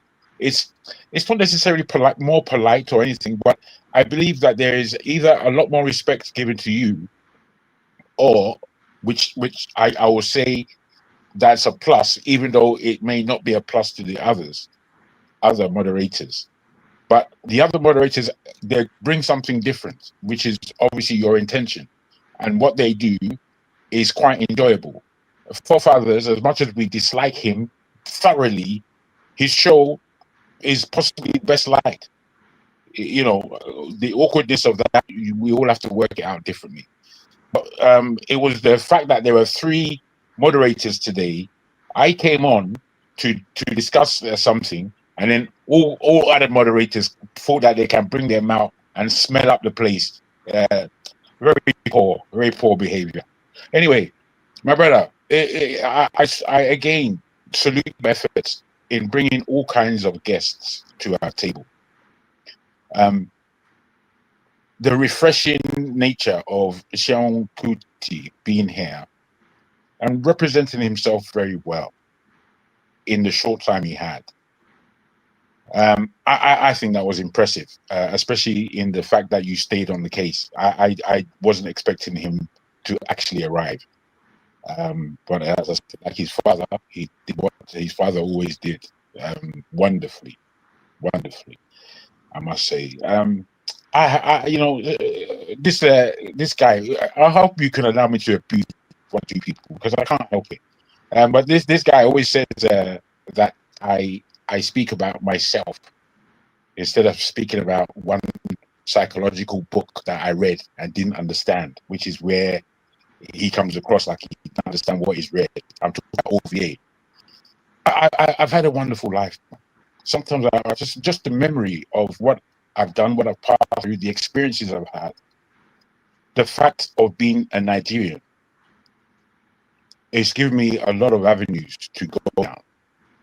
And I've never actually been afraid of the avenues I like to go down blindly many a times. And again, I think all Nigerians have this thing, this special innate gift of pursuing what they don't fully know or understand, but they're going to go through the experience and come into that understanding. And I think we do this. And you know, somebody said, I think you that was speaking about follow the man where no road. Sometimes when you think about that in a psychological term, follow the man where no road means that there was one man who followed that road before teaching anybody else the road, and he didn't know the road. I believe that this is both the paralysis and the major effect that any Nigerian can bring to the table. Sometimes we have to create that road. Sometimes we have to investigate. Sometimes we go through danger.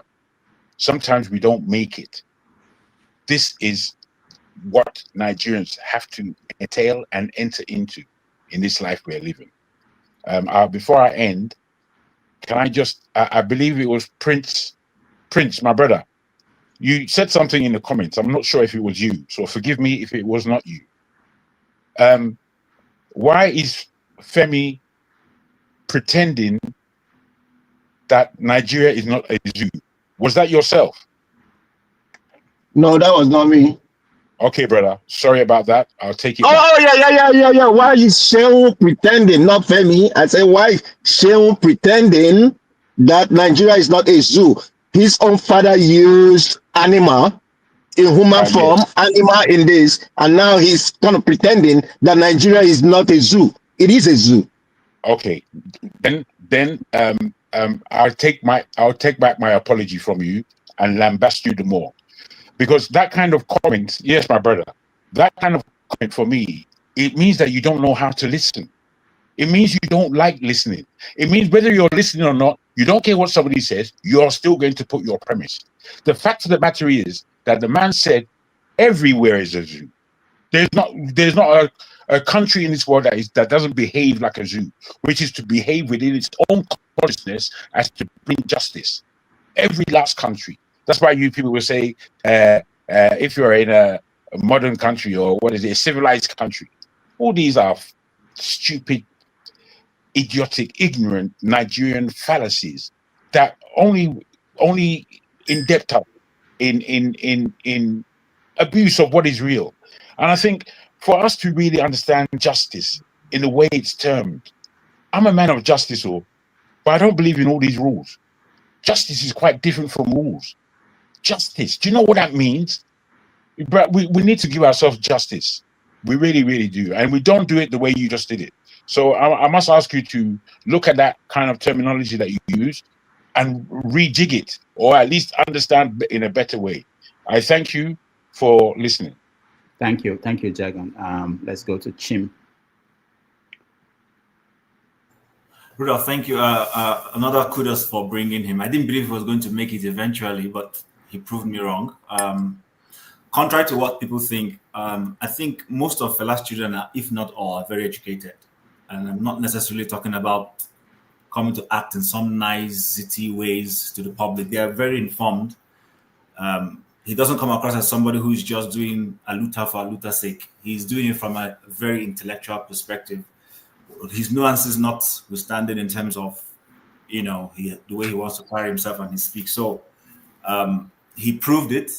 He understands both the geopolitics and, the things we're talking about. The only thing which I try to avoid, because, when you have a speaker or a guest, you try as much as possible not to get interrupting them and all that. I didn't necessarily finish my question, but he took it up from there, so I just let him be to ask it. Because coming back to the concept and question about socialism, I know he understands what he's saying, but if you ask me, my interpretation of what he's simply saying is he believes in capitalism, but he believes in a capitalist system that uses welfareism to take care of the people. So society makes money, and then you use the money to take care of your people.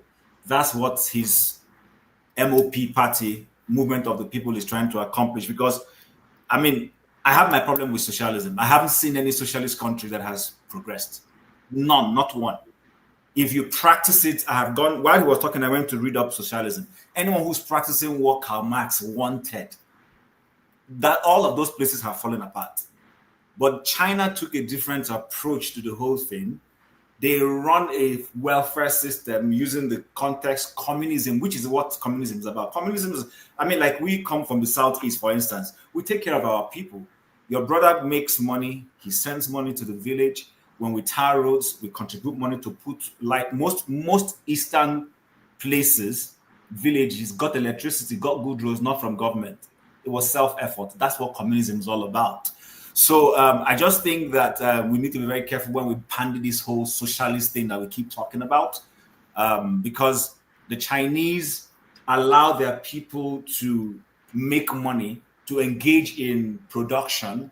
That's why people go to China in the first instance, to go and set up their production outlets. It's cheaper. So they make money, but they pay their dues to the government, and then the government takes whatever it is to take care of the people equally. But if we're to go by what Karl Marx was talking about, from each according to his ability to each according to his needs, we will not have capitalist system, and there will be no socialist society that is working. So that's what, and basically I'll end by saying this. If it was such a good thing, I don't know why Friedrich Engels was supporting Karl Marx. Karl Marx was a pauper. He didn't have money. But his friend, whose parents had money, who came from a wealthy home, was using the resources that his friend was speaking against to take care of him. What an irony. So let's probably go and educate ourselves on some of these things. I don't just, come to talk this. I go and read these things to say, listen, there's a difference between... The problem we have in modern capitalism, yes, and I agree with him, is the selfish capitalist owners. You understand? But in some other societies where they've tried to strike a balance, they make sure these people don't come and dominate the system. and then as they make money, they take care of the less privileged. If that is what his party wants to do, I wish them well. But is left to be seen. Is one thing to want to go into politics. Is the other thing to be able to go in there and hold exactly what it is you believe as your views. Because everybody who has gone there has always changed. We've had a lot of socialist pontificating persons who have gone into politics, and we need to discover that it's not exactly as it is to pontificate. It's one thing to pontificate, it's the other thing to be able to put it into practice. But all in all, he was an excellent guest. He's somebody to have a beautiful conversation with. He knows his onions very well. And one more kudos to you for having been able to bring him. And I hope he can come back some other time. All right. Thank you, Chim. Appreciate that. Jide? Yeah, thank you so much, Dr. Damages. I have to continue what I was saying earlier. I'm concerned that on this show, there's a lot of cyberbullying, either on the comment section, those that insult other people that are expressing their views on this platform, or I don't know who is behind the scenes. Sometimes they just take people off. I was talking, I haven't finished what I was saying, and someone took me off. And I sent a message to request for me to be back respectfully, and the person did not respond. Where did you send the message? On the comment? Yeah, in the private chat. Studio chat. I sent that. Can I come in twice? Okay, can I answer that? Jide, can I answer? Hold on, sir. So that we don't drag this and make it look like this. Somebody was out there for you. Mr. Rudolph was the one who was handling the show. We all came in as just like you. He didn't tell us, or he was even dropping out. It's just by our own share this, and our moderators, and have the voting that we started trying to juggle people around. And people got out of the distance, not that we removed anybody. We just saw them go. We don't know whether it was Rudolph or but it wasn't Dominic, it was not Chim, it was not myself. So just like we saw you go, that's the same way we saw other people go. Okay. So when you come and say that cyberbullying or somebody, it's not from the guest, it's not from us. Okay. So I didn't mention anybody. I don't know who did it, but for instance, now if you look at I wish you can see my private chat. It's showing that there are 7 comments. I've not had the time to open it. So it's not just about moderating what is going on here. I'm also dealing with what's going on in the comment, my own phone. People are sending messages to me, producers. So it's not all the time that we will have time, or myself, especially, when we have a guest here, to monitor what's happening on the private chat and monitor what my producers are sending to me. So there are so many complex things. We don't have the manpower to handle this the way it should be. It's not something one person can do. So I apologize for that, but there are a lot of things. Jide, sometimes it could be a technical issue. There's been days last week when I hosted, or 2 weeks ago when KJ hosted, he came into the show and his camera was not coming on, but he was seeing me. I couldn't see him. So there are times when there could be some technical issues. Not every time. I've been on the show like you and I got missing and I was wondering who took me off. So it does happen. I'm not trying to hold forth for anyone if it was someone that took you off, but there are times when technical issues do happen. No, it's fine. I was thinking it was deliberate because I was wondering who could be the person behind the scenes. Because I'm assuming that there's someone behind the scenes taking people out. But I'm like, I haven't even completed what I was saying. And, because I wanted to say thank you to him. I wanted to mention 1 or 2 things. But it's okay. If it was not intentional, that's fine. I don't think so. Okay. No, I don't think so. Okay, no problem. It's okay. All right. Prince Akwachi, welcome. Okay, Dr. Damages, my own beef with you is that when I wanted to talk about, I was enjoying the religious aspect, but today I got to know that KJ would have been a reverend father, but he ran away, because of who say sweets, make it kukuma, he ran away. I have a friend like him, who also told me he came from the seminary. As a matter of fact, his parents are still beefing him today because how the Igbo women, they love their father and all that kind of a thing. So he saw a lady somewhere in UK and decided to abandon the fathership and continued his life as a married man. My own thing, if I want to talk about Seun, my problem with Seun is when you talk about socialism, okay, you're talking about using the people's wealth for the people, which is okay. And when you bring countries like Saudi Arabia, you bring countries like what do you call it? North Korea, they actually practicing socialism. But has it worked there? The only reason why that of Saudi Arabia works is because everybody is involved. Whether you're a prince or whatever it is, you go to work. You work in an office. You have a job to do in order to help the country. In terms of North Korea, I don't want no Kim Jong-un in Nigeria. So that is a no-no. And it so surprises me that somebody like Seun is talking about socialism. So, okay, Seun went to school, which is fine. He went to a private school. Secondly, he was homeschooled. So how does socialism play a role when you are homeschooled? Obviously, your parents have to pay for you to be homeschooled, because if you're talking about let everybody be homeschooled, then how many teachers would the government pay? From what resources? That we don't even know how many barrels of oil that we sell. That the debts. Hold on, Prince, and not to stop you entirely, but when you're a kid, do you have a saying where you go to school? Why are we talking about where he went to school? He didn't decide to go to school. What? Oh, okay. So when I'm bringing that in is that when he talk about socialism, that kind of a thing will not happen. Yeah, you can say that, but you don't put where he went to school on him. He didn't pay school fees. He didn't. So that at the end of the day, it's not practical. I'm a realist person. It's not gonna work. There is no Jupiter that will make that thing work, especially in Nigeria. And we don't want a king as a president. It's not gonna work.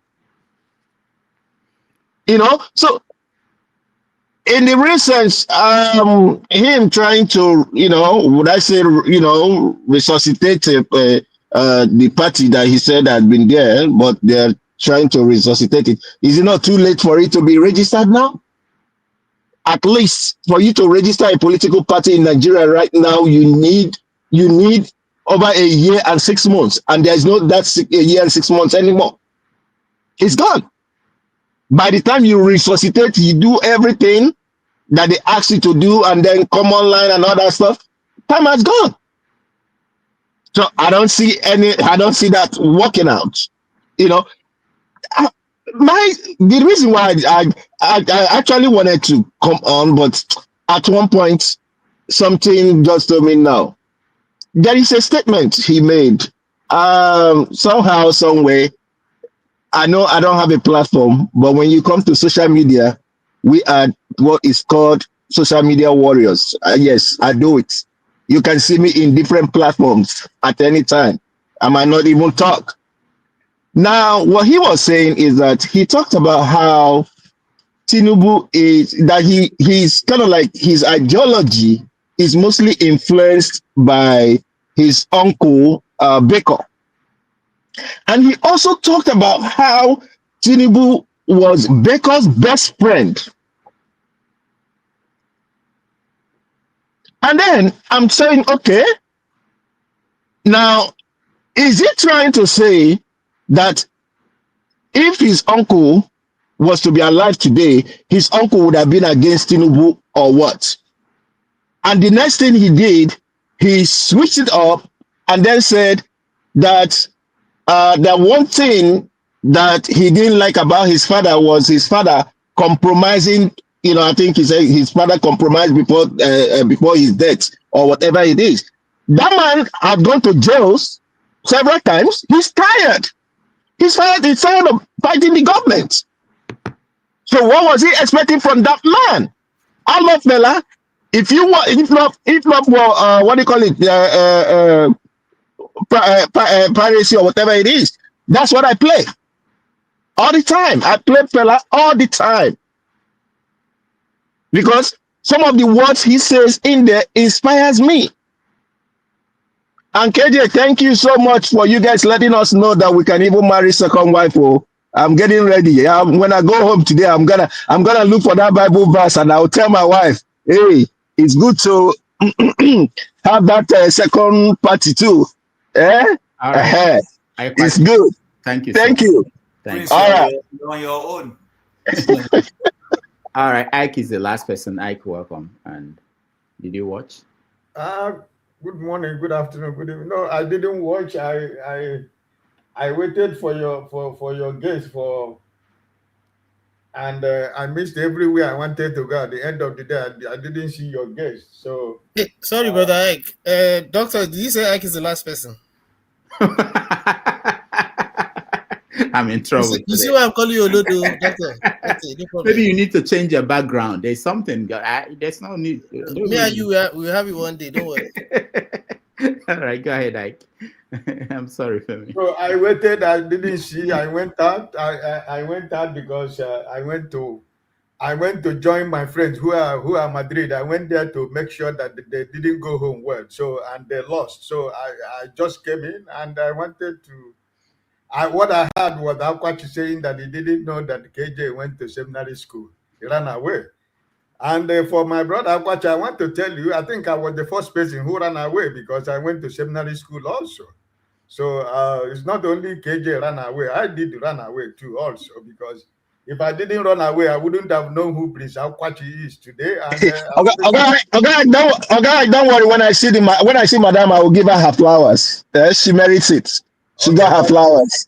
That's good.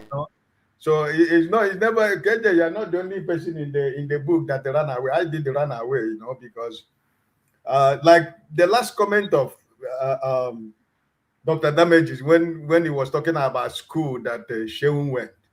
We are in those days children who doesn't have power to make decisions of the school you want to go. And I want to tell Akwachi, I passed Federal Government College of Palan for scholarship. They said I would not go. I passed Bishop Shanahan College. My family said that I'm not going to go because the person who is going to train me is a teacher. He said it's only when I pass seminary school he will be able to train me. So I took another exam for seminary school and I passed. And then everybody was clapping hand in the family that, now I'm going to be the Reverend Father in the family. So I went to Mowa Seminary School. Right? So by the time, after the third time, we are supposed to go to, about to continue to the high school.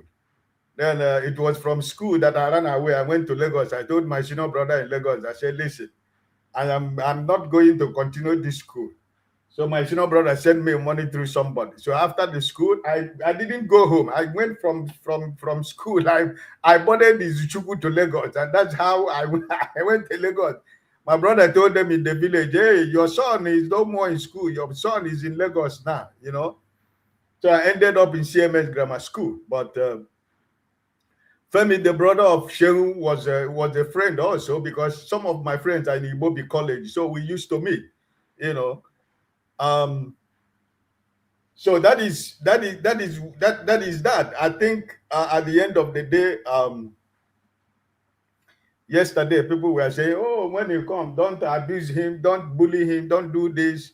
So because of that, when he didn't come today, when we are waiting, I said, maybe the spirit of obedience has stopped him from coming, But at the end of the day, you made me to know that he really came today. How many minutes did he spend with you? Because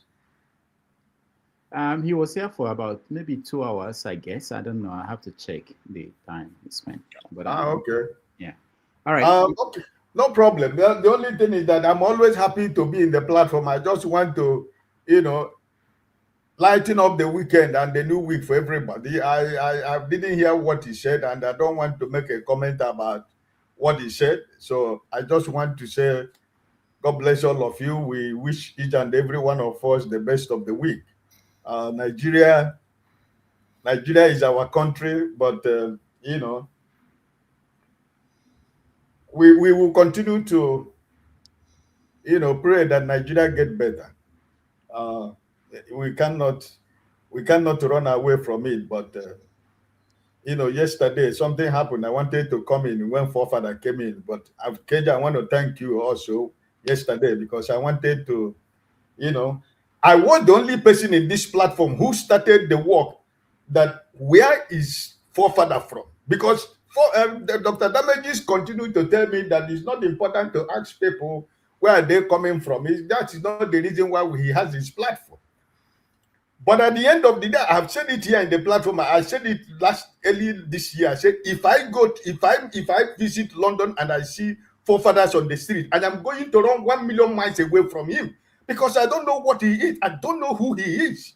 I don't know who he will represent. I don't know where he belongs. So I can't. If I see him in London, I said it there in this platform. I said if I see him in London, I will go far away from him, because I don't know what he stands for. So, but whenever he hears about Igbo people, whenever he hears Igbo name, he is so crazy about the Igbos. And KJ was saying yesterday that I lived in Mali for 13 good years. I was the vice president of Nigerian community in Mali and the chairman of Igbo community in Mali for almost 10 years. They have Odudu, Yorubas have Odudu. The Hausas, they do the Ariwa meeting. Why is it that when Igbo people say they are Biafra, every Nigerian get apprehensive? What's your problem? What is the problem of Nigeria? Ariwa people don't hide their meeting. They do Ariwa meeting.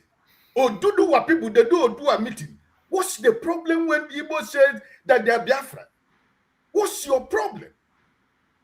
Forefather will carry it upon his head as if that Igbos are his problem. The Igbo man is not the problem of forefathers. You know, and I keep saying it here every time that each and every one of us, we know where we come from. We don't hide where we come from, but every time we bring the issue of forefather, Dr. Debejis will tell me, it's not about, we don't need to know where somebody comes. It's not important. That's not why we are here. Listen, we live in a dangerous world. We don't know who we are dealing with, because I don't know who this guy is. Thank you, Ike. Maybe. Honest. What do you want me to say? I have been saying the same thing all the time. The only person I know is from where he's from. I've not met anybody. No, Brother Rudolph. It's not that I don't understand your point of view, and it's not that I don't understand Brother Ike's point of view. The fact is, I think it was me, the first person to query forefathers about where he's from, and he used it as a way to flip the situation and to suggest that tribalism is the problem of Nigeria. And again, I went against him. I said, what are you talking about? Tribalism is the problem. I'm a tribalist. And what I mean by that is I am proud to be of Yoruba state. What are you proud of? I had to ask him, what did he say? I'm proud of being Nigerian. I said, you're a joker. How can you be proud of Nigeria? It's a dump full of rubbishness. So it would be nice if we're going to behave as brothers, that we introduce ourselves as brothers. And then I Speak the Truth came up and started speaking the same nonsense with the forefathers. Okay, fair enough. I don't care what your name is. You get me? I don't really care. Okay, sorry, Jagan, I'm not, because Femi will deal with me. Let's hear from him. Maybe we can finish. Okay, no problem. Femi, go ahead. We're talking about if it has helped. I have done some web crawling. Forefathers is from River State, so I hope that settles it. I think so. I thought he was a job man. Right. So anyway, so Seun, obviously it did not disappoint. And quickly, just to pivot to something I've heard, not because I'm not corrector in chief. I had an uncle that was a doctor in Saudi Arabia for at least a decade. And even after he left, recent information doesn't suggest that much has changed in terms of the workforce when it comes to the citizens of Saudi Arabia, UAE, Qatar, Oman, Bahrain, and Kuwait. Majority of them do not work because they actually subsist on monies that's funneled into their accounts by the government. So there's some aspect of socialism mixed with capitalism that works in those places. Because I heard Prince say something about contrary, and I just thought it was right to correct that. Most of those guys don't work. Now, as for Finland, Denmark, Norway, and the other Nordic countries, Sweden, they're an example that whilst they're not wholly socialists, they're an example of what Chim was talking about and the direction in which he channeled the question when Seun had answered that it's actually possible to make the quality of life across various spheres, from education to health to just social welfare and what have you. It works. Yes, they pay high taxes, but they're actually happy. A lot of them, when you ask them, they're actually happy because they see how it affects them in various spheres. Finally, again, earlier I mentioned something about this guy called Ben Norton, and which was the reason why he awakened me to ask the question I asked, especially in the light of the fact that, yes, well, again, I'm not opposed to if America wants to come and help Nigeria, but away from the resources, when listening to Ben Norton earlier this morning, there were things I mentioned, because history has a way of, if not necessarily repeating itself, of multiplying itself. And he went as far as mentioning the Rothschilds, the Forbes, the Astons, the Cabots, the Lanos, and the Roosevelts, and the parts those guys played in drug trafficking, especially when you look at what's happening with respect to Venezuela today. There's a deeper thing that happens around the world beyond, and that's why, again, I keep looking at the fact that Dr. Damages, I applaud you for the fact that a lot of times you try to give us the impression that you want us to think about the world and then with respect to, and then localize it. We're not alone. There's a lot of things going on in the world that goes beyond just, America in this case, for example, wants to come and help us.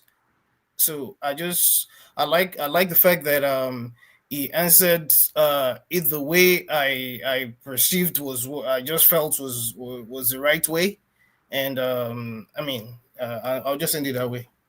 All right, thank you, Femi. Tony, you have a final word. Okay, good evening, everyone. Good evening, Doctor. Good evening, everyone on the platform and those who are listening.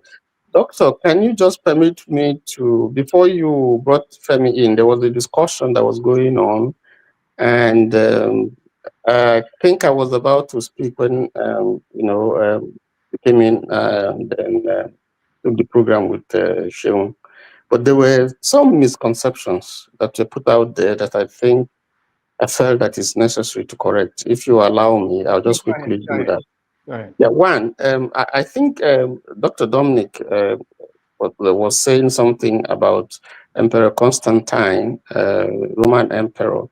And I think there was a little bit of a challenge on what he was saying, but I think he was right in saying that by 321 AD, Emperor Constantine declared Sunday a free day, a work-free day. And he was the first Christian, first Roman emperor to be a Christian, and consequently laid the ground for making Christianity a state religion in the old Roman Empire. And then that translated to what we see today. I think he was right. KJ also did say, in passing, there was a discussion about Christianity and stuff, and he was talking about resurrection. If Christ died on a Friday, I put that in quotes because there was no Friday at the time. But if he died, say, on a Friday, as we regard it today, and rose on a Sunday, it's not 3 days, so there's a question mark there. But I think that's wrong, because if you look at the concept of day from the Jewish tradition and the way it is in the Bible, the day begins at sundown with the Jews, and the way it is in the Bible, the day begins when the sun is down. That's about 6:30 p.m. till through the next morning, and then about the same time that the sun is going down. That's a day. That's how it is in the Bible. So if you count from that basis, you see that it's 3 years. That is 3 days to resurrection. So that is a typical if you go to Genesis, and the evening and the morning were the first day. So you count from the evening down to the morning and then go again to before sundown. That's one day. That's how it is calculated in the Jewish tradition. And that's why when we were talking about your mother also being Sabbath, once it is 6 or 6:30, they won't do anything, because that's when the day starts. So that Sabbath day starts. If you check the Jewish tradition, that's about in the evening that they start, not in the morning, the way we count it. For us, the conventional day starts in the morning and goes to the evening. No, that's not how it's counted scripturally and biblically. I just wanted to correct that. Then the third thing I want to say is that I think it was Stay Humble that was talking about Sunday, that the prescription on Sunday as the worship day for Christians started with Paul. No, that's not true. Paul was born between 4 AD and 6 AD. Jesus had died at that time. Resurrection took place before that time, and it was a resurrection. That is what they call the last day. That was when that practice started. If you go to the Didache, there's no time to talk about that, but these are the ancient, before you have the scripture, properly documented the way we have it now. There are guidelines that was laid down, as to how Christians should conduct and practice their religion. Is the Didache. If you look at it, you find out it gives you information that the worship between AD 1 and 2, Christians have started worshiping on the first day, which is a Sunday. So it was not Paul that started it. It came before Paul. Paul was not even alive. Paul was not born. He didn't see Jesus, physically. Spiritually, he had a Christophany. But Christ had died before Paul was born. And they have started that practice of worship on a Sunday. Previously, it was if you follow critically the Jewish tradition, it was on a Saturday. But if you go to the theology of the Old and New Testament, you understand this properly. I just wanted to say that, lay that, because I see some misunderstanding and inconsistencies in the views. And the last thing I want to say, someone said that because we don't keep the Sabbath, 80% of Christians will go to hell. That has no scriptural basis. It is not by works. Tony, correction. He didn't say so. He was inferring that if we were to go by that whole remember the Sabbath day to keep it holy, that it means a lot of us are already breaking it and then we will go to hell. It was just a comment. He didn't say that's what's going to happen. No, he said 80% of Christians will go to hell. I heard Tony, I'm not taking words from your mouth, but why are we bringing this Christianity thing again? Can we put it on Friday? No. I took permission from Dr. Damages, and he said I should go ahead. And I thought that was something that was put out there and needed to be corrected. We can discuss it some other day. Just tell me the one that says I can have a virgin when I'm sick. That's what I want to hear from the Bible. Tell me. Oh, okay. No, hold on. That what Tony said is wrong. Let me tell you why. The Sabbath of each day starts at 6 p.m. The recollection of history said that Jesus was crucified on a Friday. He gave up the ghost around 3 p.m. By 6 p.m., that day was concluded, right? So the counting of the Sabbath begins 6 p.m. Friday evening. So if you count 6 p.m. to 6 p.m. of Saturday, it's one day. If you count 6 p.m. of Saturday to 6 p.m. of Sunday, it's 2 days. So look, I'm not here to argue that, because in the first place, Easter is not even a Christian celebration. Ishtar is a god of the worship of the guy who decided to move the Sunday to that day, which is the Constantine. But let's not go there. Okay? If you guys want, as Rudolph ends this program, let's go there. Okay?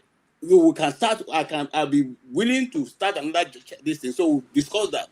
These things they're written there. If you are a Christian, just you can do your own research. Don't wait for the pastor to tell you what to do or what to say. No, it's not the pastor that is telling me. No, we can find the time to discuss it. No. I'm not saying this to you, Tony. I'm just saying this to anybody who is out there. I'm not saying take my word for it. I'm saying go do your own research and understand for yourself. Because Christianity or religion is a thing, it's a personal thing. Nobody should force you into any mold. That's why I said to people, Don't force anybody. Let the people decide. Because whatever decision you make, it is for you that will eventually enjoy it or suffer the consequence, according to some of my friends. Thank you so much. All right. Can I ask you, Rudolph, before you run, that we now have a third moderator? I don't know if he moderated with us yesterday, Tony, and he did a fine job. A fine job, I must say. There were far few incidences. He moderated well. You know, he's only, again, it was a different style. Just as Chim's style is quite different, KJ's style is different again. But for us to continue instead of ending quite early, for us that would like a continuation, can he do the job for us? My God! Oh, Thank you, Tony. I don't know. I didn't watch. I'm not doubting whether he did a wonderful job.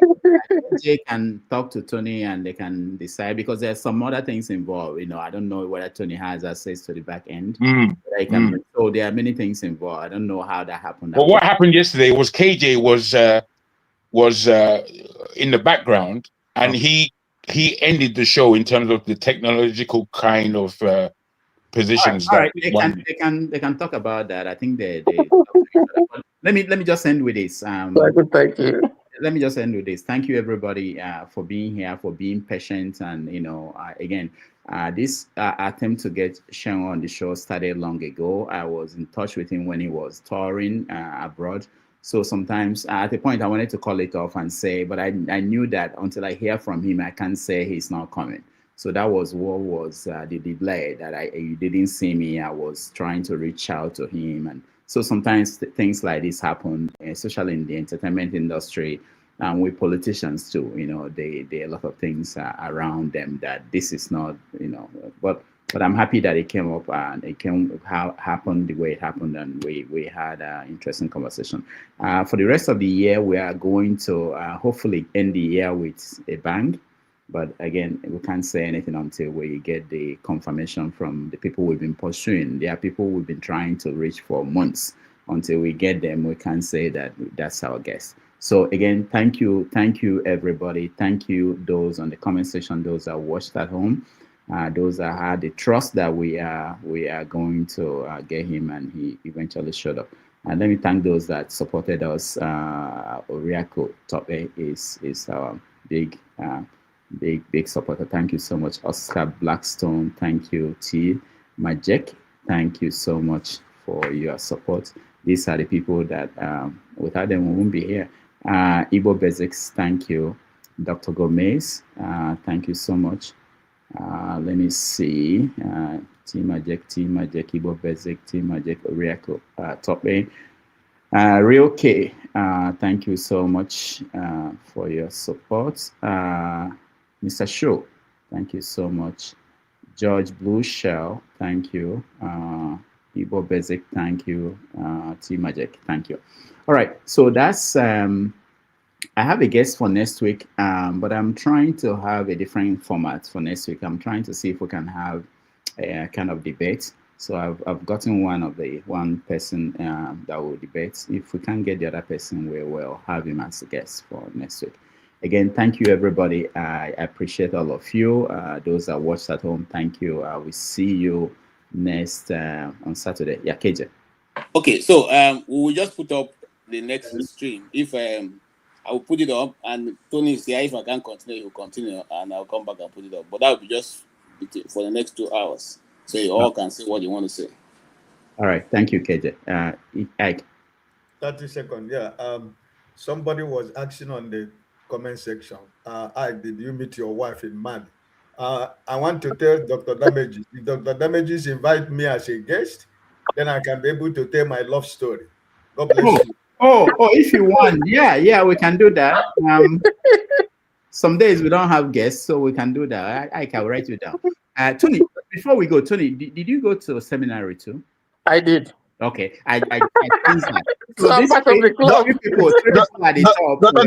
Dr. Damages, if you don't mind me asking, how come you yourself you didn't go to the seminary? Because it looks like what that place can, it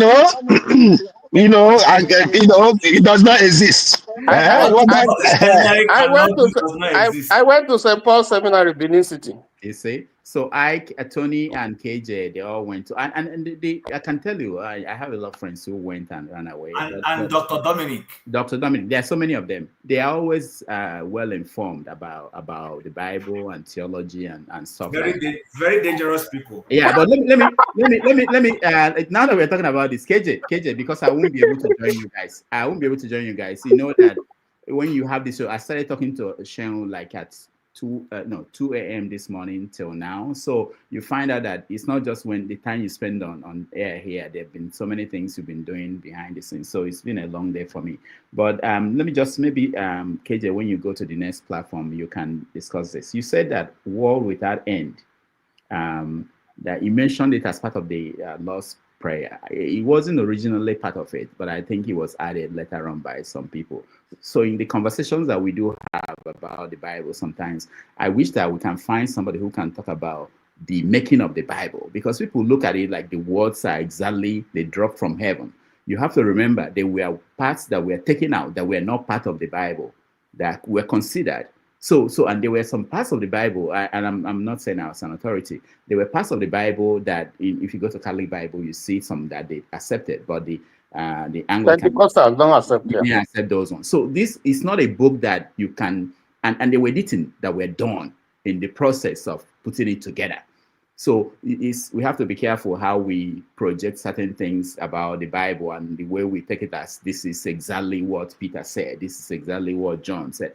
Anyway, but that's a conversation for another day. And then KJ, maybe you can explain to people, this is very important because you kept talking about, because I listened to you guys when I was trying to contact Seun. And it's interesting when you are listening and they're talking about things as you're not there, you get a different perspective. You were talking about, you can argue with some people who are not Christians, in terms of, because they don't understand the Bible. And I'm thinking, we were saying that, I'm thinking about missionaries. How did they come to convince people around the world? Because they're talking to people who were not Christians. I think everybody should be able to argue, have a conversation with people, especially those who do not believe, those who do not understand. You have superior knowledge. You should be able to find a way to pass that across to them. Otherwise, Rudolph, on that point, there's a difference between trying to convert someone and trying to discuss or argue with someone. They're not the same thing at all.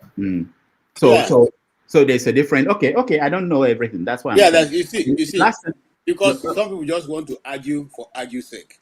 Okay. So no matter what you explain to them, they will still find a way to make it rowdy, to make it, make it look as if you yourself don't. So you don't want to get into that, rabbit hole. It doesn't have an end. Okay. Okay. The last thing I wanted to say, talking about kids, you guys were talking about why they were having many kids or getting married, more than one wife. People forgot that period. There were a lot of kids die, children die a lot. So people tend to have more children, factoring in the fact that some of them will not be alive by the time they get to even adult age. So the idea is that, and we know now, based on what we know about science, that there are many cases of sickle cell in sub-Saharan Africa, black kind of society, where you find kids born and they die again, born and they say they are abiku or banje, it's simply sickle cell. So it's also a factor that most parents, and I can use my family as an example, most parents at that time, our grandfathers, great-grandfathers, when they are having children, they have to think, these two may not live till the 15, and they don't know why, and they have to have more so that they would subtract the ones. I'm not saying that the one about labor is not a factor. It's also a factor, but there are other factors responsible. Yeah, factors also like the more children you have, the more blessed you are supposed to be. Okay. As in they say, oh, this person has having a large family was a big deal. It meant that you were really productive. Yeah, so, and also because they don't have to pay school fees, so they don't. There was no school to be paid. No school fees to pay, so they don't have to worry about that. Anyway, thank you guys for everything. I just wanted to say that so that you know that I listen to that, and a lot of people listen, even though they are not part of the conversation. And this conversation will continue. I might go somewhere and I will say, "Okay, just said this. Do you know what Jagun said?" So this is very important what we do here, and I thank everybody. Thank you all. And KJ, you can go to the next platform and continue your conversation. Thank you, Jagun, for being here. Thank you, Chim. Thank you, Prince Akwachi. Thank you, Tony. Thank you, KJ. Thank you, everybody who joined us. I appreciate all of you. I will see you next Saturday. Thank you.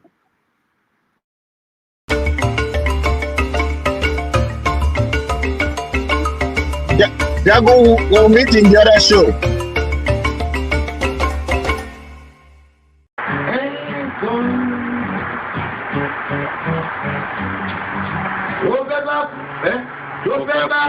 Tó fẹ́ kú torí ẹ̀ o.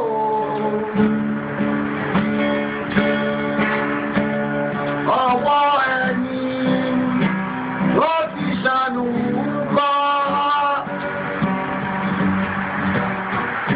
Ayé la bá, ayé la fi sílẹ̀ sí. Ọ̀nà èyí yóò.